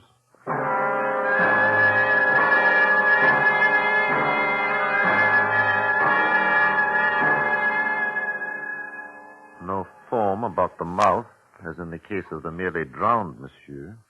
Here, bruises, impressions of fingers. It was a strangulation by hand and by this cord, monsieur. Yes. Doctor? Yes, Dupin? An ingenious knot in that cord, don't you think? Now, this is a slip knot. A sailor's knot. Sailor's knot. She was found in water. Why did she die, monsieur? For her beauty, perhaps. For her love. Her hate. It was Sunday. Observe, Doctor. There are no marks to prove she was weighted and then shaken loose. Yes, she quit life on Sunday. Murdered in the dark. Thrown into the river. Unweighted. Monday. Tuesday, she remained, as a corpse will, on the bottom. And then on the third day, tonight, as a corpse will, she rose, and the fishermen saw her. It is the way of corpses violently made so. Not only violent, but quick. Near the river bank, somewhere. For what assassins could carry a burden like this, long undiscovered?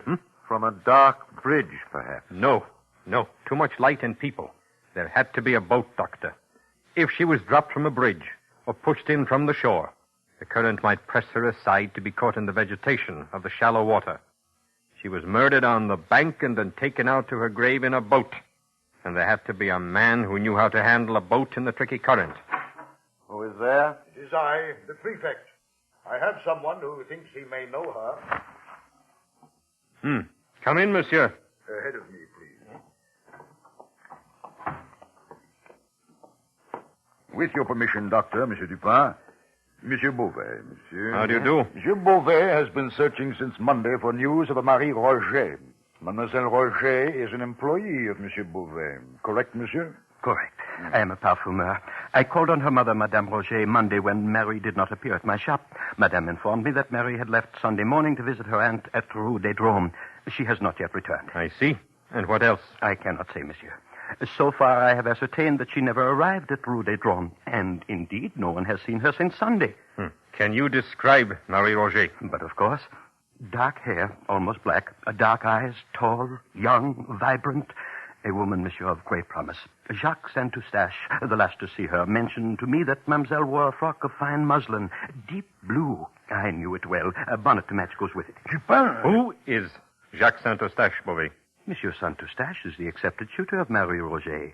He lodges and takes meals at the pension kept by Madame Roget. He was to have gone for his betrothed at dusk Sunday and to have escorted her home. In the afternoon it rained heavily, and supposing that she would remain at her aunt's, he did not think it necessary to keep his promise. She has stayed there under similar circumstances. And where is Jacques Saint-Eustache at this moment? Searching, and anxious as I am for Marie Roget. It is 3 days since Sunday. 4 days, really, but 3 that Marie Roget has been considered missing. Your search is tardy.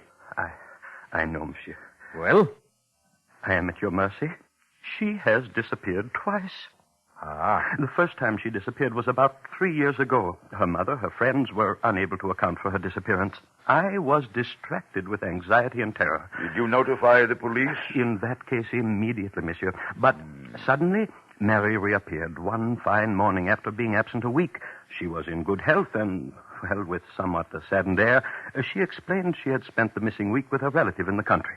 Madame Roget, who was, and still is, infirm, recalled this to be a fact, and the matter was forgotten until now. So you did not call the police this second time she disappeared? What has happened once can happen again. What did happen that week she was away? I do not know. I do not honestly know. But you doubt the story of visiting a relative? I will not say. Show him what we have, Doctor. If you will kindly step over here, Monsieur Beauvais. Now, Monsieur Beauvais, if you please, do you know this woman, Monsieur? It is her. It is Marie Roget. It is her. Poor little Marie. Why does Beauvais cry, Dupin? The girl only worked for him. He has not told us all. He is suspect, Dupin, and I will have a word with him, huh? Stay. But Dupin, why does he weep for a shop girl, a grisette who was promised to another? He weeps for youth and beauty.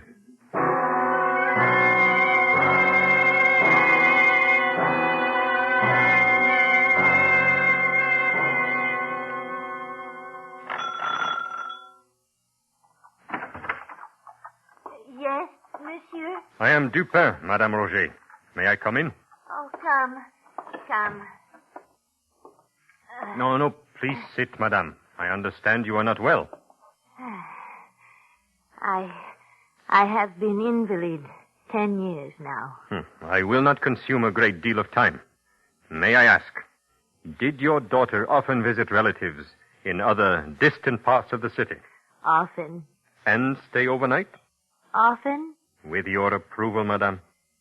She was and has been free of me since her 16th year.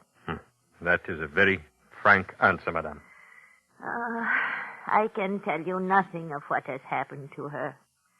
She leaves me on a morning with no enemies I know of. And do you know of her friends?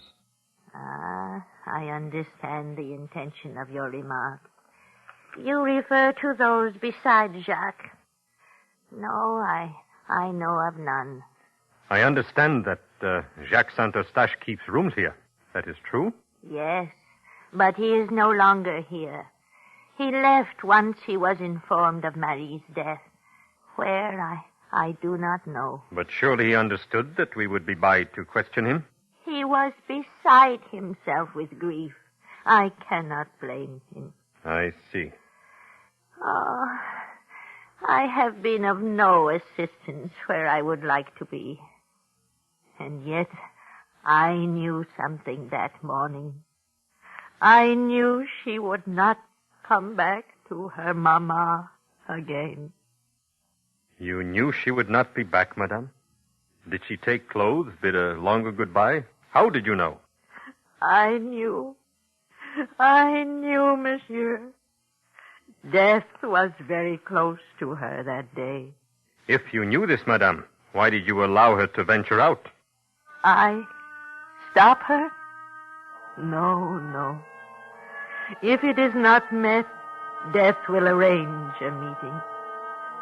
If the meeting had been here, death might have visited me, too.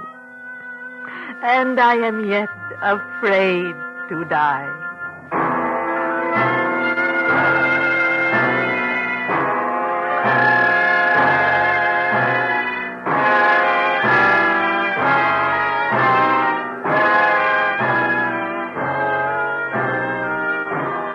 Autolite is bringing you Mr. Cornell Wilde in Edgar Allan Poe's The Mystery of Marie Roget. Tonight's presentation in radio's outstanding theater of thrills, Suspense.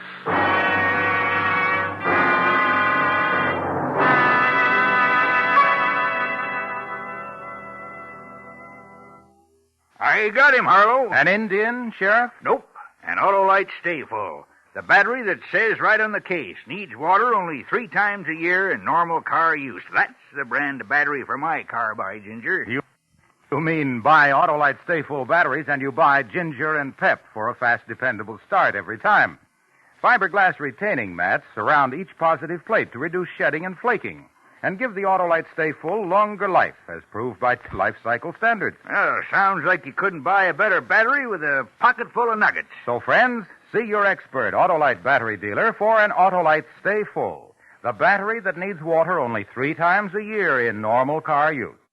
To quickly locate your nearest Autolite battery dealer, who services all makes of batteries, phone Western Union by number and ask for operator 25. That's right. I'll gladly tell you the location of your nearest Autolite battery dealer. And remember, from bumper to tail light, you're always right with Autolite.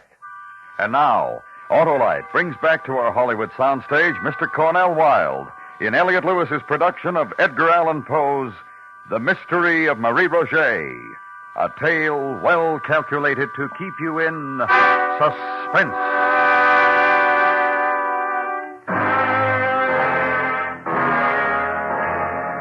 Dupin, again. You will recall the event we have been attending in Paris. I invite you now to keep in mind the solemn fact that Marie Roget died violently, that her lover, Jacques Saint-Eustache, is missing. Where she died, who administered her death, for what reason, remain to be known. Attend at this point another event, if you will, which was arranged by that zealous and righteous man, the prefect of police. Thank you for coming, Dupin. You have located the lover, Saint Eustache? Saint Eustache? No, he's unimportant, I assure you. Somewhere right now he drinks and tries to forget.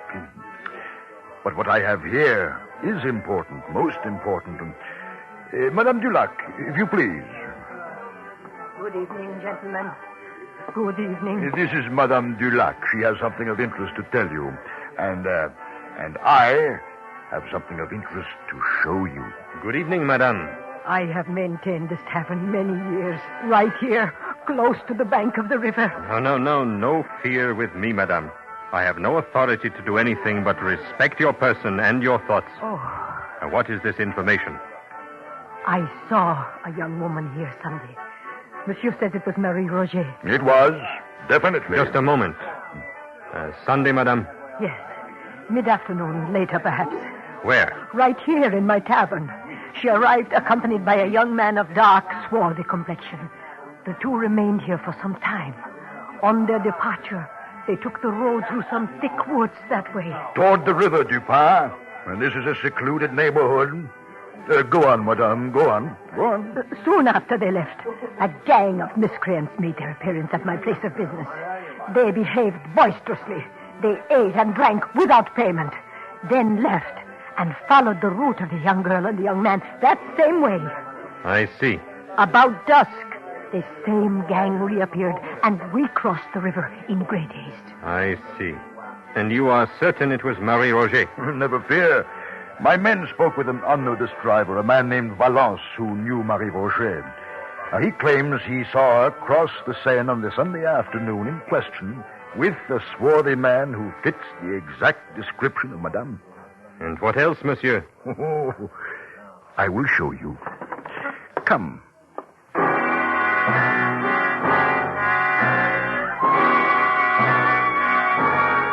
I followed him through the back of the tavern into the thick woods which lined the Seine at that point. He stopped when we had come to a close thicket, within which were 3 or 4 large stones, forming a kind of seat with a back and footstool. Note, Dupin, a white petticoat here.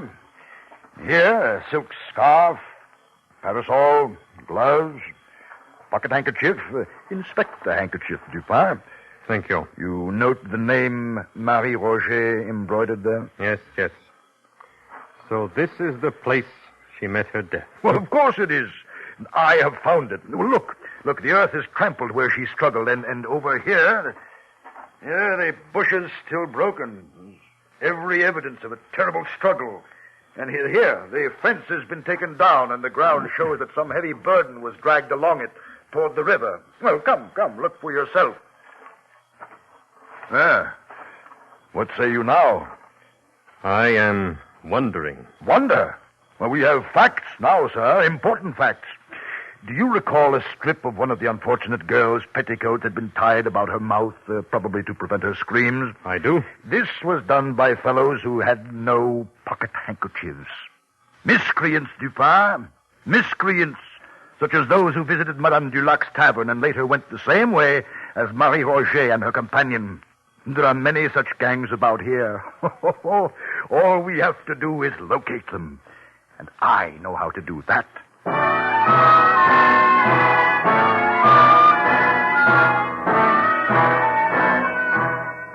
That night, the shrill cries of the Paris newsboys proclaimed the prefect's resolve.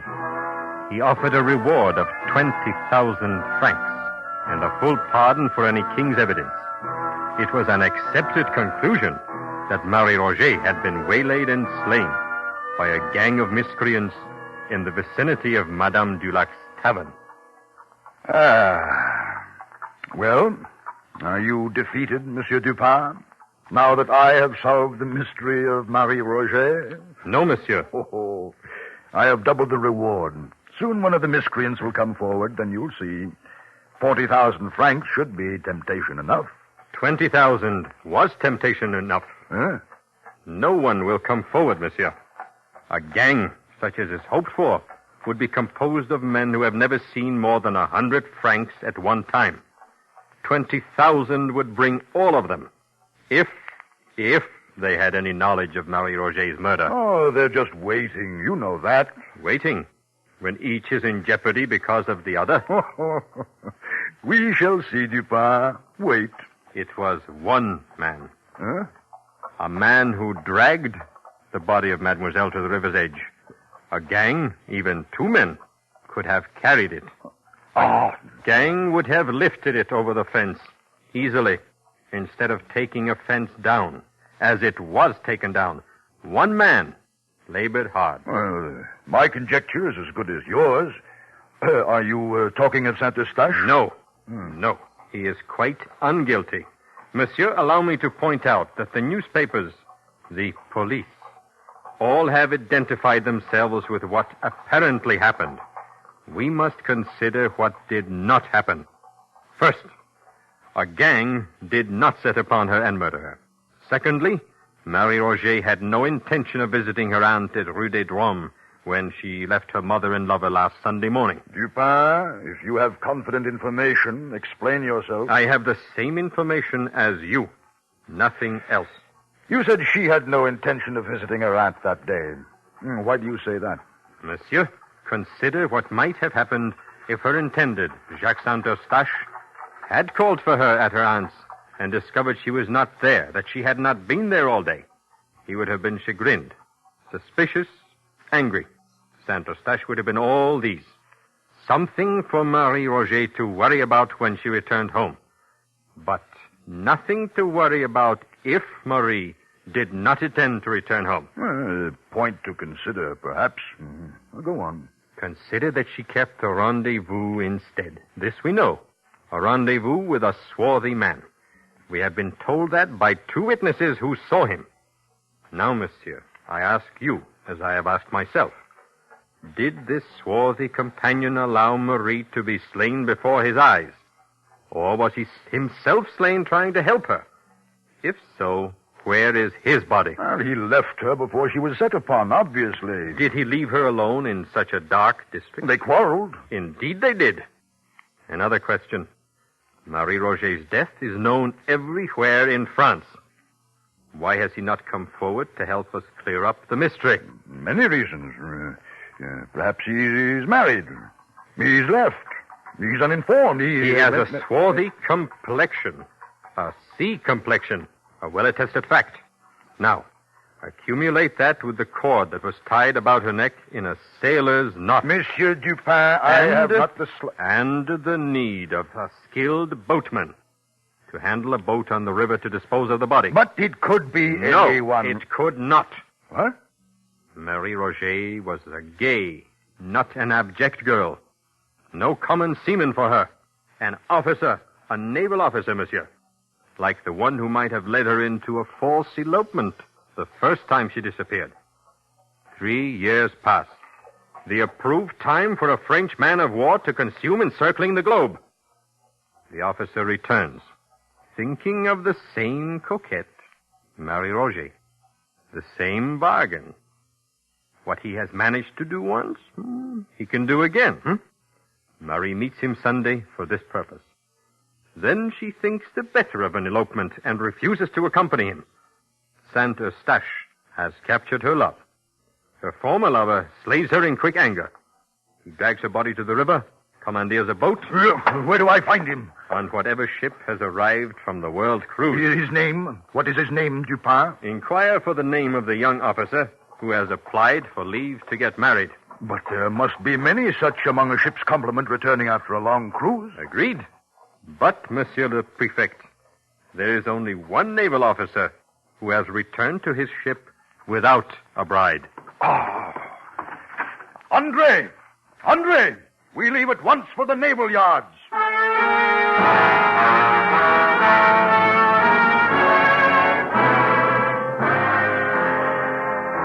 It has been an interesting evening, And now I issue a last invitation, my friends. I invite you to retain all that you have heard and employ this time, instead of your imagination, your sense of reality. For Marie Roget of Paris was truthfully Mary Rogers of New York. Let your reality move you back to New York City on a winter day some months after the event described. In the darkening afternoon, inside a gray stone building, I invite you to attend another event I think you will find significant.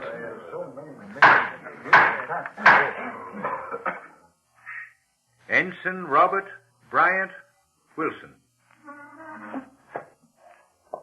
You have been found guilty of the murder of Mary Cecilia Rogers. It is the judgment of this court that you be hanged by the neck until you are dead.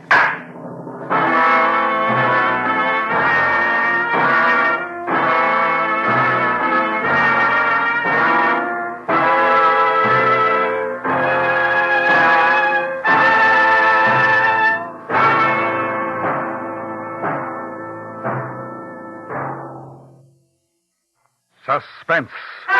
Presented by Autolite. Tonight's star, Mr. Cornell Wilde. This is Harlow Wilcox speaking for Autolite, the world's largest independent manufacturer of automotive electrical equipment. In 28 plants from coast to coast, Autolite makes over 400 products for cars, trucks, tractors, planes, boats, and industry. These products include bumpers, die castings, industrial thermometers, and batteries, such as the famous Autolite Stay Full, ignition-engineered Autolite spark plugs, both standard and resistor types, voltage regulators, wire and battery cable, Autolite Bullseye sealed beam units, and Autolite original service parts for all Autolite electrical systems. Autolite is proud to serve the greatest names in the industry. So, from bumper to tail light, you're always right with Autolite.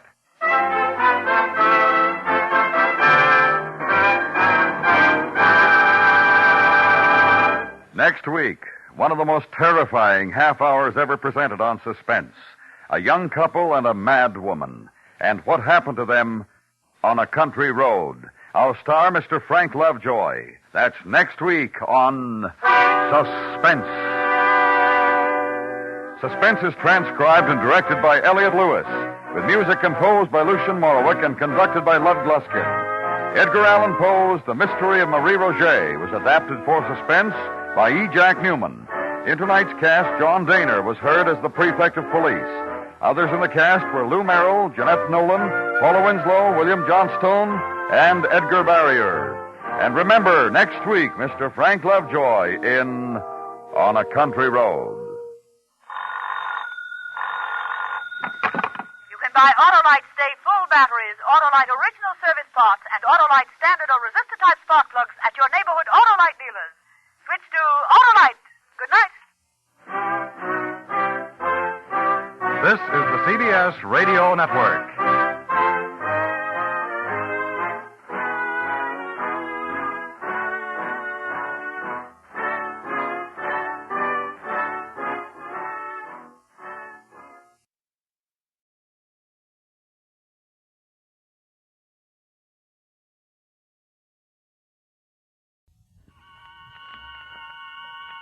Autolite and its 96,000 dealers present Suspense.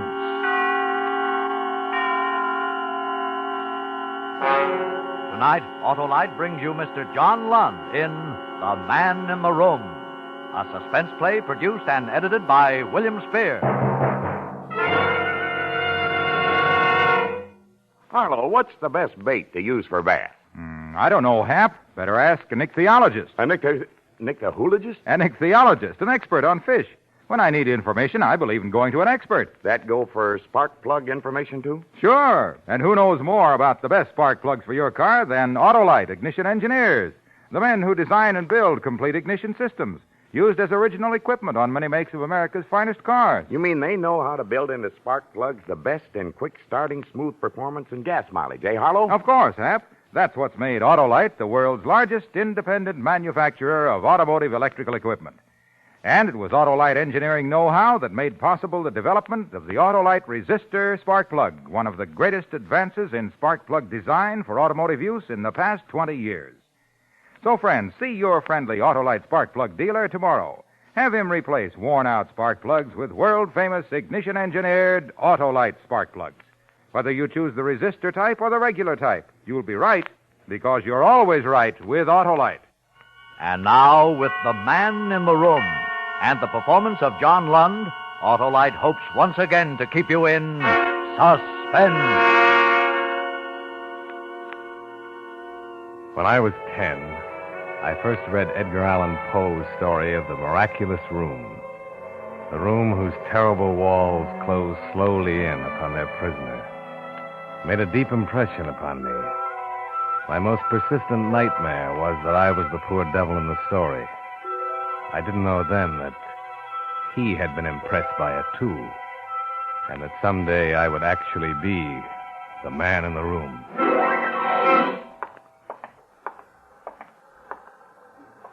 Excuse me. Can you tell me what floor Miss Markham is on? Miss Markham? What do you want with her? Why, I want her to do some work for me. She does typing, doesn't she? Mm-hmm. 3rd floor. Step in. Thank you.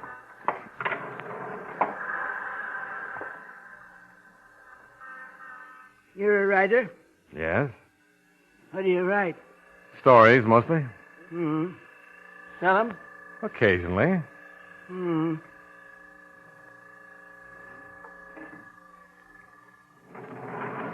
She's down at the end of the hall, where you see the door open. Thank you very much.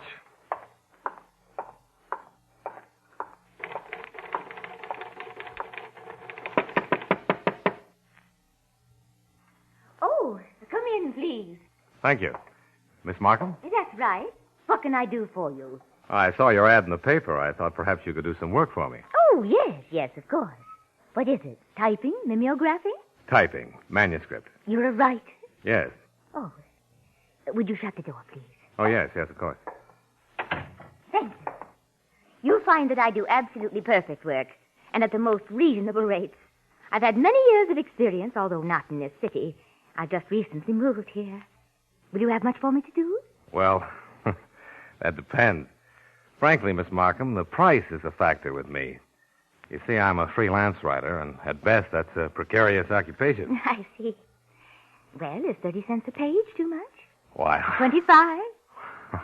I was about to say that 30 seemed extremely reasonable. Well, I've already said 25, so we'll leave it at that. You're very kind. Not at all. Excuse me, please. Was that the elevator man running down the hall? Well, no, I didn't see anyone. It's been a lovely day, hasn't it? Yes. Yes, it has. I think the weather is so perfect here. I know I'm going to love this city. It's so difficult coming to a new place and trying to establish oneself, especially so late in life. But I think things are going to work out fine. I hope so. Would you like to leave your manuscript now? Yes, here it is. Oh, thank you. Yes, 40 pages. I'll have that ready for you day after tomorrow. Oh, that'll be fine. I'll come back and pick it up then. I left the office and rang for the elevator. The old man who ran it didn't speak to me on the way down, but I stood in the back of the car and looked him over carefully. He was a funny little old duck, almost dwarf-sized, with shoulders so rounded he was nearly humpbacked. I was sure he was the one who had been listening at the door upstairs. But, after all, it was none of my affair. 2 days later, I returned to the old office building to pick up my manuscript. You come to pick up your typing? Yes. Here it is. She left it for you. Oh. Well, I've got to go up anyway. I have some more work for Miss Markham. I'll take it. She don't want to be disturbed. Well, Just give it here. All right.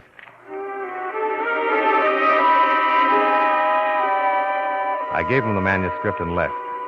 Several days later, when I returned, he had the completed work ready for me, down on the first floor. That's the way it went on the other occasions when I had typing for Miss Markham to do.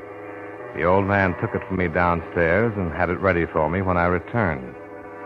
There was always a reason for me not to go upstairs. Miss Markham was working and didn't want to be disturbed. Or she just left for lunch.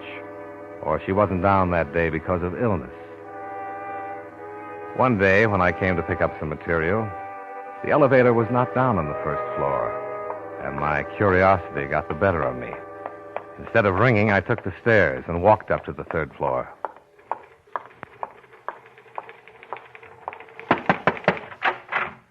Oh, it's you. Where's Miss Markham? She ain't here. You can see she ain't. Yes. Are you typing? Sure. I help her out sometimes. She's sick today. Oh, I see. I just finished your story. That's fine. It won't sell, though. What? I say it won't sell. It's clumsy. Oh, you think so? Yes. It's all hodgepodge. You write too fast. Well, I'm sorry you don't like it, but if you'll just put it together, I'll send it off anyway. All right. But it won't sell.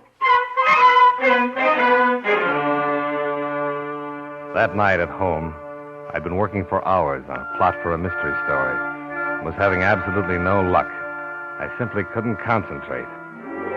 Then I had a thought. How would it be to use Miss Markham and the elevator man as the basis for a story? Just take the situation as it stood now and fabricate the rest of the plot from there. Let's see. The old man could have murdered her and hidden the body. Possibly he'd done it immediately after I'd seen her last, and she'd been dead all this time. I even made up a fine name for the elevator man. I called him Gracklin. But for the life of me, I couldn't build a story. Why had he killed her? What had he done with the body? The plot wouldn't move. And yet somehow I couldn't discard it and try another. I knew that I was stuck with it until I worked it out. Well, how about the reality? What had happened to Miss Markham? Why hadn't I seen her for over 2 weeks? The only thing to do, I decided, was to find out more about the real situation. Perhaps I could evolve something from that.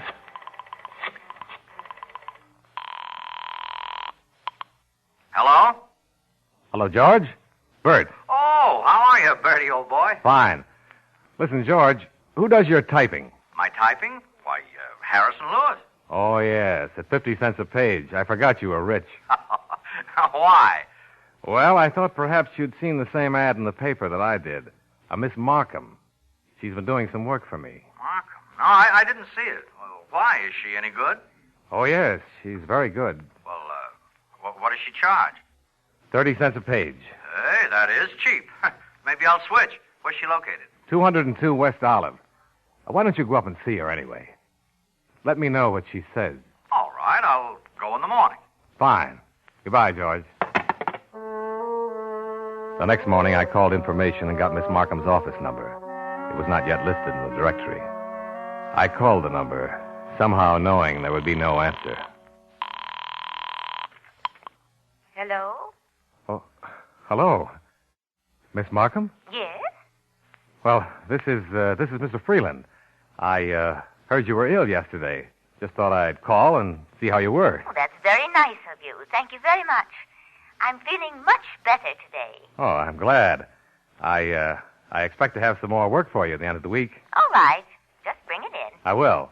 And, oh, yes, Miss Markham, I haven't received a bill from you yet. Would you send one soon? Yes, I will. Thank you. Goodbye, Miss Markham. Goodbye.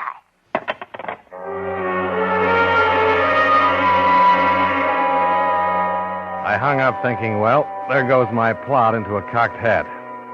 I realized then that I had begun to believe something had happened to Miss Markham. Talked myself into it, I guess. Confused the fiction with the reality. But just because she was alive and well, that was no reason why I couldn't still build a good story from the same idea. Now, let's see. Gracklin had killed Miss Markham and hidden the body. But when I called up, she answered. No, I couldn't use that. But wait a minute. Why couldn't I? Why, certainly, there was the twist. Sure. Gracklin gets another woman to impersonate Miss Markham.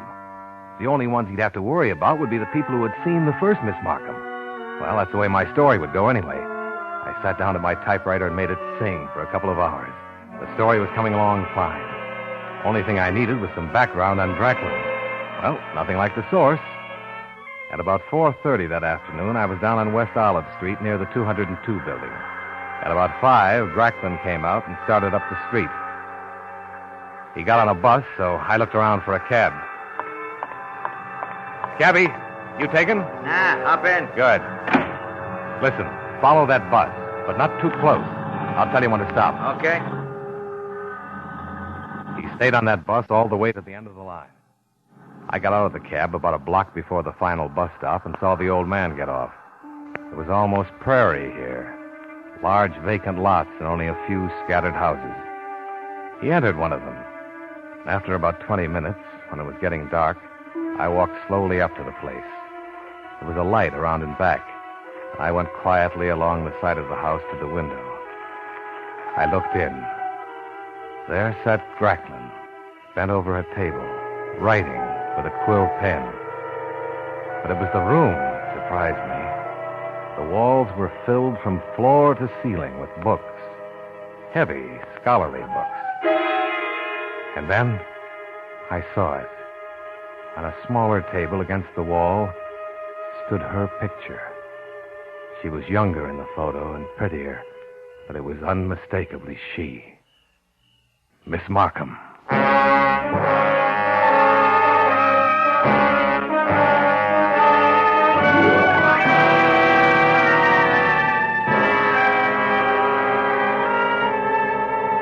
Autolite is bringing you Mr. John Lund in The Man in the Room.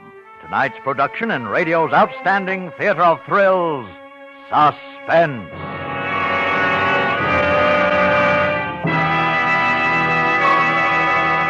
Harlow, do ichthyologists and zoologists have anything in common? Well, in a way, Hap, you see, any kind of an ologist is an expert in his field. Well, I guess that makes you a spark plugologist, hey, Wilcox? Well, not exactly. I'm more of a gabologist. The real experts are the Autolite ignition engineers. They design and build complete ignition systems for use as original equipment on many makes of America's finest cars. So naturally, they've built spark plugs that will work as a team with the ignition systems. Spark plugs that are unexcelled for quick starting, smooth performance, and gas mileage. Sounds logical. Of course. And these same Autolite engineers developed the famous Autolite resistor spark plug, one of the greatest advances in spark plug design for automotive use in the past 20 years. They're experts, all right, Harlow. So, friends, see your friendly Autolite spark plug dealer tomorrow. Have him replace worn-out spark plugs with ignition-engineered Autolite spark plugs.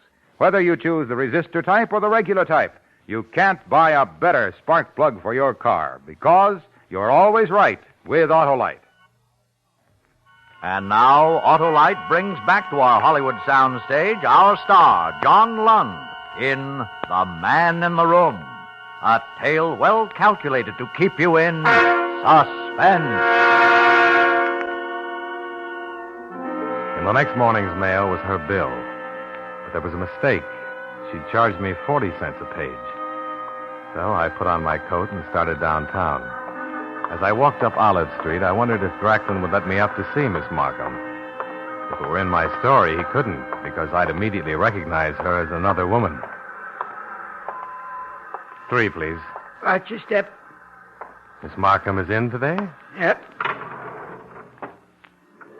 You know, I haven't seen her for some time. She's always been out or sick or something. That's so? Certainly it's so. You were the one who kept telling me. Oh.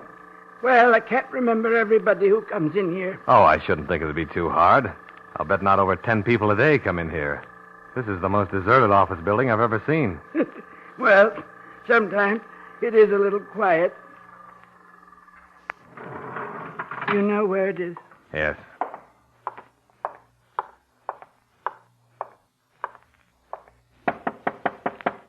Come in. Miss Markham. You are Miss Markham. Yes, of course.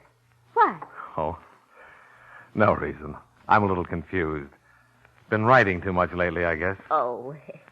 Well, the reason I came down is because of your bill. There's a mistake. But don't you remember you said you were going to charge me 25 cents a page? But your bill says 40. Oh, yes, I do remember now. That's right, 25. The error is mine. I'll change it. I'm terribly sorry. Oh, that's all right. I wasn't worried about it. If you'd like to refigure it, I can leave you a check right now. Do you possibly have the cash? Well, let's see. Yes, I think I do. Would you prefer that? If you don't mind.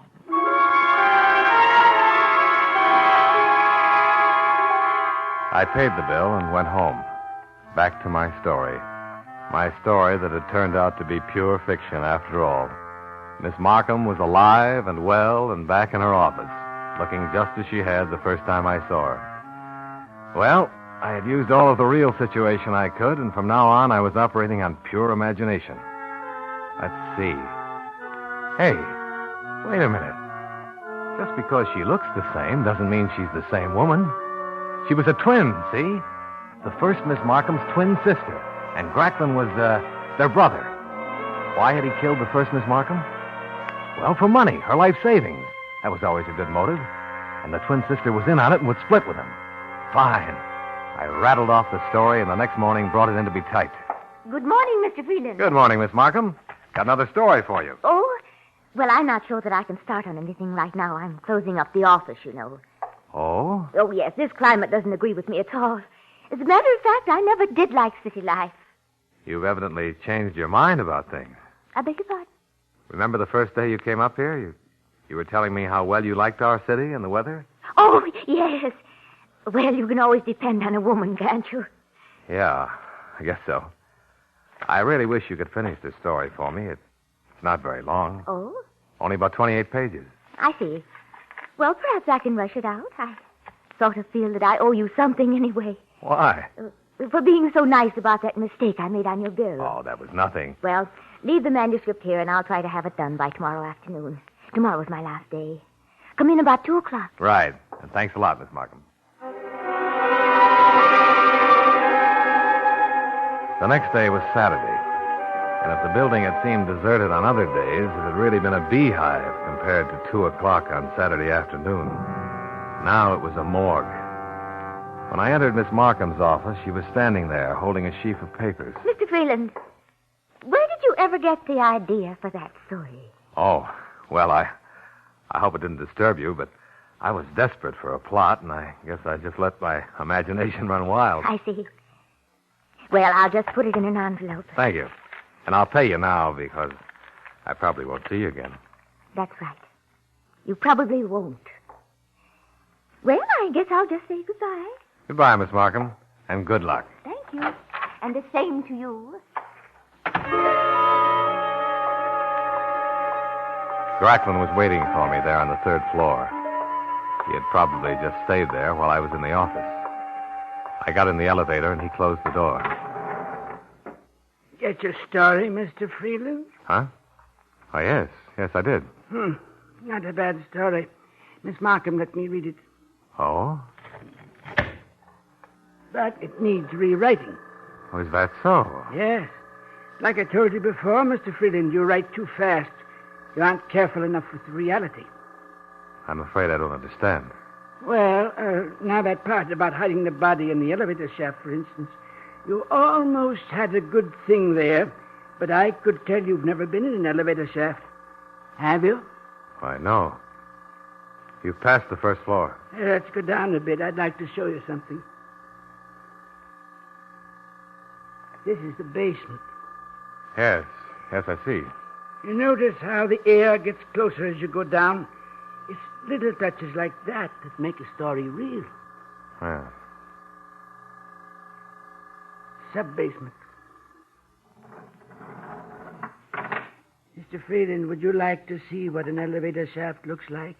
Well, Come on, it's very interesting, especially for a writer. All right. Fine, follow me. Now, we'll just go down these stairs on your left. There's only a few of them, but they're kind of dark.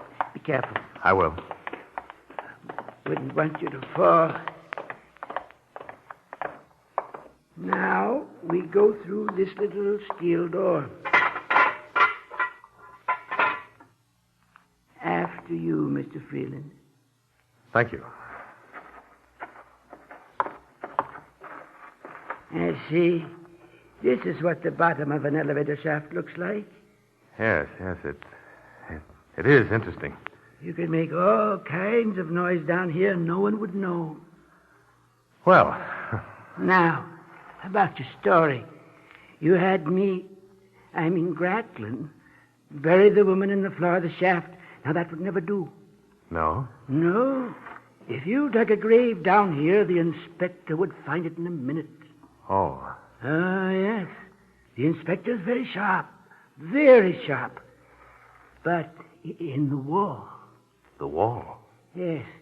See those bricks? Now, if I go to exactly the right place, look, I can pull several of them right out. And after I've got all the loose ones out, there's a regular cavity been dug out behind them. Come here. Look for yourself. Miss Markham! Yes. See how snugly she fits in there? I spent a long time digging that hole. She's dead. You killed her. Yes. Didn't you really know? I'll just put these bricks back now.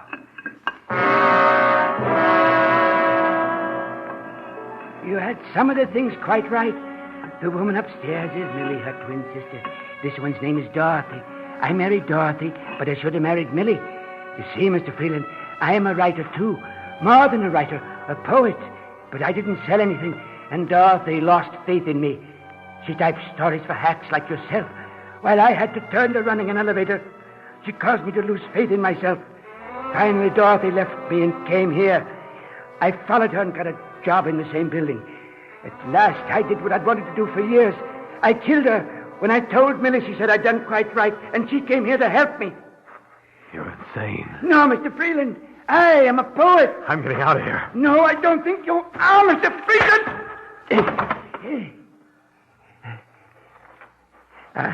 Are you surprised how strong I am? I've done many things in my time, even if it waits in a circus. You madman. No, don't try to get up, Mr. Freeland, or I'll just have to knock you down again. You see, I've got something quite interesting in store for you. You remember Edgar Allen Poe's wonderful story about the man in the room that got smaller and smaller until it would crush the life out of him? What are you talking about? There, Mr. Freeland, I have such a room. You're in it now.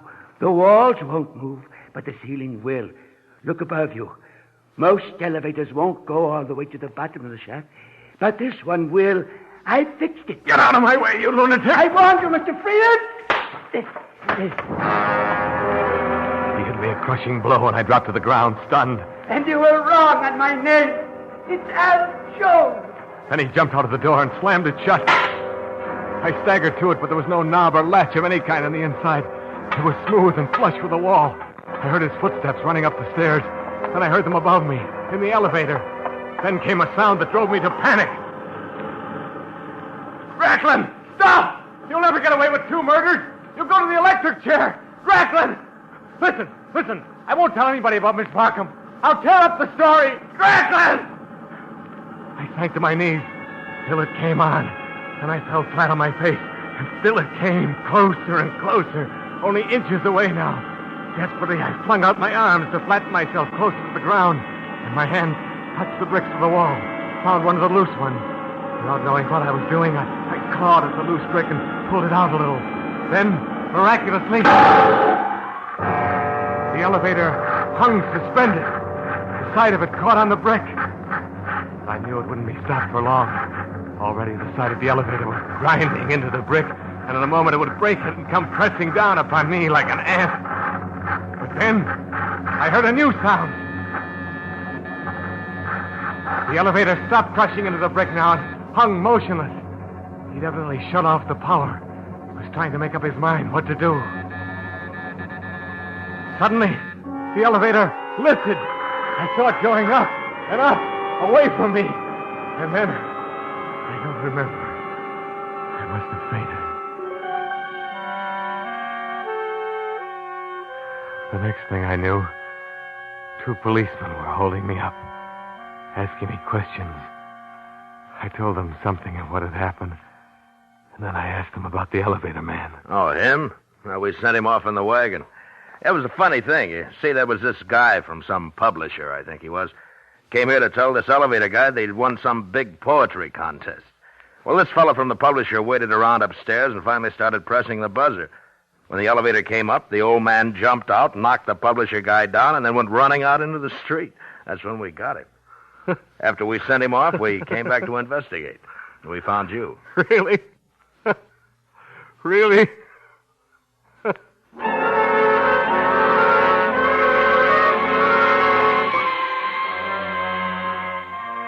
Well, that's about all there was to it. Except that old Drackland really was a pretty good writer, I guess. Because I made the changes he suggested. And you know what? I sold the story.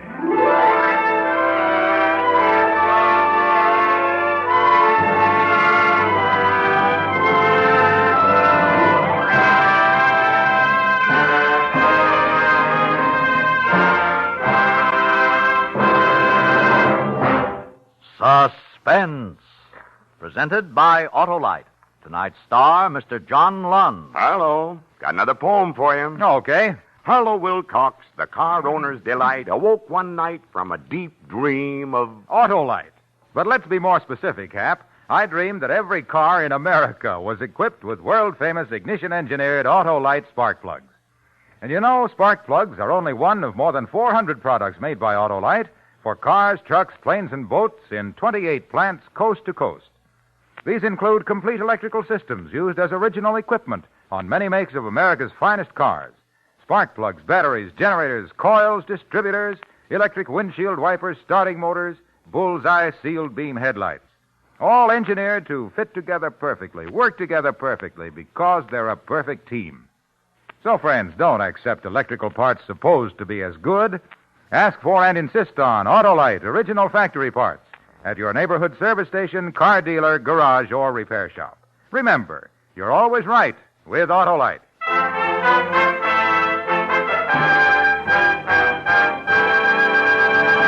Next Thursday for Suspense, our star will be Miss Claire Trevor. The play is called Angel Face, and it is, as we say, a tale well calculated to keep you in suspense.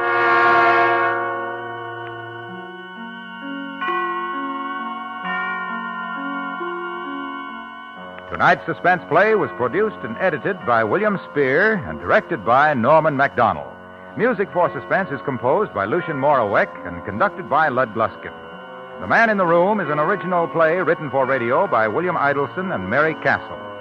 John Lund is currently being co-starred with Barbara Stanwyck in the Paramount picture No Man of Her Own. In the coming weeks, you will hear such stars as Charles Boyer, Edward G. Robinson, Jack Carson, and Dennis O'Keefe. And don't forget, next Thursday, same time, Autolite will present Suspense, starring Claire Trevor.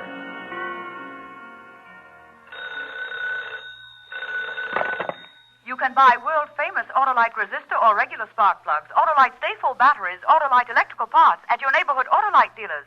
Switch to Autolite. Good night.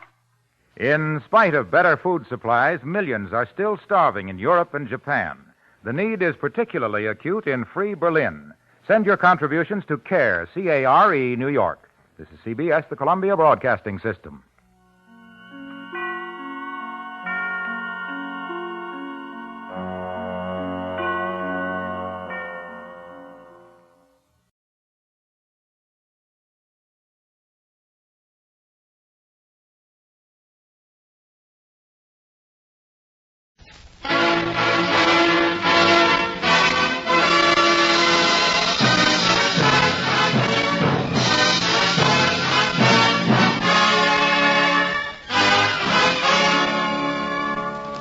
This is the NBC University Theater, presenting another in our series of radio plays based on the world's great stories. Tonight, The Purloined Letter by Edgar Allan Poe, starring Adolphe Menjou.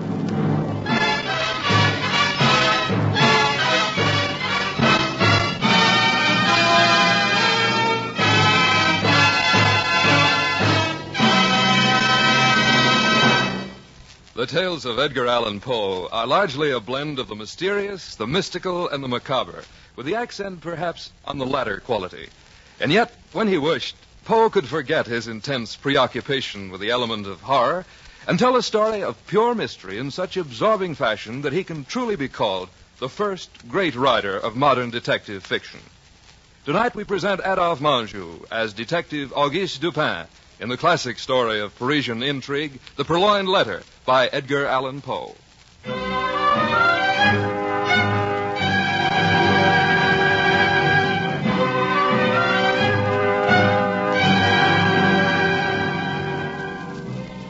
This is Edgar Allan Poe.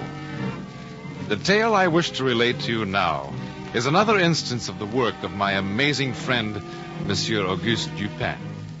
You will, I have no doubt, remember Dupin as the man who solved the grisly murders in the Rue Morgue and that of Marie Roget. I will spare you tonight any such further instance of tragic death. But even in this case of which I speak now, I cannot but feel that the solution at which Dupin arrived would have been beyond the powers of any other man I have ever known. But to begin the tale at what seems the logical place.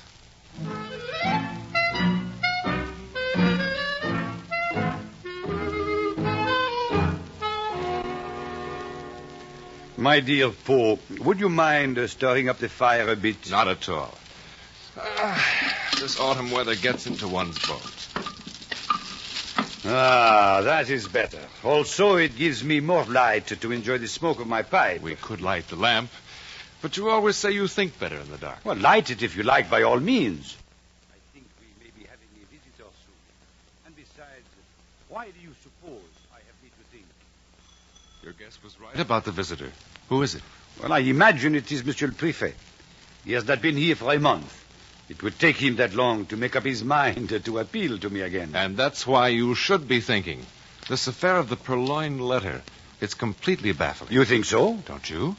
I'm sure Her Highness the Princess wouldn't share your calmness, nor will Monsieur le Préfet. We shall see. Good evening, Garand.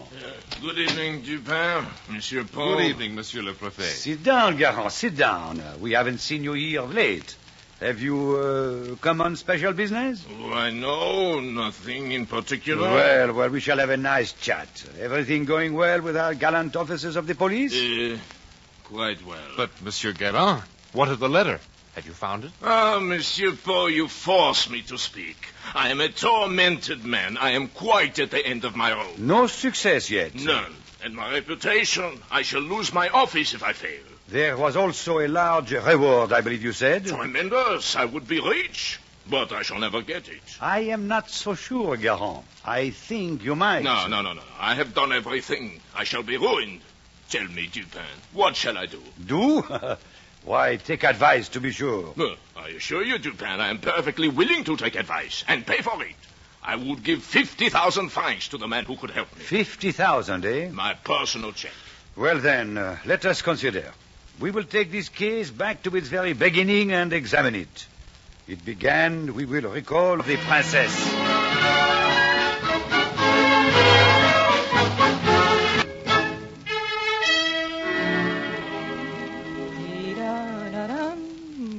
Here is a letter, Your Highness. It has just been brought by messenger. Thank you, Marie.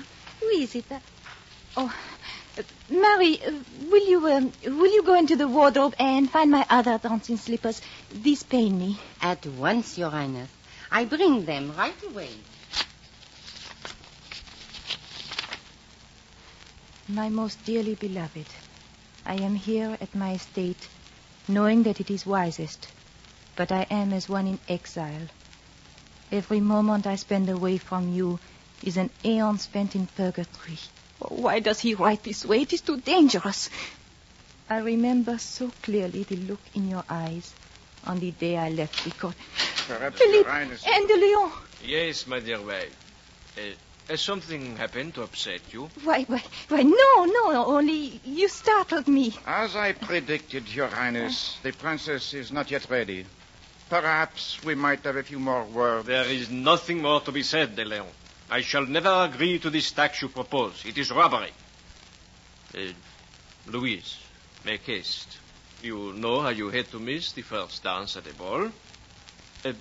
What was that you were reading as we came in? Nothing. It's only an unimportant letter from some nobody in the provinces. Well, then, put it down and make ready. Yes, of course. I perceive that our princess will be once again the loveliest lady at the ball. You are too flattering, Comte de Leon. Not at all. Your Highness must pardon my intrusion into your boudoir, but I was in the middle of a discussion with your honored husband. Apologies do not sound well from you, Monsieur le Comte. In my humble position as Minister of Finance... In your humble position as Minister of Finance, de Leon, you contrive never to give me a moment's peace. But since your Highness opposes me on every measure... Enough of that, de Leon. You will handle the matter exactly as I have ordered. Very well, then. I will make a memorandum to that effect, lest I forget. By the way, Your Highness, you will not mind if I scribble it on the back of this piece of waste paper from the table? Monsieur le Comte. Oh, 1,000 pardons. I thought you said the note was worthless. It is perhaps something Your Highness wishes to treasure? Wait. No, of course not. Ah, good. Well, au revoir. I trust we shall meet again at the ball.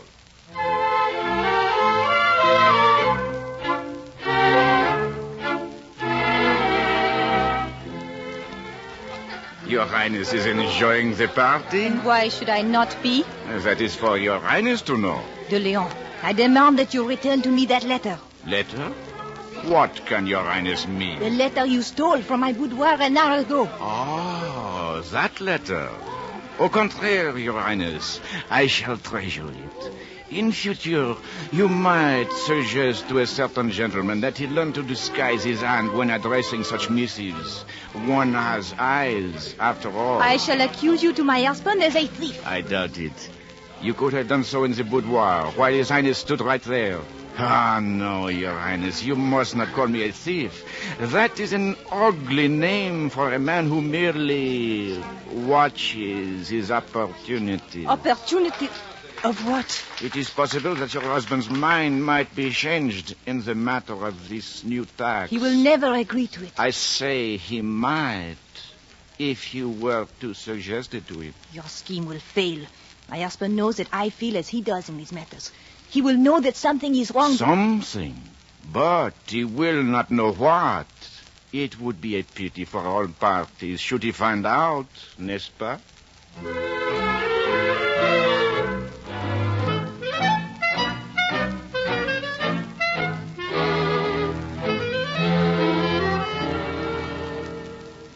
It was nearly a year thereafter, Monsieur le Préfet, that you honored me with your first call.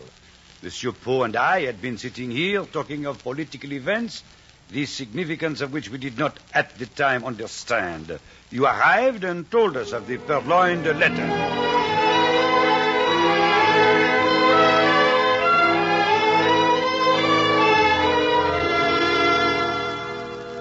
The business, as you see, is very simple, and I've no doubt we can manage it ourselves.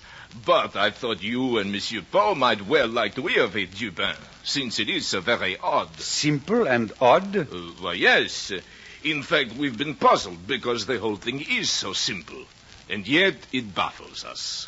And the reward offered is prodigious. Perhaps the whole thing is a little too plain. You and your strange notions, Dupin. But now to the matter. It is clear that the letter is still in De Leon's possession. How do you know that? Why, if he had used it or disclosed its contents, he would no longer have his power over the royal personage whose honor he threatens. Poe and I were just speaking of the rapid ascendancy of De Leon's faction in the court. This explains it. You proceeded, then, on the assumption that the minister still has the letter. Precisely. Now, for the last 3 months, the minister has often been away from home all night. In that time, my men and I have completely ransacked his home. It is impossible that we should have missed it. He could not, I suppose, be carrying it with him. Out of the question. We have posed as robbers and waylaid him twice to search him. Well, he must have expected that. What was the appearance of this letter? Oh, an ordinary one. Except, of course, for the small red crest embossed on it. Folded twice over, the address in a large, bold, masculine hand, the paper heavy. Very good. Tell me, Garam, how have you gone about searching the house? Well, we took our time. We looked everywhere. We searched the drawers. To us, of course, there is no such thing as a secret drawer. We probed the cushions with needles, took the tops from the tables. Why that? It is possible, Monsieur Poe, to bore a hole in a table leg or the top of a bedpost and hide something inside. But the legs of the chairs... You didn't take all the chairs apart. We did better. We examined the jointings of every piece of furniture with a microscope. The smallest bit of gimlet dust would have looked as large as an apple. You looked behind the mirrors, of course? No, the mirrors, the carpets, the paper on the walls, the binding of the books, everything. Then you're making a mistake. The letter is not on the premises. He has sent it away. I fear you may be right. Nonsense. Of course it is there. He would have to be able to produce it at a moment's notice. But, Dupin, what shall I do? Look again. That is perfectly useless. It is the only advice I have to give you. Very well, then. I'll go again tonight. And you, too, shall come along. Take Monsieur Poe if you wish, but I fear the minister has placed the letter not merely out of sight, but out of mind. I shall search for it in my own mind right here.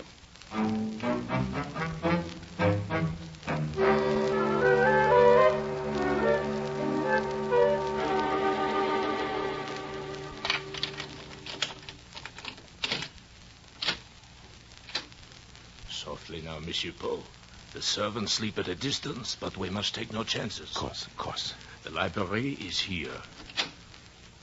Is that you, Jacques? Oui, Monsieur le Préfet. Find anything new? Some few parcels, Monsieur. I was just coming to them. Well, get about it. Oui, Monsieur le Préfet.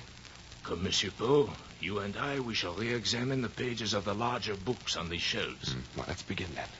Can't you open that lantern another inch? Impossible. We must have secrecy.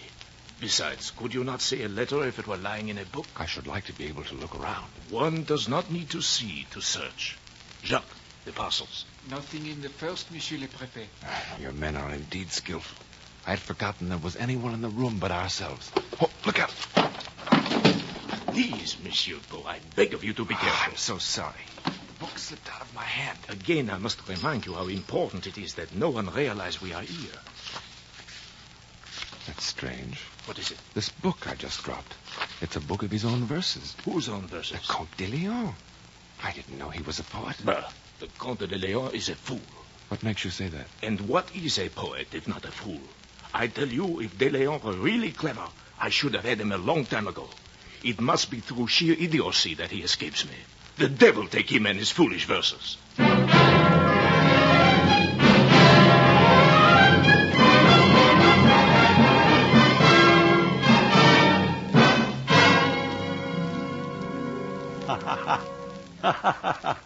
So Garand pronounced all poet fools, eh? I might well be offended at that if I chose. I regard my own poetry as being quite as good as De Leon's. The poetry surprised me, frankly. Somehow I'd always had the impression that De Leon had written a learned text on differential calculus, that he was known as a mathematician, not a poet. I suppose he has a brother who is the mathematician. You are mistaken. De Leon is both poet and mathematician. A very versatile mind. But I'm really puzzled, Dupin. If Garand and his men really searched the whole place the way we did that room last night... I assure you that they did. But they had considered only their own ideas of ingenuity. How do you mean? I mean that all this boring and probing and looking through microscopes is only an exaggeration of their usual tactics. Our friend Garand has the mind of a mathematician himself. And this mind naturally considers the minister a fool because he is renowned as a poet. Then he must think the same of you. Perhaps my doggerel has not come to Garand's attention. Which reminds me, will you walk with me to the bookseller at the corner? There's a little book of verse I have been meaning to get. The next corner? There's no bookseller there. My dear Poe, are you totally blind? The sign over his shop fills half the street. Look for yourself. Oh, that's odd. I must have passed along here a dozen times and never noticed that sign. Of course I'll walk with you. Hello, what is this? Children. Oh, they seem to be after that small boy. Why, this is the small son of my concierge. Pierre, come here. Mr. Poe, make them go away. Now, come now, Pierre. They'll not hurt you. But they call me a thief because I have all their marbles. Have you stolen them? But of course not. It is a game, monsieur. One holds marbles in his hand. The other guesses whether the number of marbles is even or odd. If you are right, you win one. If you are wrong, you lose one. And you won all your friends' marbles at this game? Oui, monsieur. And now they say I cheat. Yes, I do not see how it would be possible to cheat. But you must have some principle of guessing. Yes, there is a way. I have only to know how clever the other boy is. Aha. Perhaps the first time I guess odd and lose. If he is very stupid, he thinks I will change my second guess to even. But I guess odd again, and of course I win. What if the other boy is not such a simpleton? Then he will start to change from even to odd. But he will realize that this is too simple a move to fool me. And so he remains even. Excellent. You know, I should like to test this theory. I have some coins here. Let us assume we have already played this game once, and the coins I held the first time were an even number. Well, what do I hold now? Come, why don't you make your guess? I do not know you, monsieur. You must tell me first how clever you are. I assure you, Pierre, Monsieur Dupin is the cleverest man in the world. Well, you exaggerate somewhat, Poe. But come, Pierre, what do I hold now? An odd number, monsieur. Well, Dupin? Your record is unbroken, Pierre. How did you guess? Monsieur Poe said you were very clever. Therefore, you would try to fool me by doing exactly what a very stupid boy would do. By simply changing from even to odd. You see, it's easy. As you say, Pierre. As you say, it is easy. Look here. Take these 3 francs and buy more marbles for your friends. It will put you back in their good graces. Run along now. Ah, merci, monsieur, merci. Au revoir, monsieur.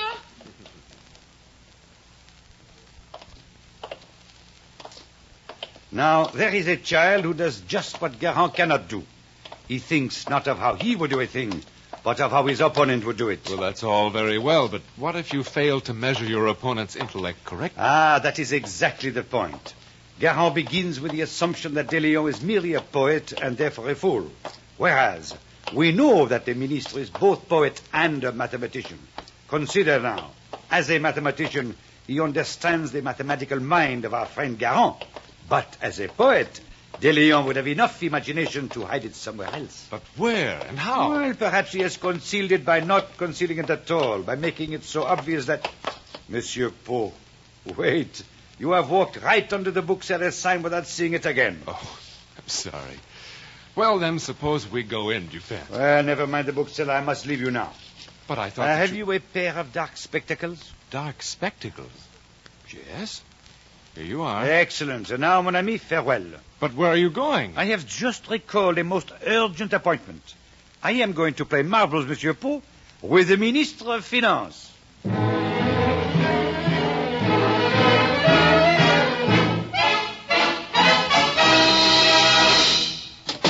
Well, Dupin, welcome. Sit down, won't you? Good morning, Monsieur de Leon. I'll just sit over here by the fire if you do not mind. Will you have coffee? No, thank you, no. I breakfasted some time ago. How I envy you men of energy who rise early. For myself, I think I was lazy in my cradle. One would of necessity get up ahead of you in the morning, de Leon. Still a wit, I see, Dupin. But to what do I owe the honor of your visit? Why, to nothing. I was merely passing by. Well, I am delighted to chat with you. Tell me, how does the world treat you? I trust those dark spectacles are not evidence of any difficulty? No, merely fatigue. I find they enable me to see more clearly. As you know, that is important in my profession. Quite. Yes, it seems to me I have heard of your clever work in connection with some rather notorious murders. I was perhaps able to help. It must have been a relief to our friend, Monsieur le Préfet, having you to do his thinking for him. A pity you have never been given a place at court. Such cleverness as yours would do well. Well, I consider one clever fellow to be quite enough for any court. If that is a compliment, it is too incorrect to be clear. Do you care for snuff? No, thank you. I have my own snuff box right here. Excellent snuff. I recommend the brand. I am unfortunately a creature of habit. I have always used the same brand. Charming library you have here, De Leon. Are you as ardent a collector as ever? I pride myself that no man in France has a better collection of verse and manuscript.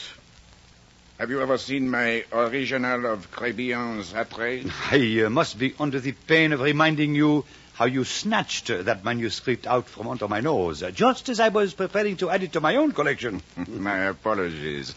I'm afraid the auctioneer was a personal friend of mine. Friend of mine, I thought. Your friendship, it seems, was worth more to him. Well, I shall repay you one day.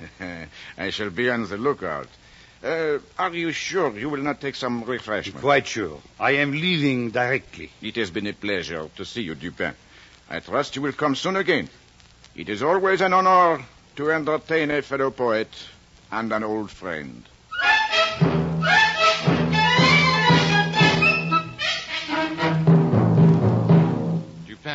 Dupin, you've been sitting with that pile of writing paper for an hour. What on earth are you doing? Merely amusing myself, my dear Poe. I wish your amusement didn't call for the burning of so much sealing wax.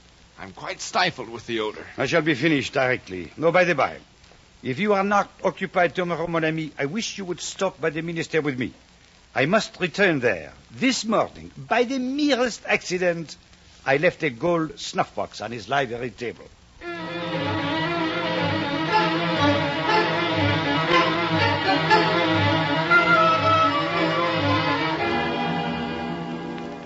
My dear Dupin, I am delighted that you took me so promptly at my word. Most ridiculously careless of me, de Leon.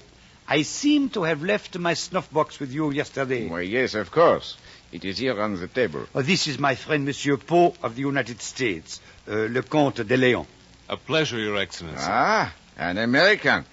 I trust you are finding Dupin a satisfactory guide to the sights of our capital? A most superior guide, monsieur. It is fortunate that you returned, Dupin. I should like your opinion on a folio I have purchased. It was delivered this morning. I should be delighted to look at it. It is there on the desk. I am assured that it is unquestionably... Listen. What's happening? Upon my word, there seems to be some disturbance in the street.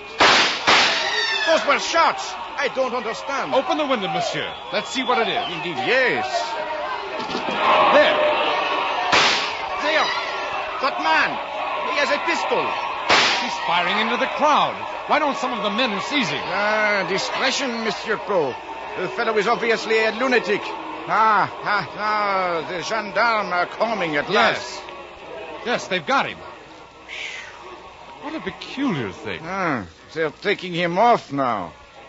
Dupin, what do you make of it? What is it? Is the excitement over? Well, you're a cool fellow. You mean you haven't moved from that desk through all of this? I was absorbed in this manuscript. Also, it pains me to look upon disorder. Well, and what do you think of my acquisition? Well, most interesting. I must beg your leave to come again and examine it more at leisure. Come, my dear Poe, we shall be going before any more shooting starts. Yes, of course. Delighted to have made your acquaintance, Comte de Leon. And yours, monsieur? Au revoir, de Leon. Au revoir, monsieur. Dupin, a moment. What is it? Regardez, mon ami. You have once again forgotten your snuff box.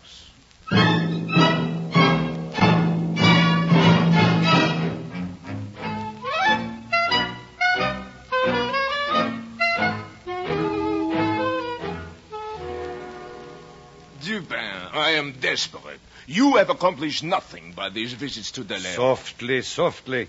You recall my saying, my dear Poe, that our friend Garand here would surely have found the letter had the minister's reasoning been anything like his own. But you know I did everything. My reputation is at stake. One moment, monsieur. I was convinced that de Leon would reason quite differently, after the fashion of the child Pierre with his marble. Please, Dupin, this is serious. Assuredly. And so de Leon had to find a method of concealment that would not occur to Monsieur le Préfet. And it was you, my dear Poe, who convinced me that de Leon had concealed the letter by the very artistic means of not concealing it at all. You mean the bookseller's sign? Exactly. It was right under your nose, and for that very reason completely escaped your eyes. But how did you... Under cover of your spectacles, I let my eyes wander about the room. And just under the mantelpiece, I saw hanging a cheap little pasteboard rack of the sort one puts visiting cards into. Did you happen to notice it, Garand? Why, no. Not that I remember. Just so. And for that, I must remind you of the 50,000 francs you spoke of a while ago. Here is a check. Would you mind filling it up for that amount? What is this? I cannot see that Well, there is much that you cannot see, Garand. This rack I spoke of. In it, with several cards, was a letter of most conspicuous unimportance. I am not interested in unimportant letters. And the minister knew it. This letter bore a large black seal instead of the small red one you described. The handwriting was feminine instead of large and bold. In short, it was so completely different that I was convinced it was the very same. What? What's that you say? Have you written that check yet, Garand? Yes, sir. Here it is. 50,000 francs. Thank you. And here is the purloined letter. Mon Dieu! It is the letter. This is unbelievable. I shall be rich. Well, control yourself, Garand, control yourself. The next day, my dear Poe, when you and I returned to the minister's under the pretext of retrieving my snuff box, I had the dummy letter you saw me making. While that disturbance was going on in the street, I made the change. It was lucky for you that the lunatic came along when he did. Quite so, huh? By the by, Garand, I believe you are still holding that fellow. I wish you would let him go. I cannot go about without a valet. Your valet? You mean that lunatic is your valet? You use your eyes even less than I had supposed, my dear Garand. You have seen Barty 20 times. You could at least have recognized him under the circumstances. Gentlemen, I seem to be feeling a little indisposed, and I must return the letter to the owner at once. You will pardon me. Au revoir, messieurs. Au revoir. Not a bad fellow, really, Poe. So much for the Purloined letter. But listen, Dupin. Very likely De Leon doesn't yet know it's gone. That was my object. A pity I will never know his thoughts, though, when he is reduced to opening the false letter I left in its place. Why? Did you put anything in it? Why, it would have been insulting to leave it blank. He has read the Greeks, I know. We have often discussed them. So I just wrote, by way of signature, the line from Aristophanes. An eager, meager servant of the muse. We poets, mon ami, we understand each other at the last.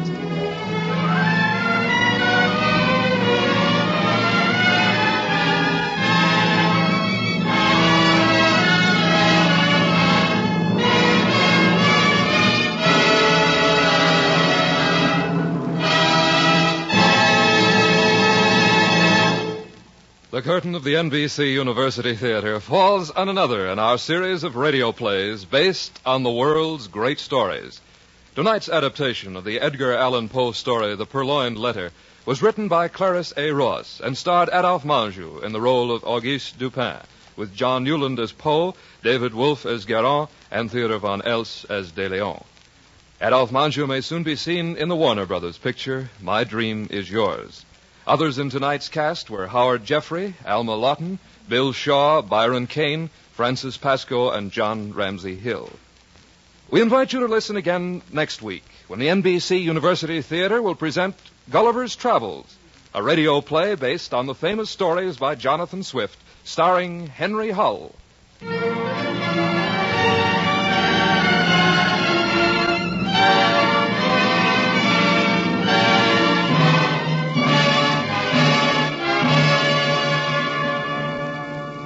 Tonight's production of The Purloined Letter was under the direction of Max Hutto. Original music was composed by Albert Harris and conducted by Henry Russell.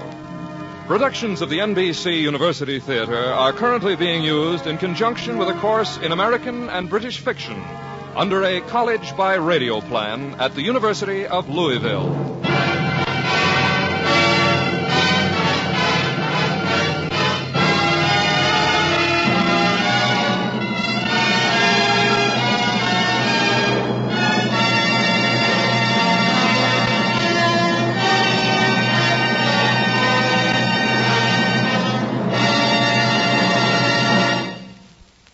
This program came to you from Hollywood.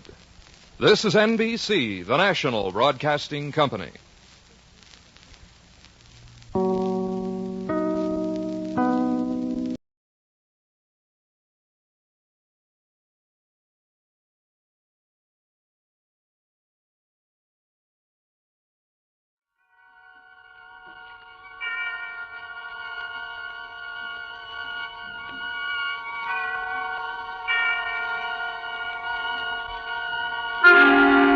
Suspense.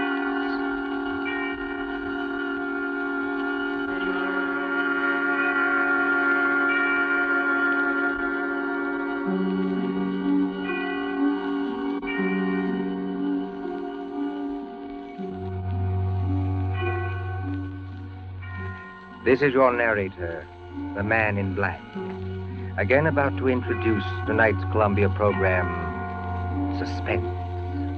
The story is The Pit and the Pendulum by Edgar Allan Poe, the adaptation by John Dixon Carr.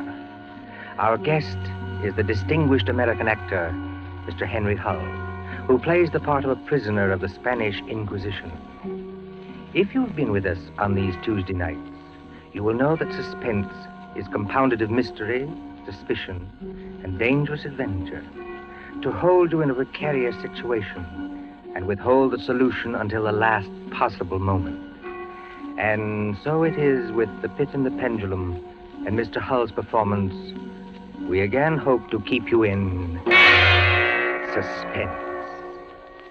And now, The Pit and the Pendulum.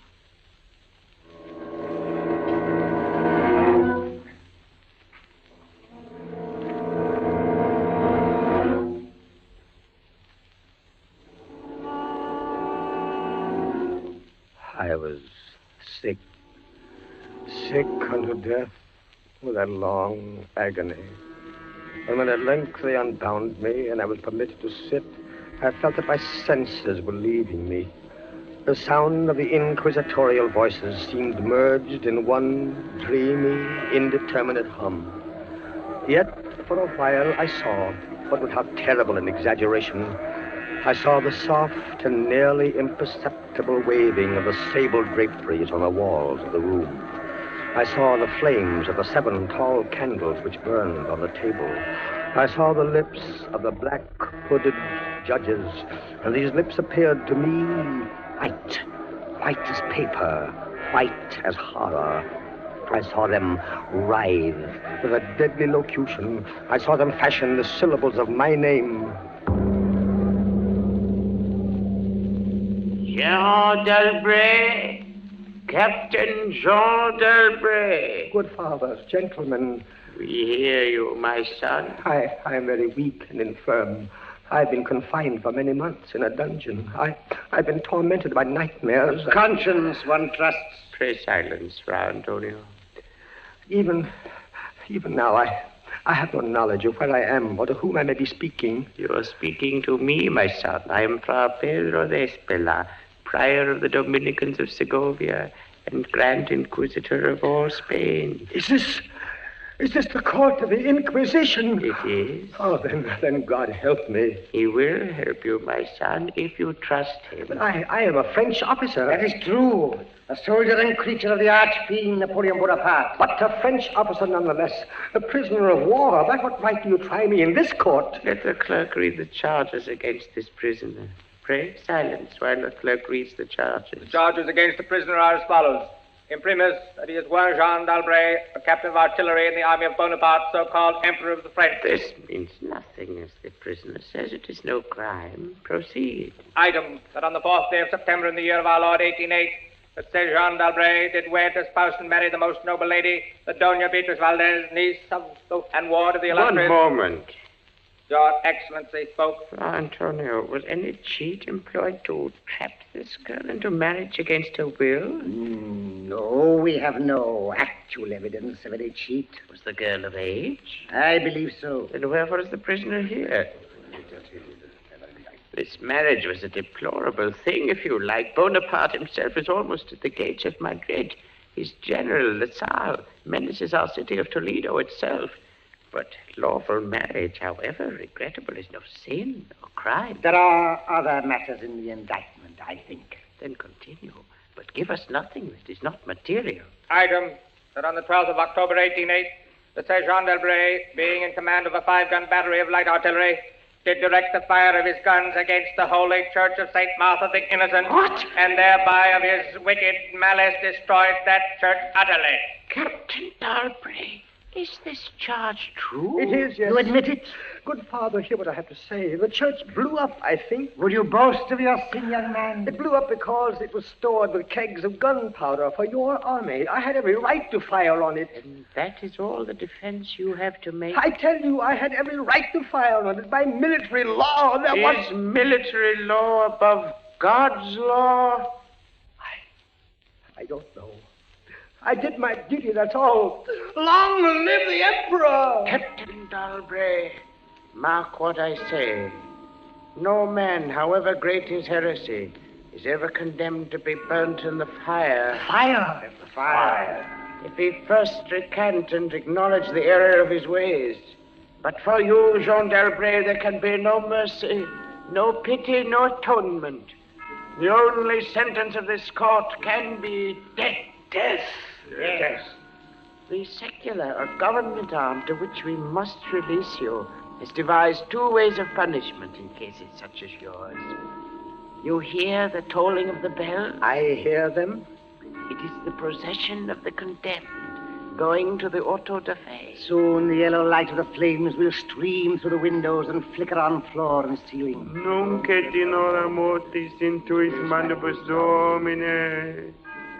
Most of those condemned out of mercy will be strangled before they are burned. It cannot be so with you, Jean d'Albret. You must die in one of two ways. Either with the direst of physical agony. A slow fire of green wood, iced bandages about the head and the heart, so that the fire does not approach too quickly. Or else, Jean d'Albret, you must die in a certain other way. I'm done with this. Pass your sentence and let me go. The law does not permit me to tell you now what this other way is. The sentence of this court, therefore. I had swooned. Yet still, I would not say that all of consciousness was lost. In the deepest slumber, no. In delirium, no. In a swoon, no. In death, no. Even in the grave, all is not lost. There are shadows of memory which tell us indistinctly of tall figures that lifted me and bore me in silence down, still down, until a hideous dizziness oppressed me at that descent into the earth. Then, as consciousness swam back to my wits, darkness, a stone floor, and darkness. Oh, Beatrice. Beatrice, my wife, Beatrice. Did you call me, Jean? Beatrice, was that you who spoke? Yes, Jean. You were here in the dungeons of the Inquisition. I am not really speaking to you, my poor Jean. I am only in your imagination. Am I mad, then? No. But your brain is fevered. You only think you hear me. No, I do. I hear you clearly. As clearly as I once heard you. In the little church near the Ebro where we were married. Yes. I destroyed that church, Beatrice. I had to. It was my commanding officer's order. I know, Jean. Be comforted. There are those who care. You won't leave me. As long as I am in your heart, I shall be here. I was strong once. Now I am weak. Once I was reckless. Now I'm afraid. What am I, Beatrice? What are they going to do to me? I cannot tell. Remember, my voice comes only from your own brain. Are you fettered? Fettered? No. They've not chained you to the wall? No. They've taken away my uniform. They've given me sandals and a robe of what feels like coarse serge, but I'm still free. Free. Take courage, Jean. Free. And in the grasp of the Inquisition. Beatrice. Yes, Jean. It's completely dark. There's hardly any air. I dread to get up. I dread to stretch out my hand. Suppose they've buried me alive. Courage. Can you stand up? I think so, yes. Then walk. Walk as far as you can. Measure the limit of the cell. If this is not a tomb... You're right, Beatrice, as always. I'll try. Are you on your feet? Yes, now pray. Pray for a poor devil who always meant well. 1 pace, 2 paces, 3, 4. You are very weak, Jean. Rest a moment. Where are you now, Beatrice? In the flesh, I mean. You know that, Jean. In the old house by the olive grove. Scorned of my people. Yes, I know it. Each morning I climb to the hilltop and watch. Go on. Sometimes I think I hear gun wheels Yes. rumble in the hills. Yes. And long-moving columns Yes. with the red dust rising about Go them. on. First come the heavy cavalry in plume-crested helmets. Yes. On their flanks, wheeling like hawks, light hussars in blue and scarlet.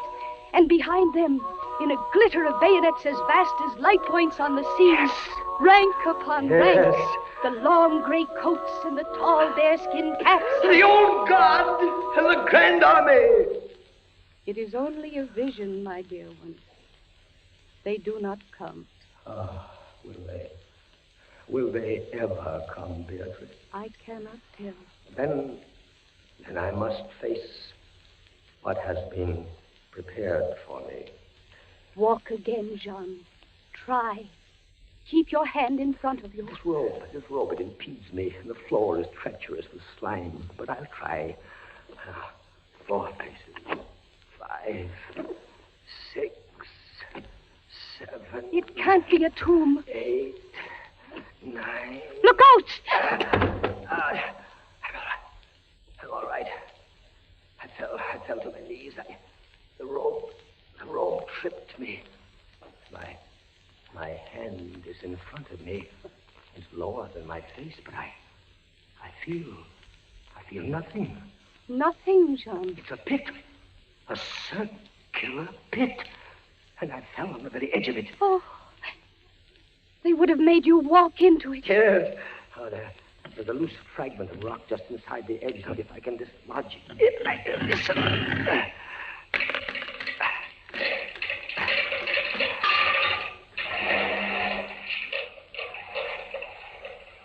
Water. There's something down there.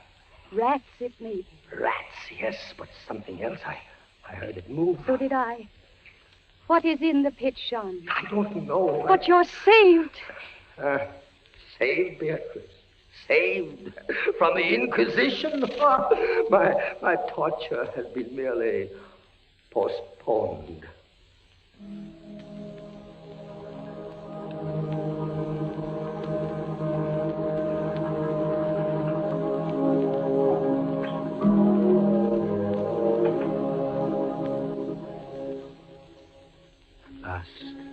A deep sleep fell upon me. Sleep like that of death. How long it lasted, I know not. But when I opened my eyes once again, I could see. Yes, see. My prison was large and lofty. Its walls formed of massive iron plates, bolted or joined together. A wild, sulphurous luster, I could not trace its origin, lit up the dungeon, and the circular pit, and the crudely daubed skeleton figures painted in evil colors on the iron walls. Skeleton figures, demon figures, gargoyle figures. Their colors a little blurred, as from the effects of the damp. It must approach you slowly and force itself into your mind. It must stalk you like a tiger. It must bring you face to face at last with the king of terrors. When I regained consciousness, I lay on my back and at full length on a low framework of wood. To this framework, I was securely bound by a long fastening resembling a surgical bandage. Bound? But why? Why? The bandage passed round and round my body, leaving at liberty only my head and my left arm. With much exertion, I could supply myself with food from an earthen dish on the floor beside me. It was meat, highly seasoned, but there was no water. Beatrice! Beatrice, where are you? Here, Jean, as always. Your voice sounds stronger. Does it, Jean? And I can see you now. I can see you as clearly as I saw you months ago. How I wish it were true. Your bonnet and the parasol you carried in summer, and the high-waisted blue dress. You are weaker, my dear, and more fevered. Have I been asleep? Yes, Jean. They must have been here while I slept. They bound me. Why? Stop those voices! Stop them! Mine too, Jean. I am not here either, you know. Don't drive me away. Beatrice, look. Where? At the ceiling of this room, 30, 40 feet up, what do you see? I see painted on the ceiling a figure of Father Time. Anything else? But Father Time carries no sign. No. He carries instead what looks like a gigantic pendulum from an ancient clock. About one thing, I swear I'm in my right senses. I saw that pendulum move. A painting cannot move. Yet I swear the pendulum did move. It swung a little back and forth, just like a real pendulum. Try not to trouble your brain. That pendulum is real. Beatrice, take care. Take care of what? You're not looking at the pendulum now. Take care of the rats from the pit. I see them. They're swarming out in dozens. You can see their eyes glitter. One of them ran across the hem of your dress. Did it, Jean? What did they want? They caught the scent of the meat in the dish beside But you. they'll not get it. Go away, you vermin! Move your hand above the plate, Jean. Move. Beatrice, where are you going? I can hardly hear you. You are sending me away, Jean. I sending you away? My poor loved one. You can't bear to see the rats running about my feet. Beatrice! Beatrice! Beatrice! Yes, it's true. In a cell swarming with vermin. There are others I had rather see here. I'd rather see... Did you call me Captain Dalbray? Then in spirit, I am here. Who are you? Don't you recognize me? No, I do not. I am that second Inquisitor, Fra Antonio, whom you thought unfair at your trial. But we were not unfair. We administer the law. That is all. Go. I command you, go. Not until I have first told you what you already guess. Which is? There are two forms of death for such as you. One, death with its direst physical torture. The other, death with its direst mental torture. And I have been condemned to the second? Your guess is good. Listen. Do you hear anything? Yes, I do. I hear something. Turn your eyes upwards. Look at the ceiling. The pendulum. Aye, the pendulum. It's descended. Only a foot or so as yet. As you notice, it is not really a pendulum. Its underside is a crescent, formed of razor-sharp steel. You mean? A ponderous weight, Captain Dalbray. Its movement is slow now, but soon it will take on momentum. It will swing wider and wider, 30 feet perhaps. Presently, as it swings, you will hear it hiss, and with each broad movement, it will creep a trifle lower. The steel is directly above me. Yes, above the region of your heart. Lie still and look up at it. How long before? You need have no immediate fear. It will not be too soon. But how soon? Who can tell? In the name of pity, give me some answer. Hours, perhaps days. It's beginning to swing wider. I can't take my eyes from it. Its glitter fascinates you, eh? See how it shines in that wild light. And this is your utmost refinement in cruelty. The law, Captain Dalbray, is never cruel. And now, still in spirit, I leave you to your meditations. It will not be too soon. Minutes, hours, days.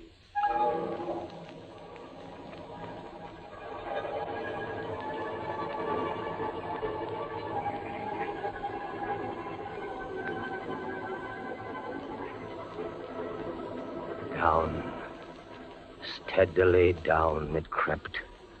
Days passed.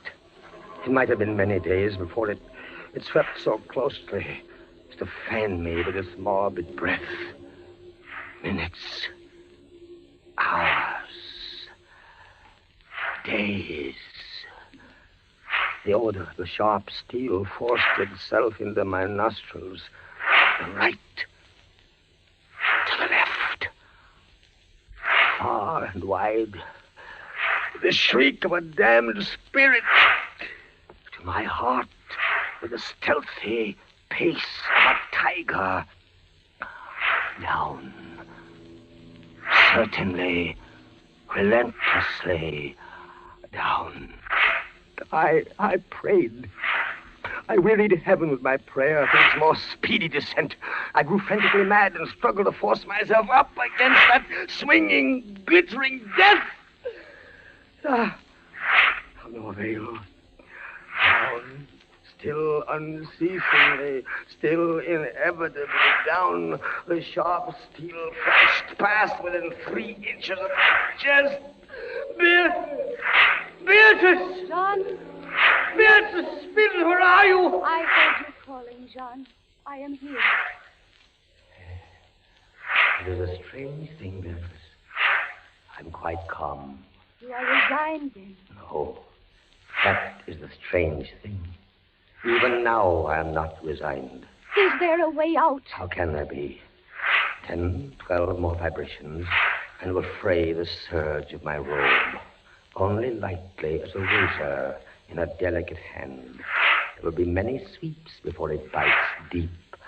No, I can't escape it. You kept me away from you, John. You locked me out of your thoughts. If I am here only in your thoughts, why should I fear the rats? The rats! You open your eyes and your eyes blaze. What is it? The rats! Do they still swarm here? Across the floor and over the meat platter. They have taken nearly all your food. Yes, of course, they're ravenous, and they have sharp teeth. Well... The meat is oily and spiced. If I take what remains of it, scatter, you vermin! And rub that meat from the bandages that hold me here. Try it, John, try. It may be too late. If I leave my body a fraction of an inch up. Try it, I tell you, try. Ah, but look, they scatter as soon as I do try. But they are watching you. I can see their eyes glitter. They're creeping back. Can I stand the rats crawling across me? Can the flesh bear it? One of them has leaped on the wooden framework. Another follows. They're gnawing at the bandage. 7, 8 more sweeps of the pendulum. But the bandage, give way. A little lie still, Jean, lie still. 10, 12, a dozen rats now. Is death, I wonder, worse than this disgust? A dozen sharp knives could do no better. The bandage is loosened to ribbons. Now, if you move sideways, carefully, and drop to the floor. Ah, Beatrice, I can't move. My arms and my legs are numb. There is no power. The steel has sprayed your robe. A minute more will be too late. Try. Then, with all the strength that is in me, and all the hate that I bear my enemies... Free! A second free! Jean. The pendulum stops. They are drawing it back up through the roof. Each move I make is watched. You never doubted. Yet with all they could do to you, they have failed twice. They will not fail. No more dallying with the king of terrors. What else can they do? I can't say. See how the rats gnaw in silence at that bandage. To what food, I wonder? But you escaped the pit. I escaped it once. Listen. What do you hear? A groaning. It's a grinding as of metal. It was only the cogwheels of the pendulum. I think not, Beatrice. Why not? It seemed to come from behind those iron-plated walls. It seems to shake the dungeon as a mill wheel might shake it. Stand up, my poor Jean. Get up off your knees. I can't, Beatrice. I can't endure anymore. The paintings on the walls of this dungeon, the skeletons and imps and devils, they seem different. They are different. The colors sharpen and grow bright. The demon's eyes glare. The skeleton hands outstretch. Don't you catch even yet the odor of heated iron? Heated iron? Beatrice, my darling, I have been much humbled. But I won't have you see me in tears. I order you to go. John, in the name of heaven. Beatrice. You're sending me away. Yes, John. in the name of heaven. Go.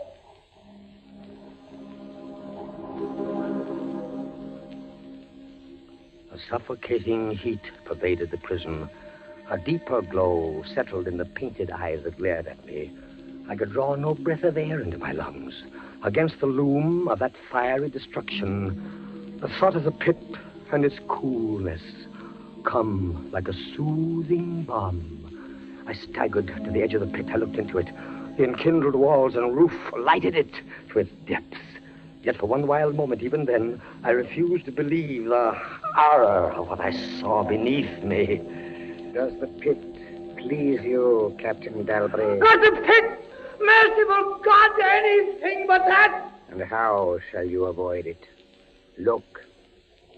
This dungeon has changed its shape. That is true. The walls are closing in. It was formerly a square, And now it is flattening slowly toward the center to force me into the pit. Of course. It'll force you along with me. Again, apparently you must be told, Captain Dalbray, that you are speaking only to your own sick fancy. I am not here at all. Farewell. And now closer and closer through the red burning walls, forcing me into the pit with a swiftness that left me no time for thought. I shrank back, but the closing walls pressed me relentlessly onward. At length, for my seared and writhing body, there was no longer an inch of foothold. I screamed once. I tottered on the edge of the pit.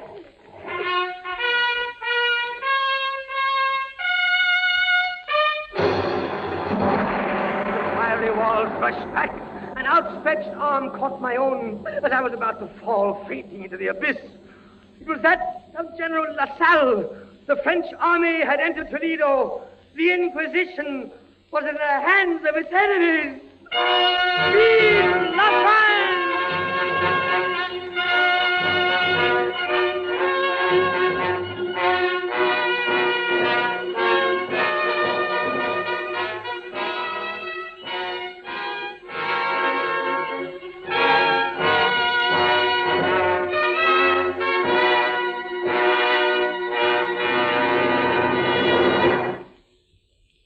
And so closes Poe's celebrated story, The Pit and the Pendulum, starring Henry Hull. We invite you to another adventure of suspense next Tuesday at the same hour. Until then, this is the Man in Black saying good night. William Spear, the producer, John Dietz, the director, Bernard Herrmann, the composer-conductor, and John Dixon Carr, the author, are collaborators on Suspense.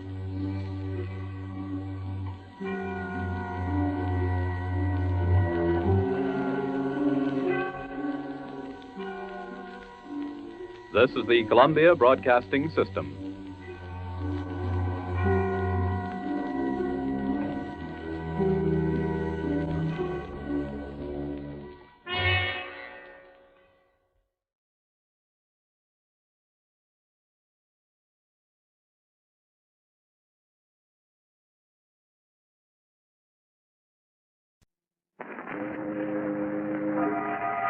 Boris Karloff on Inner Sanctum Mystery.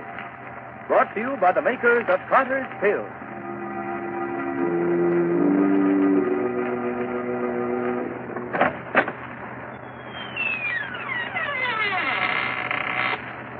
Good evening, friends. Let me welcome you once more to the Inner Sanctum. This is Raymond, your host.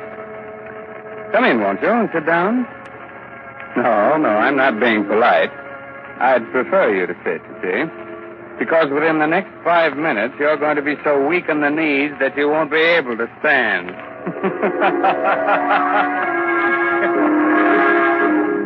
Inner Sanctum Mysteries again has the pleasure of bringing you the famous star of radio, screen, and stage, now featured in the current Broadway success, Arsenic and Old Lace, Boris Karloff. This evening, Mr. Karloff appears in Robert Newman's dramatization of Edgar Allan Poe's famous story, The Telltale Heart. Presented for your entertainment by the makers of Carter's Little Liver Pill, the best friend to your sunny disposition.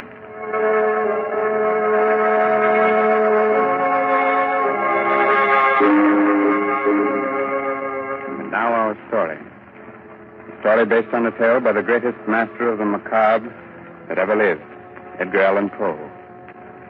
The story of a man who could hear not only every sound on earth, but even things that don't exist. So, turn down the lights, call in a friend or neighbor to keep you company, and listen to Boris Karloff as Simon in The Telltale Heart. It's early evening. The sun is just setting behind a range of low hills. On top of the nearest hill is a huge rambling building surrounded by park-like grounds. A road winds from its gates down to the little village below. Down this road comes a man. He's tall, gaunt, his hair snow white. He's so busy with his thoughts that he doesn't see the small, dark man who sits by the roadside. But just as he is about to pass him... Good evening. Huh? Oh, why, good evening. Nice evening, isn't it? Nice. Why, it's the most wonderful, perfect evening I'll ever know this side of heaven. You don't say. And you can't know what it's like to feel as if you've just risen from the dead. As if your tomb was opened. And you were told that you could return to the world that you knew and loved. Can't I? You can't. You see, my name is Simon. I was a musician. 2 years ago, I went stone deaf. Suddenly. Completely. Do you know what deafness means to a musician? It's like dying. Or worse. Like dying and knowing that you're dead.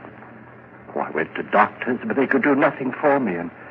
But finally, one of them sent me to see the doctor who has the place up on the hill here. Dr. Adair? Yes, Dr. Adair. He kept me with him for 6 months, and now I'm going home again. He cured you? You can hear? Hear? Listen. Listen hard, and tell me what you can hear right now. Nothing very much. The wind? Cricket? Cricket and the wind. Do you know what I can hear? I can hear the grass growing, the sap rising in the trees. I can hear the stars moving in their courses. I can hear things that no man ever heard before. Now do you know why I said that this was the most wonderful evening that ever was? Yes, Simon. But I knew why before. You see, I just left the place up on the hill myself. You left there? You mean... When I was taken there, I was blind. Oh, your eyes, yes. I hadn't noticed before, but they are strange. Shall we walk on together? Simon? Just where did you plan to go? Well, I've been thinking about that for weeks now. All the weeks when I couldn't leave my room. I must get used to being able to hear again. Gradually. From my window, I could see an old mill, just this side of the village. Yes, it's deep in the woods, deserted. There's moss on the water wheel, and the door hangs open by one hinge. You mean that you can see it from here? My eyes have become as good as your hearing. You thought of going there, living there? For a while, until I was ready to return to the world. Oliver, why don't you come with me? Then when we are both ready, we can go back together to the world. Yeah. I could do that. Think of what it's going to mean, how much we're going to be able to help people. You with your sight and I with my hearing. Help them? Yes. Yes, of course. All right, Simon. We'll go to your old mill.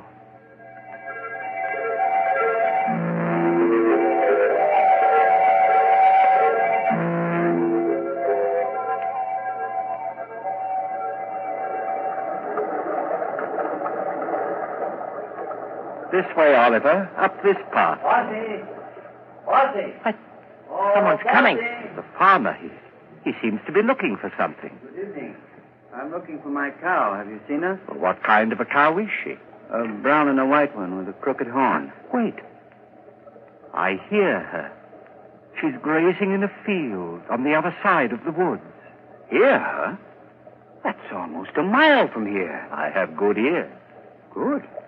You must have ears like a fox. But that field, that's the squire's. How did she get there? You think someone took her? Who would? Well, it's the squire's land, but he's the richest man around here. Why should he have taken my cow? Wait a minute. Let me see. Yes. Yes, I do see someone with your cow. He's just leaving her. You can see that? Right through the woods? I have good eyes. Who is it? What's he like? Is he tall, wearing a brown jacket? Yes. I knew it. It's the squire. He's trying to steal my cow. I'd better go get her.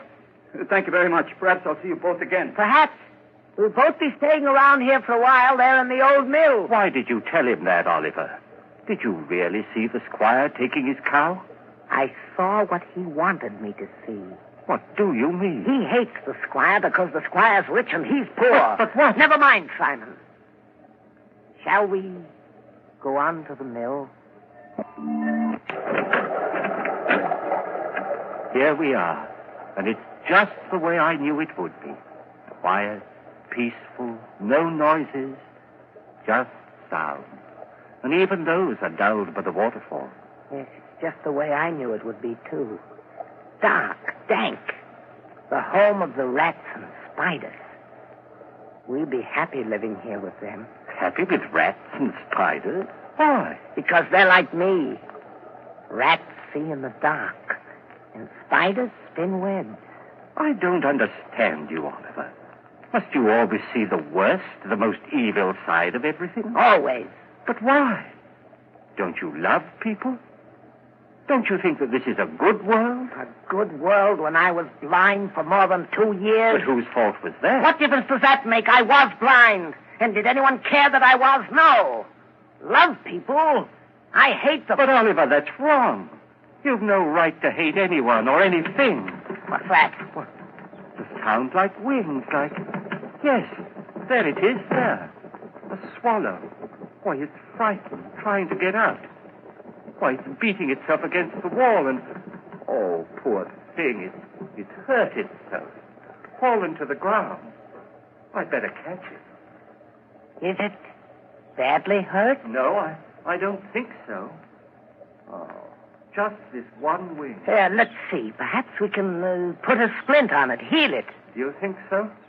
Here, Oliver. But be gentle. It's still terribly frightened. I will. Oh, Oliver! What are you doing to that bird? Doing... Blood, you've crushed the swallow, killed it. So I have. You killed it deliberately. You think so? I told you we all have some badness deep inside us. Even you. Here you are ready to believe the worst of me, that I'd wantonly crush a harmless little sparrow to death and... Simon. What is it? I don't know, but there's something in your face. Something that wasn't there before. I don't know what you're talking about. I'm going up to bed. Simon! Simon, wait! It wasn't he that was blind. It was I. Why, he is bad, evil, clean through. He's like one of the spiders he loves so much, lurking here and spinning cunning webs to catch innocent people in. And what he saw in my face just now, there was something there. Something that wasn't there before. Death.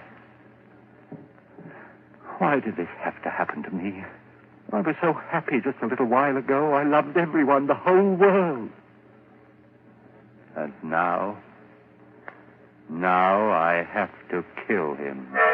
And here I am, friend, Raymond, your host in the inner sanctum, who also loves everyone.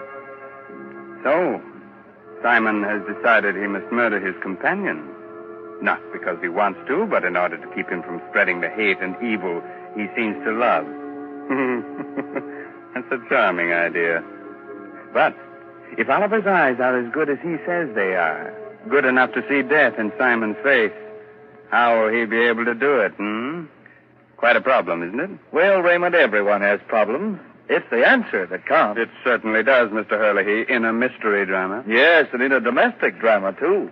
If you don't believe it, listen to what Agnes Vale says to her husband at the dinner table. Oh, Bob, you haven't said a word about the cake, and I baked it especially for your birthday. After 30, no one wants to be reminded of birthdays. Oh, that's silly. Besides, a person's only as old as they feel. Well, if that was the case, I'd be about 60. You mean 90. No one could save up the grouch you've got in only 60 years. If you felt as irritable, low, and out of sorts as I have lately, you'd be grouchy, too. Of course I would. Anybody would. So the thing to do is not to feel that way. What can anyone do about it? Very simple, my dear. Try Carter's little liver pills. Right. And when you don't feel good, try Carter's Little Liver Pills. They do the work of calomel but have no calomel in them, for they are simple pills made of vegetable drugs. They wake up the flow of one of our most vital digestive juices. When this vital juice flows at the rate of 2 pints a day, it helps to digest our food and bring back the glorious feeling that goes with regularity. Then most folks feel like happy days are here again. But be sure you get the genuine Carter's Little Liver Pill.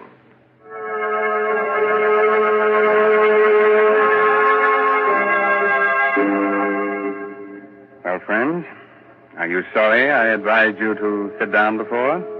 No, I thought not. You still want me to go on with the story of the Telltale Heart? Very well.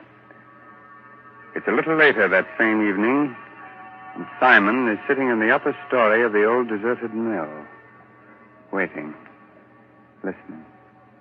Sleep, Oliver, sleep. Aren't you ever going to sleep? Oh, I know you're lying down. I heard you getting undressed.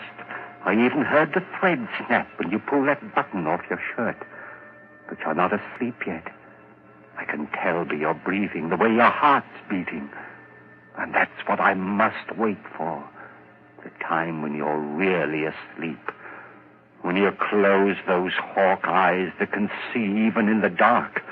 That could read murder in my face when I didn't know it was there myself. Wait a minute. There. Now you're asleep.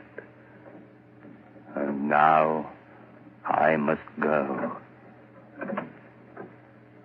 Easy with the door. Careful. And even more careful going down the stairs. Shh. Don't creak like that. Suppose he wakes. No, he can't. He won't wake up. He can't. And even if he does... here we are. The door to his room. How shall I do it? Those sacks he's using as a pillow. If I pull them out and held them over his face and smothered him, that's it, yes. Then I wouldn't have to touch him. I wouldn't... Who's there? Who's there? There is someone there. I can see you. It's Simon. Yes, it's Simon. What do you want? What are you doing here? I know you've come to kill me. Yes, Oliver. I've come to kill you. Philip, you can't do that. You can't. Yes, Oliver, I can. And I have to. Oh, please don't struggle like that. I'm stronger than you are. You can't get away from me. You can't. You can't.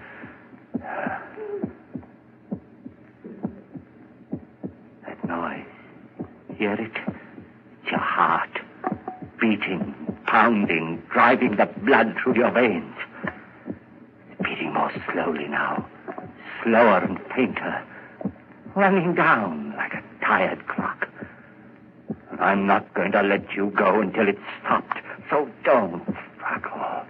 Don't struggle, please. Just a few seconds more. I can hardly hear it now. Just a faint, throbbing murmur. And now, even that's gone. Yes, it stopped. And you're dead. Oliver, listen. I didn't want to do it. I didn't, but I had to. You were only interested in hurting people. That's why I had to do it. And that's why I'm not going to give myself up or confess that I killed you, because I could still help people. You understand, don't you? That's why I must get rid of your body, hide it somewhere. Oh, what am I to do with you? I know. I'll keep you here, tear up the floor and hide you underneath it.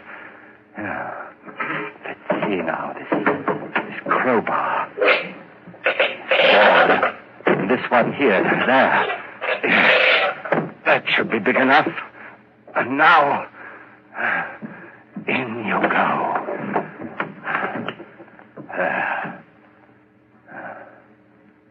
Goodbye, Oliver. Goodbye. Just put these boards back. Nail them down again with the same rusty nails. And it's done. Now I'll spread this dust over the cracks. No one will be able to tell what I've done. No, not even with your eyes. If you could still use them. What's that? A light.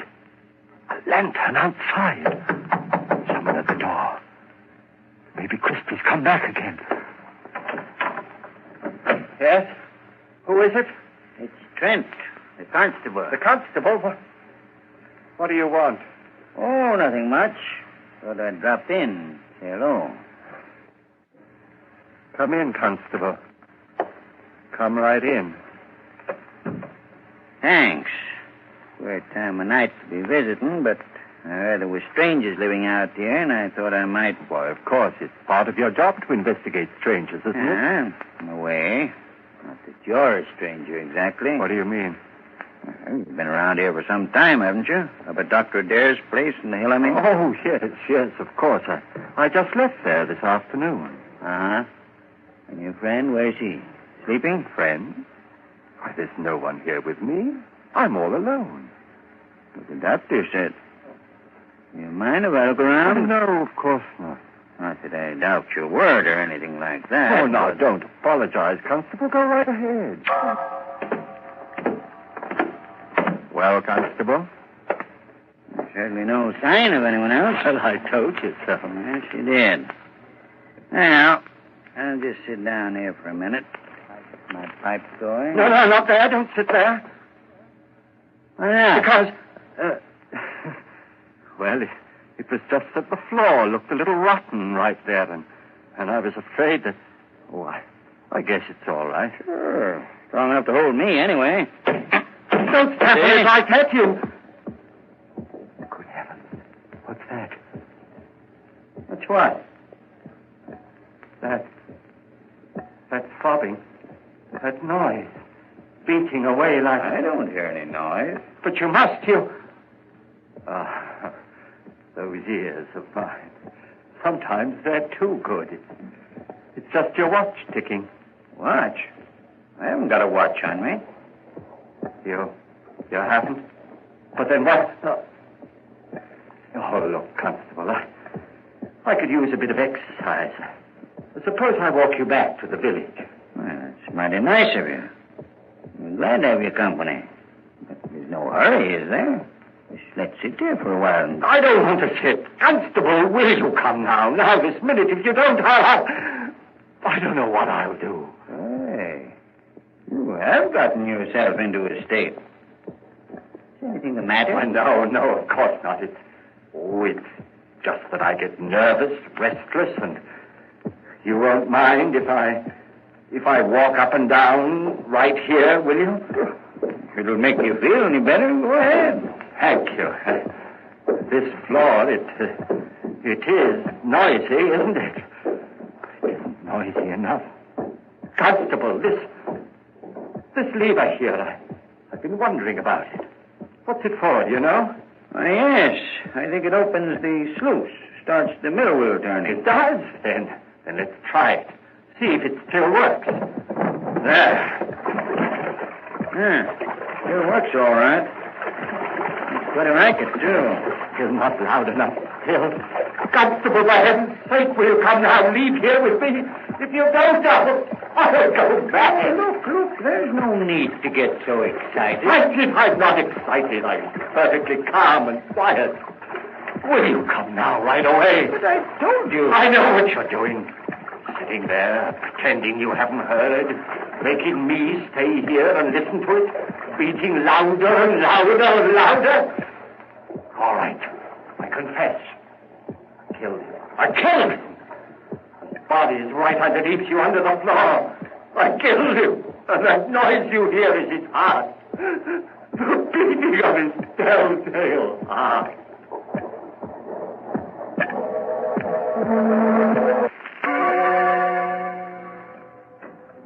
Hello, Dr. Adair. Oh, Constable, hello. Well, did you find them? Yes, Doctor. I'm glad. Some of my boys will be bringing the other one, Oliver, along in a little while. Bringing him? The matter with him? Well, sort of. They were in the old mill by the river. Simon had evidently tried to kill Oliver, but he hadn't done a good job of it. He nailed him up underneath the floor. And when we got him out, he was unconscious. He's still pretty weak. I see. Bring Simon in, will you? Sure. All right, Simon. In here. Yes, Constable. Now, turn him around so that he's facing me. That's it. Well, hello, Simon. Hello, Doctor. Simon, why did you run away from here this afternoon? Run away? I didn't run away. I left. What need was there for me to stay when I was cured? Oh. And what you did, or rather tried to do to Oliver? That was wrong. I know it was wrong, but I had to do it. He was bad, Doctor, bad. He hated everyone, wanted to hurt them, and I couldn't let him. You know, it's strange, Constable. 2 men, both mental cases because of a sudden affliction. But while Oliver's blindness made him hate, Simon's deafness filled him with love for all mankind. Deafness? You mean he's deaf? But when you talk to him, he answers you. Yes, he reads lips. That's why I had you turn him around, so he was facing me. But he's stone deaf. He will never hear again. What's that you're saying? Deaf? But I'm not deaf. Why, there's no one can hear better than I, no one. I heard everything when I left here.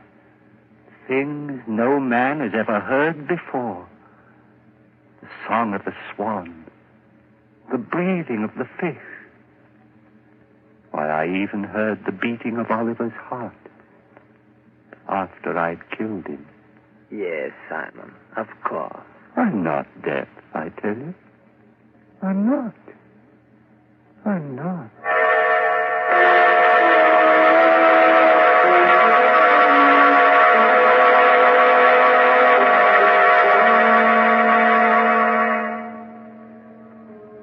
So, Simon did hear all the things he said he did, even the beating of the telltale heart. And not with his ears, but with something else deep inside his poor, sick brain. Speaking of telltale heart, I'm sorry, it's not a heart at all. It's just Mr. Hurley's knees knocking together. And if you think you're kidding, Raymond, you're crazy. Oh, I'm not kidding, Ed. In Mr. Karloff's audiences, that's the equivalent of applause. Since everyone's generally much too scared to show the usual approval with their hands. So we won't take any chances. We'll just use words and say, thanks, Boris Karloff, for your splendid performance of tonight's dramatization of Poe's The Telltale Heart. It was a pleasure, Raymond, to be able to bring our friends one of the world's most famous stories. And I'm very grateful to Everett Sloane as Oliver and Santos Ortiaga, who played Christie, for the help that they gave me. So now I suggest that you listen to Ed Hurley, who has some helpful advice for which you may be very grateful. This is Raymond again, your host, getting ready to close that door to the inner sanctum and say goodnight until the same time next week. In the meantime, if you care to do a little bloodthirsty reading, try this month's Inner Sanctum novel, I'll Eat You Last, by H.C. Brandon. In case you've already read that, why not try some of the other stories by the author of tonight's mystery drama, Edgar Allan Poe? According to all critics, this writer has quite a future. Oh, good night. Pleasant dreams, huh? Inner Sanctum Mysteries will be on the air again next Sunday night, same station, same time, with another chiller for thriller fans. So be with us then. This is Ed Hurley, speaking for the makers of Carter's Little Liver Pills and reminding you, when you don't feel good, try Carter's Little Liver Pills, the best friend to your sunny disposition. This is the Blue Network of the National Broadcasting Company.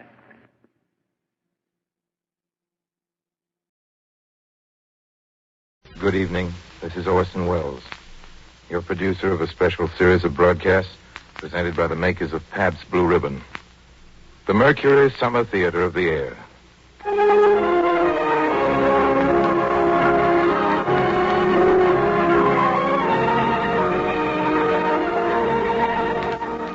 Tonight and every Friday night, Pabst Blue Ribbon presents you with a front row seat in America's favorite summer theater. So, while America's famous producer, writer, director, Orson Welles entertains you, pour yourself a tall, frosted glass of Pabst Blue Ribbon and enjoy at the same time great entertainment and this truly great beer. And now, Mr. Welles. Tonight, the Mercury brings you two great American short stories. The first, as per last week's promise, is by Sherwood Anderson. His loving study of puppy love at the turn of the century is called I'm a Fool.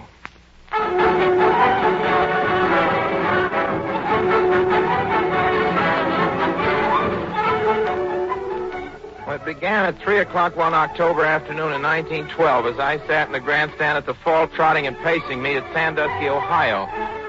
It was a good hard jolt for me, and it all came about through my own foolishness, too. Summer before, I'd left my hometown with a fellow called Bert French with 2 horses as campaigners through the race meets that year. Gee, it was fun.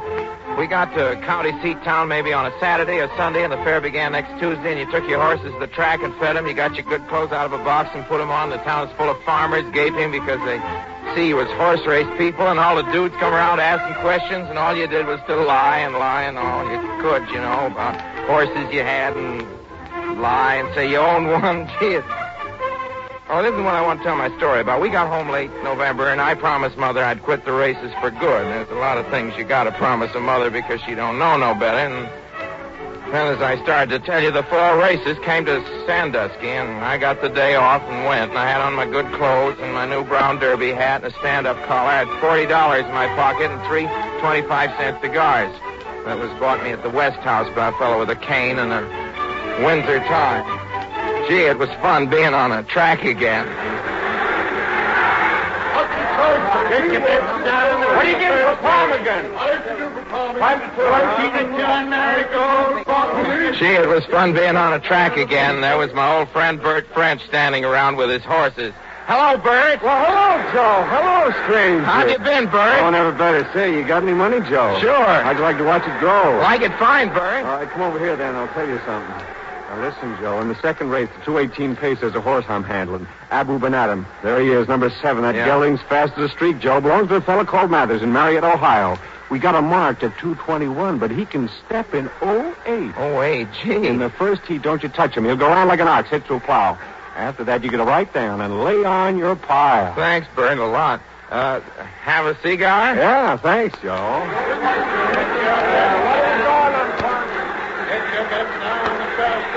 Well, sir, I went and bought myself the best seat I could get. What a popcorn, crisps, strawberry Right bars. in front of myself, I could see that there was a fellow with a couple of girls, and they was about my age, and the young fellow was a nice guy, all right. He had a sister with him and another girl, and the sister looked around over his shoulder. Accidentally at first, not intending to start anything. She wasn't that kind, and her eyes and mine happened to meet. You know how it is. Gee, she was a peach. She had a soft dress, kind of blue stuff, and she blushed when she looked right at me, and so did I. She was the nicest girl I ever seen in my life. Well, pretty soon the horses came in for the 218 pace, and there was Bert's horse in among the rest. How we go down this time? Well, you know as much about it as I do. What about the brown one there with the long tail? He's kind of cute. Heck, ma'am, that mare couldn't beat a streetcar. They looked up kind of surprised, but they didn't seem mad, and anyway, I'd done it now. Might as well go on. Maybe I can help you folks. There's a horse in this race, number 7. That horse is as fast as a streak. Abu Ben-Adam, his name is. Abu Ben-Adam. But look, don't go betting on this first heat, because he'll pace it like a lame cow. But when the first heat is over, go right down and lay your pile on Abu Ben-Adam. He'll come right out and skin him alive. That's what I told her. Gee, and what did that young fellow do but have the nerve to turn to ask the man next to him to get up and change places with me so I could sit with his crowd? I want you to meet Miss Eleanor Woodbury. Pleased to meet you. And this is my sister, Lucy Wesson. Oh, my name's Wilbur. We're from Tiffin, Ohio. Popcorn, crisps, and strawberry bars. I suppose it was their having such swell names got me off the trolley, and then that girl, you know how a fella is. There's something in that kind of nice clothes and kind of nice eyes she had, and the way she looked at me a while before over her brother's shoulder, and me looking back at her, and both of us blushing. I couldn't show her up for a boob, could I? I made a fool of myself, that's what I did. Glad to know you all. My name's Walter Mathers. How do you do, Mr. Mathers? I'm from Marietta, Ohio. And you really think this horse is going to win, Mr. Mathers? Then I told him all the smashingest lie you ever heard. I said my father owned this horse, Boo Ben Adam, and it was supposed to be a secret because I told him our family was proud and never had gone in for racing that way. Here's what I think of that horse. Wilbur, will you do me the favor when you go down to place these 30 bills on a Boo Ben Adam at whatever odds you can get? I'd go myself, but I just soon our trainer and the swipes didn't see me. I'm supposed to be here keeping an eye on him, incognito. And sure enough, a Boo Ben Adam went off his stride up the backstretch and looked like a wooden horse or a sick one and came in to be last. People, what'd I tell you, like a lame cow. You certainly were right, Mr. Mathers. Then this Wilbur Wesson went down to the betting place out of the grandstand, Miss Woodbury with him, and Lucy Wesson and I was left alone together like on a desert island.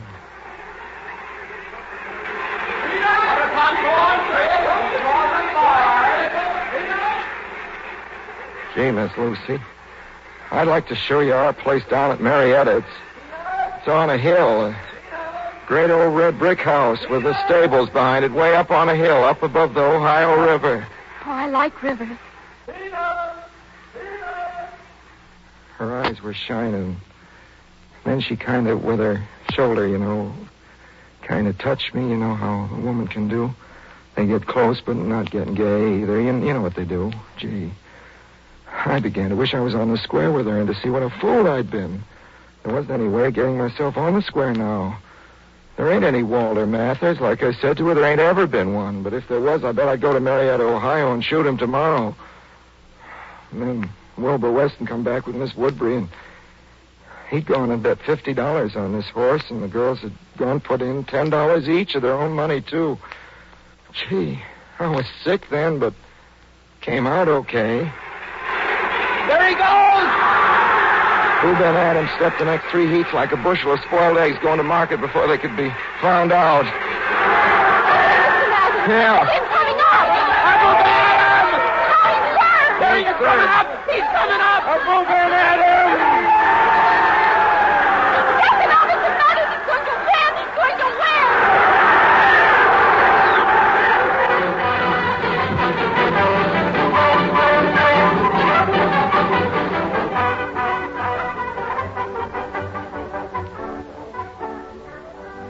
Well, we all got 9-2 for our money after the race. We had a hack downtown.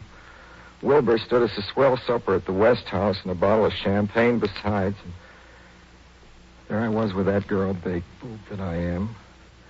And she wasn't saying much. I wasn't saying much either. One thing I know, she wasn't stuck on me because of that lie about my father being rich and that lie about all that. There's a way you know. Perhaps it might have. There's a kind of girl you see just once in your life. You don't get busy and make hay, then you're gone for good and all. You might just well go jump off a bridge because what it means is you want that girl to be your wife and you want nice things around her like nice flowers and swell clothes and you want her to have the kids you're going to have and good music played and, not ragtime. Gee. Well, there's a place over near Sandusky across a kind of bay. It's called Cedar Point, and after we had supper, we went over to it in the lodge, just the 4 of us by ourselves. What time's that train, Wilbur? 10:40. And is that the last train? Yeah, that's the last train. Oh, Shaw.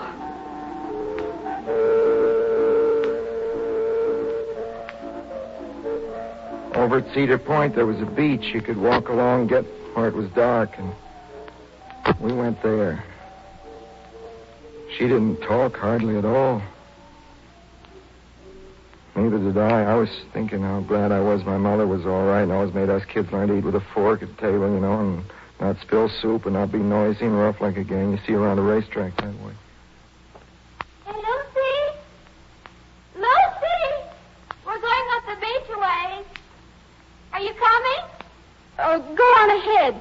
We'll wait for you here. I feel kind of tired. Don't you? Oh, yeah. I guess so, Miss Lucy. Well, why don't we sit down a while? It's nice here. Lucy and I sat out in a dark place where there were some roots of old trees the water had washed out. Feel that wood. How smooth it is. Like silk. And there was a watery smell, and the night was like as if you could put your hand out and feel it. So warm and soft and dark and sweet, like an orange.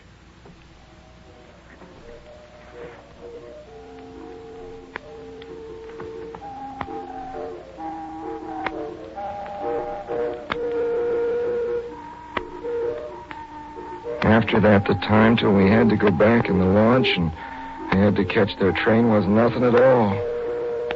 Went like winking your eyes. Lucy! Lucy, it's nearly there. Lucy! I've got to go. We've got to go to the train now. Will you kiss me goodbye? She was most crying then, but she never knew nothing I knew. She could be all busted up as I was. Gee whiz. Sometimes I wish I'd never been born. Guess you know what I mean. We went in the launch across the bay to the train like that, and it was dark, too. What are you thinking about? You know what I was thinking? What? Well, I was thinking that you and I could get out of this boat right this minute and walk on the water.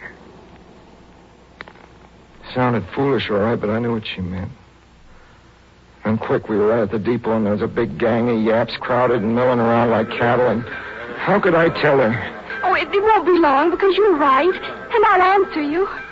I got a chance like a hay barn of fire, a swell chance. I gotta answer her.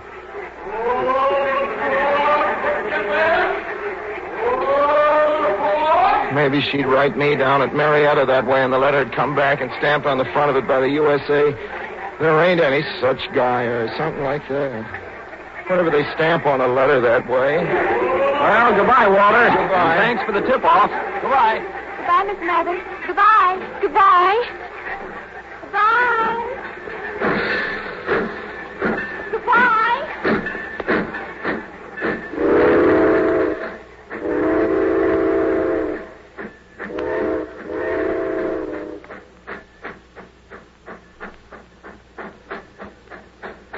When that train went, I busted out and cried like a kid. Gee, I could have run after that train, made Man of War look like a freight train after a wreck, but socks almighty, what was the use? Did you ever see such a fool? Me trying to pass myself off for a big bug and a swell to her? Did you ever see such a fool? I'll bet you what, if I had an arm broke right now or a train had run over my foot, I wouldn't go to no doctor at all. I'd go sit down and let it hurt and hurt. That's what I'd do, big fool that I am. Why was I such a boob to go and tell such a lie that could never be made straight to a lady like her? If I'm not a fool, you just go and find me one. I'll quit working and be a bum and give 'em my job. I don't care for working and earning and saving for no such boob as myself.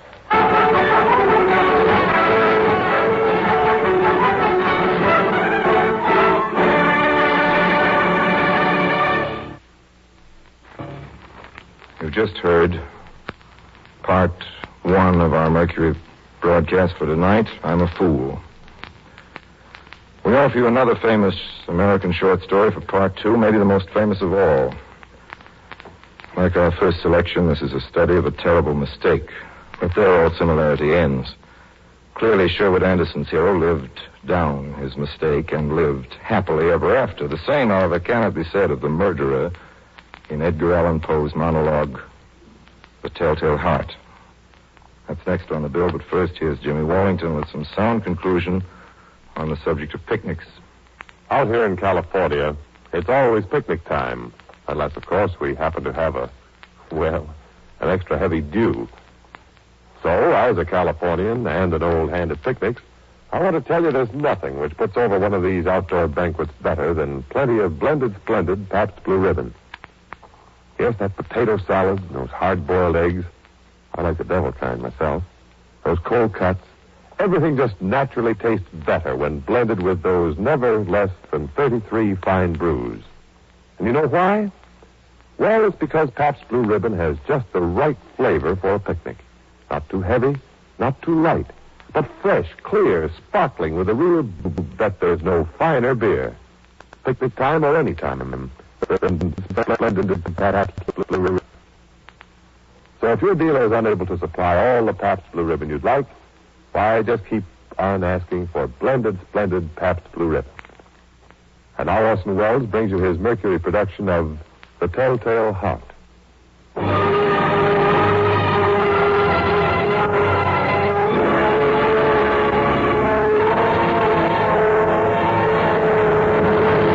True.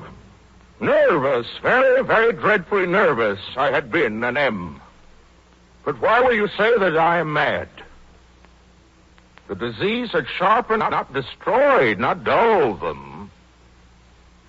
Above all was the sense of hearing acute. I heard many things in hell. How then am I mad? Hearken and observe how healthily, how calmly I can tell you the whole story. It's impossible to say how first the idea entered my brain. Object there was none. Passion there was none. I loved the old man. For his gold I had no desire. I think it was his eye. Yes, it was this. One of his eyes resembled that of a vulture. A pale blue eye with a film over it.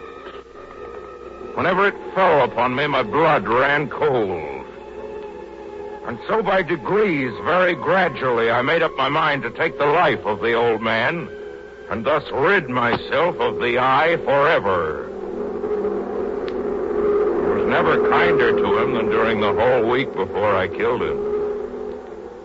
And every night about midnight, I turned the latch of his door and opened it. Oh, so gently. And then, when I had made an opening sufficient for my head, I put in a dark lantern, all closed, so that no light shone out, and then I thrust in my head. Oh, you would have laughed to see how cunningly I thrust it in. I moved it slowly, very, very slowly, so that I might not disturb the old man's sleep. Took me a whole hour to place my whole head within the opening so far that I could see him as he lay upon his bed. And then, when my head was well in the room, I undid the lantern cautiously, oh, so cautiously, cautiously, for the hinges creaked. I undid it just so much that a single thin ray fell upon that vulture eye. And this I did for 7 long nights. Every night, just at midnight, but I found the eye was always closed. And so it was impossible for me to do the work, for it was not the old man who vexed me, but his evil eye.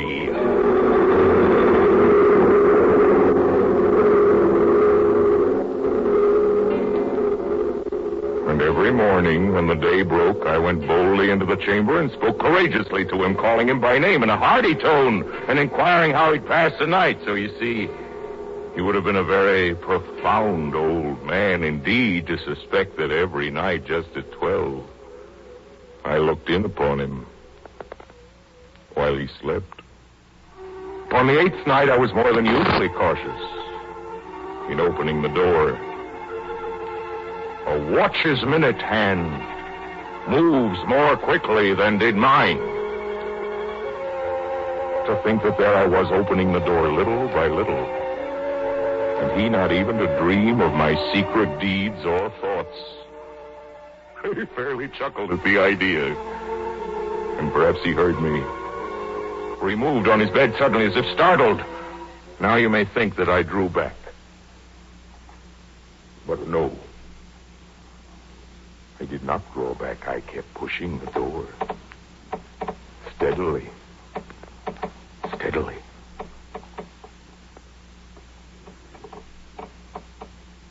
I had my head in and was about to open the lantern when my thumb slipped upon the tin fastening and the old man sprang up in the bed. I kept quite still and I said nothing. For a whole hour I did not move a muscle, and in the meantime I did not hear him lie down. He was still sitting up in the bed listening, just as I have done night after night, hearkening to the death watches in the wall. Presently I heard a slight groan, and I knew it was the groan of mortal terror. I knew that he had been lying awake ever since the first slight noise. His fears had been ever since growing upon him. He had been saying to himself, it's nothing but the wind in the chimney. It's only a mouse crossing the floor. Or it's merely a cricket which has made a single chirp.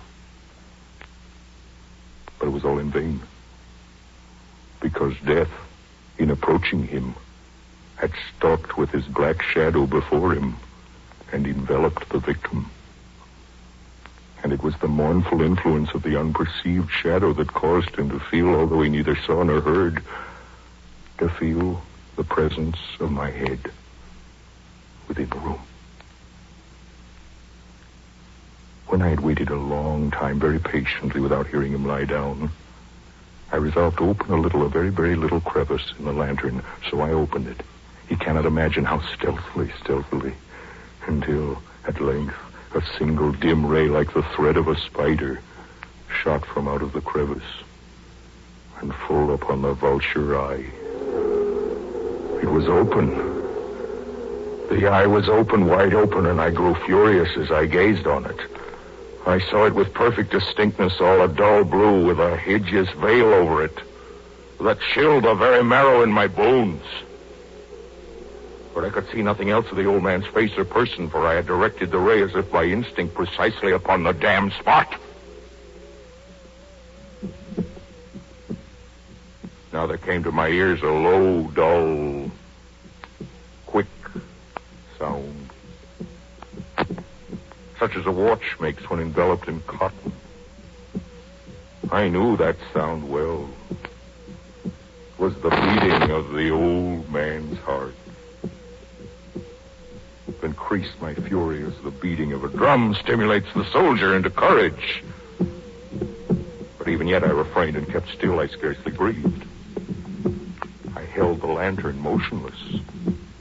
I tried how steadily I could maintain the ray upon the eye. Meantime, the hellish tattoo of the heart increased. It grew quicker and quicker, and louder, every instant. The old man's terror must have been extreme. It grew louder, I say louder every moment. I thought the heart must burst. And now a new anxiety seized me. The sound would be heard by a neighbor. The old man's hour had come. With a loud yell, I threw open the lantern and leaped into the room. He shrieked once. In an instant, I dragged him to the floor and pulled the heavy bed over him. And then smiled gaily to find the deed so far done. But for many minutes the heart beat on with a muffled sound. This, however, did not vex me. It would not be heard through the wall.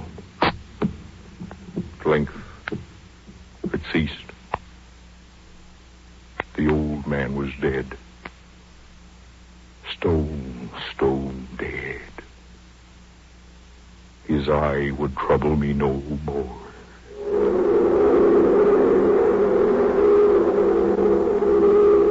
waned, I worked hastily. I took up 3 planks from the flooring of the chamber and deposited his corpse between the scantling. I then replaced the board so cleverly, so cunningly, that no human eye, not even his, could have detected anything wrong. When I'd made an end of these labors, it was 4 o'clock. 4 o'clock was still dark. Dark as midnight.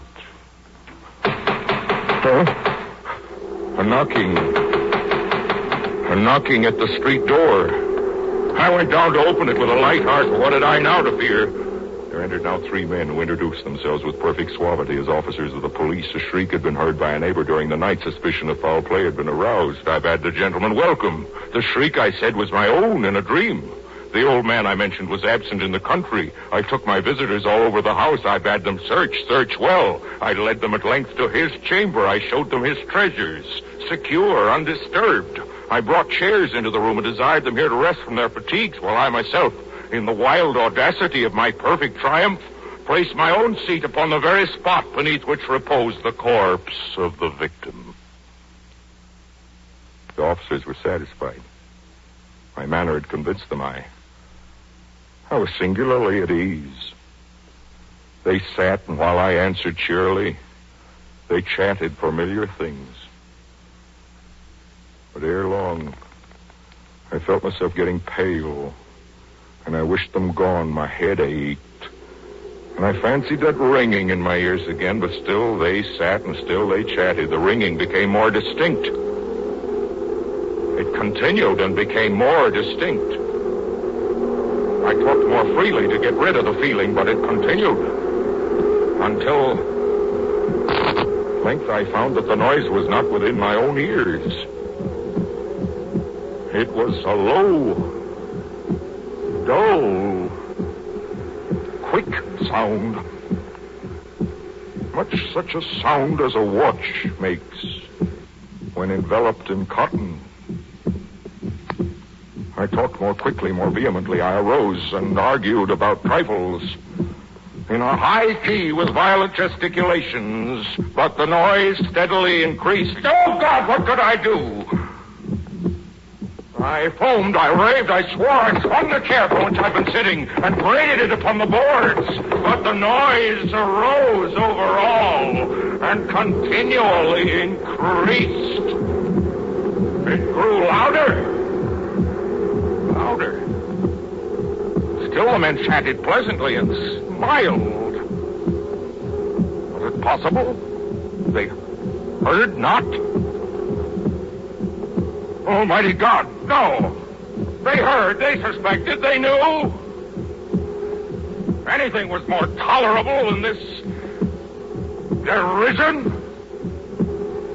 I could bear those hypocritical smiles no longer. I felt that I must breathe or die. Louder. Hark. Louder.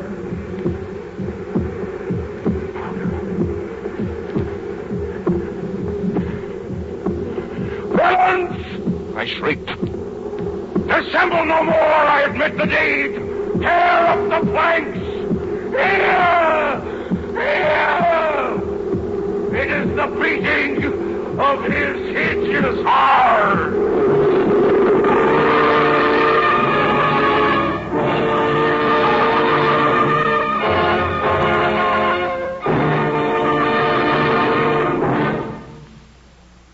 You have just heard Orson Welles in his Mercury production of The Telltale Heart. Mr. Wells will return in just a moment. But first, let me again remind you to be patient with your dealer when occasionally these days he is unable to supply you with all the Pabst Blue Ribbon you'd like. He's doing his best. You can be sure of that. Yes, and here's something else you can be sure of. Every single bottle of Pabst Blue Ribbon you do get will, as always, be the happy blending of never less than 33 fine brews. Yes, every foaming, frosty glass you enjoy will, as always, have that famous Pabst Blue Ribbon flavor. Not too heavy, not too light, but fresh, clean, sparkling, with a real beer taste coming through the way you like it. So keep asking for blended, splendid Pabst Blue Ribbon. And now, Mr. Wells. Next week, Moby Dick. Until then, the Mercury remains as always, obediently yours. This is CBS, the Columbia Broadcasting System.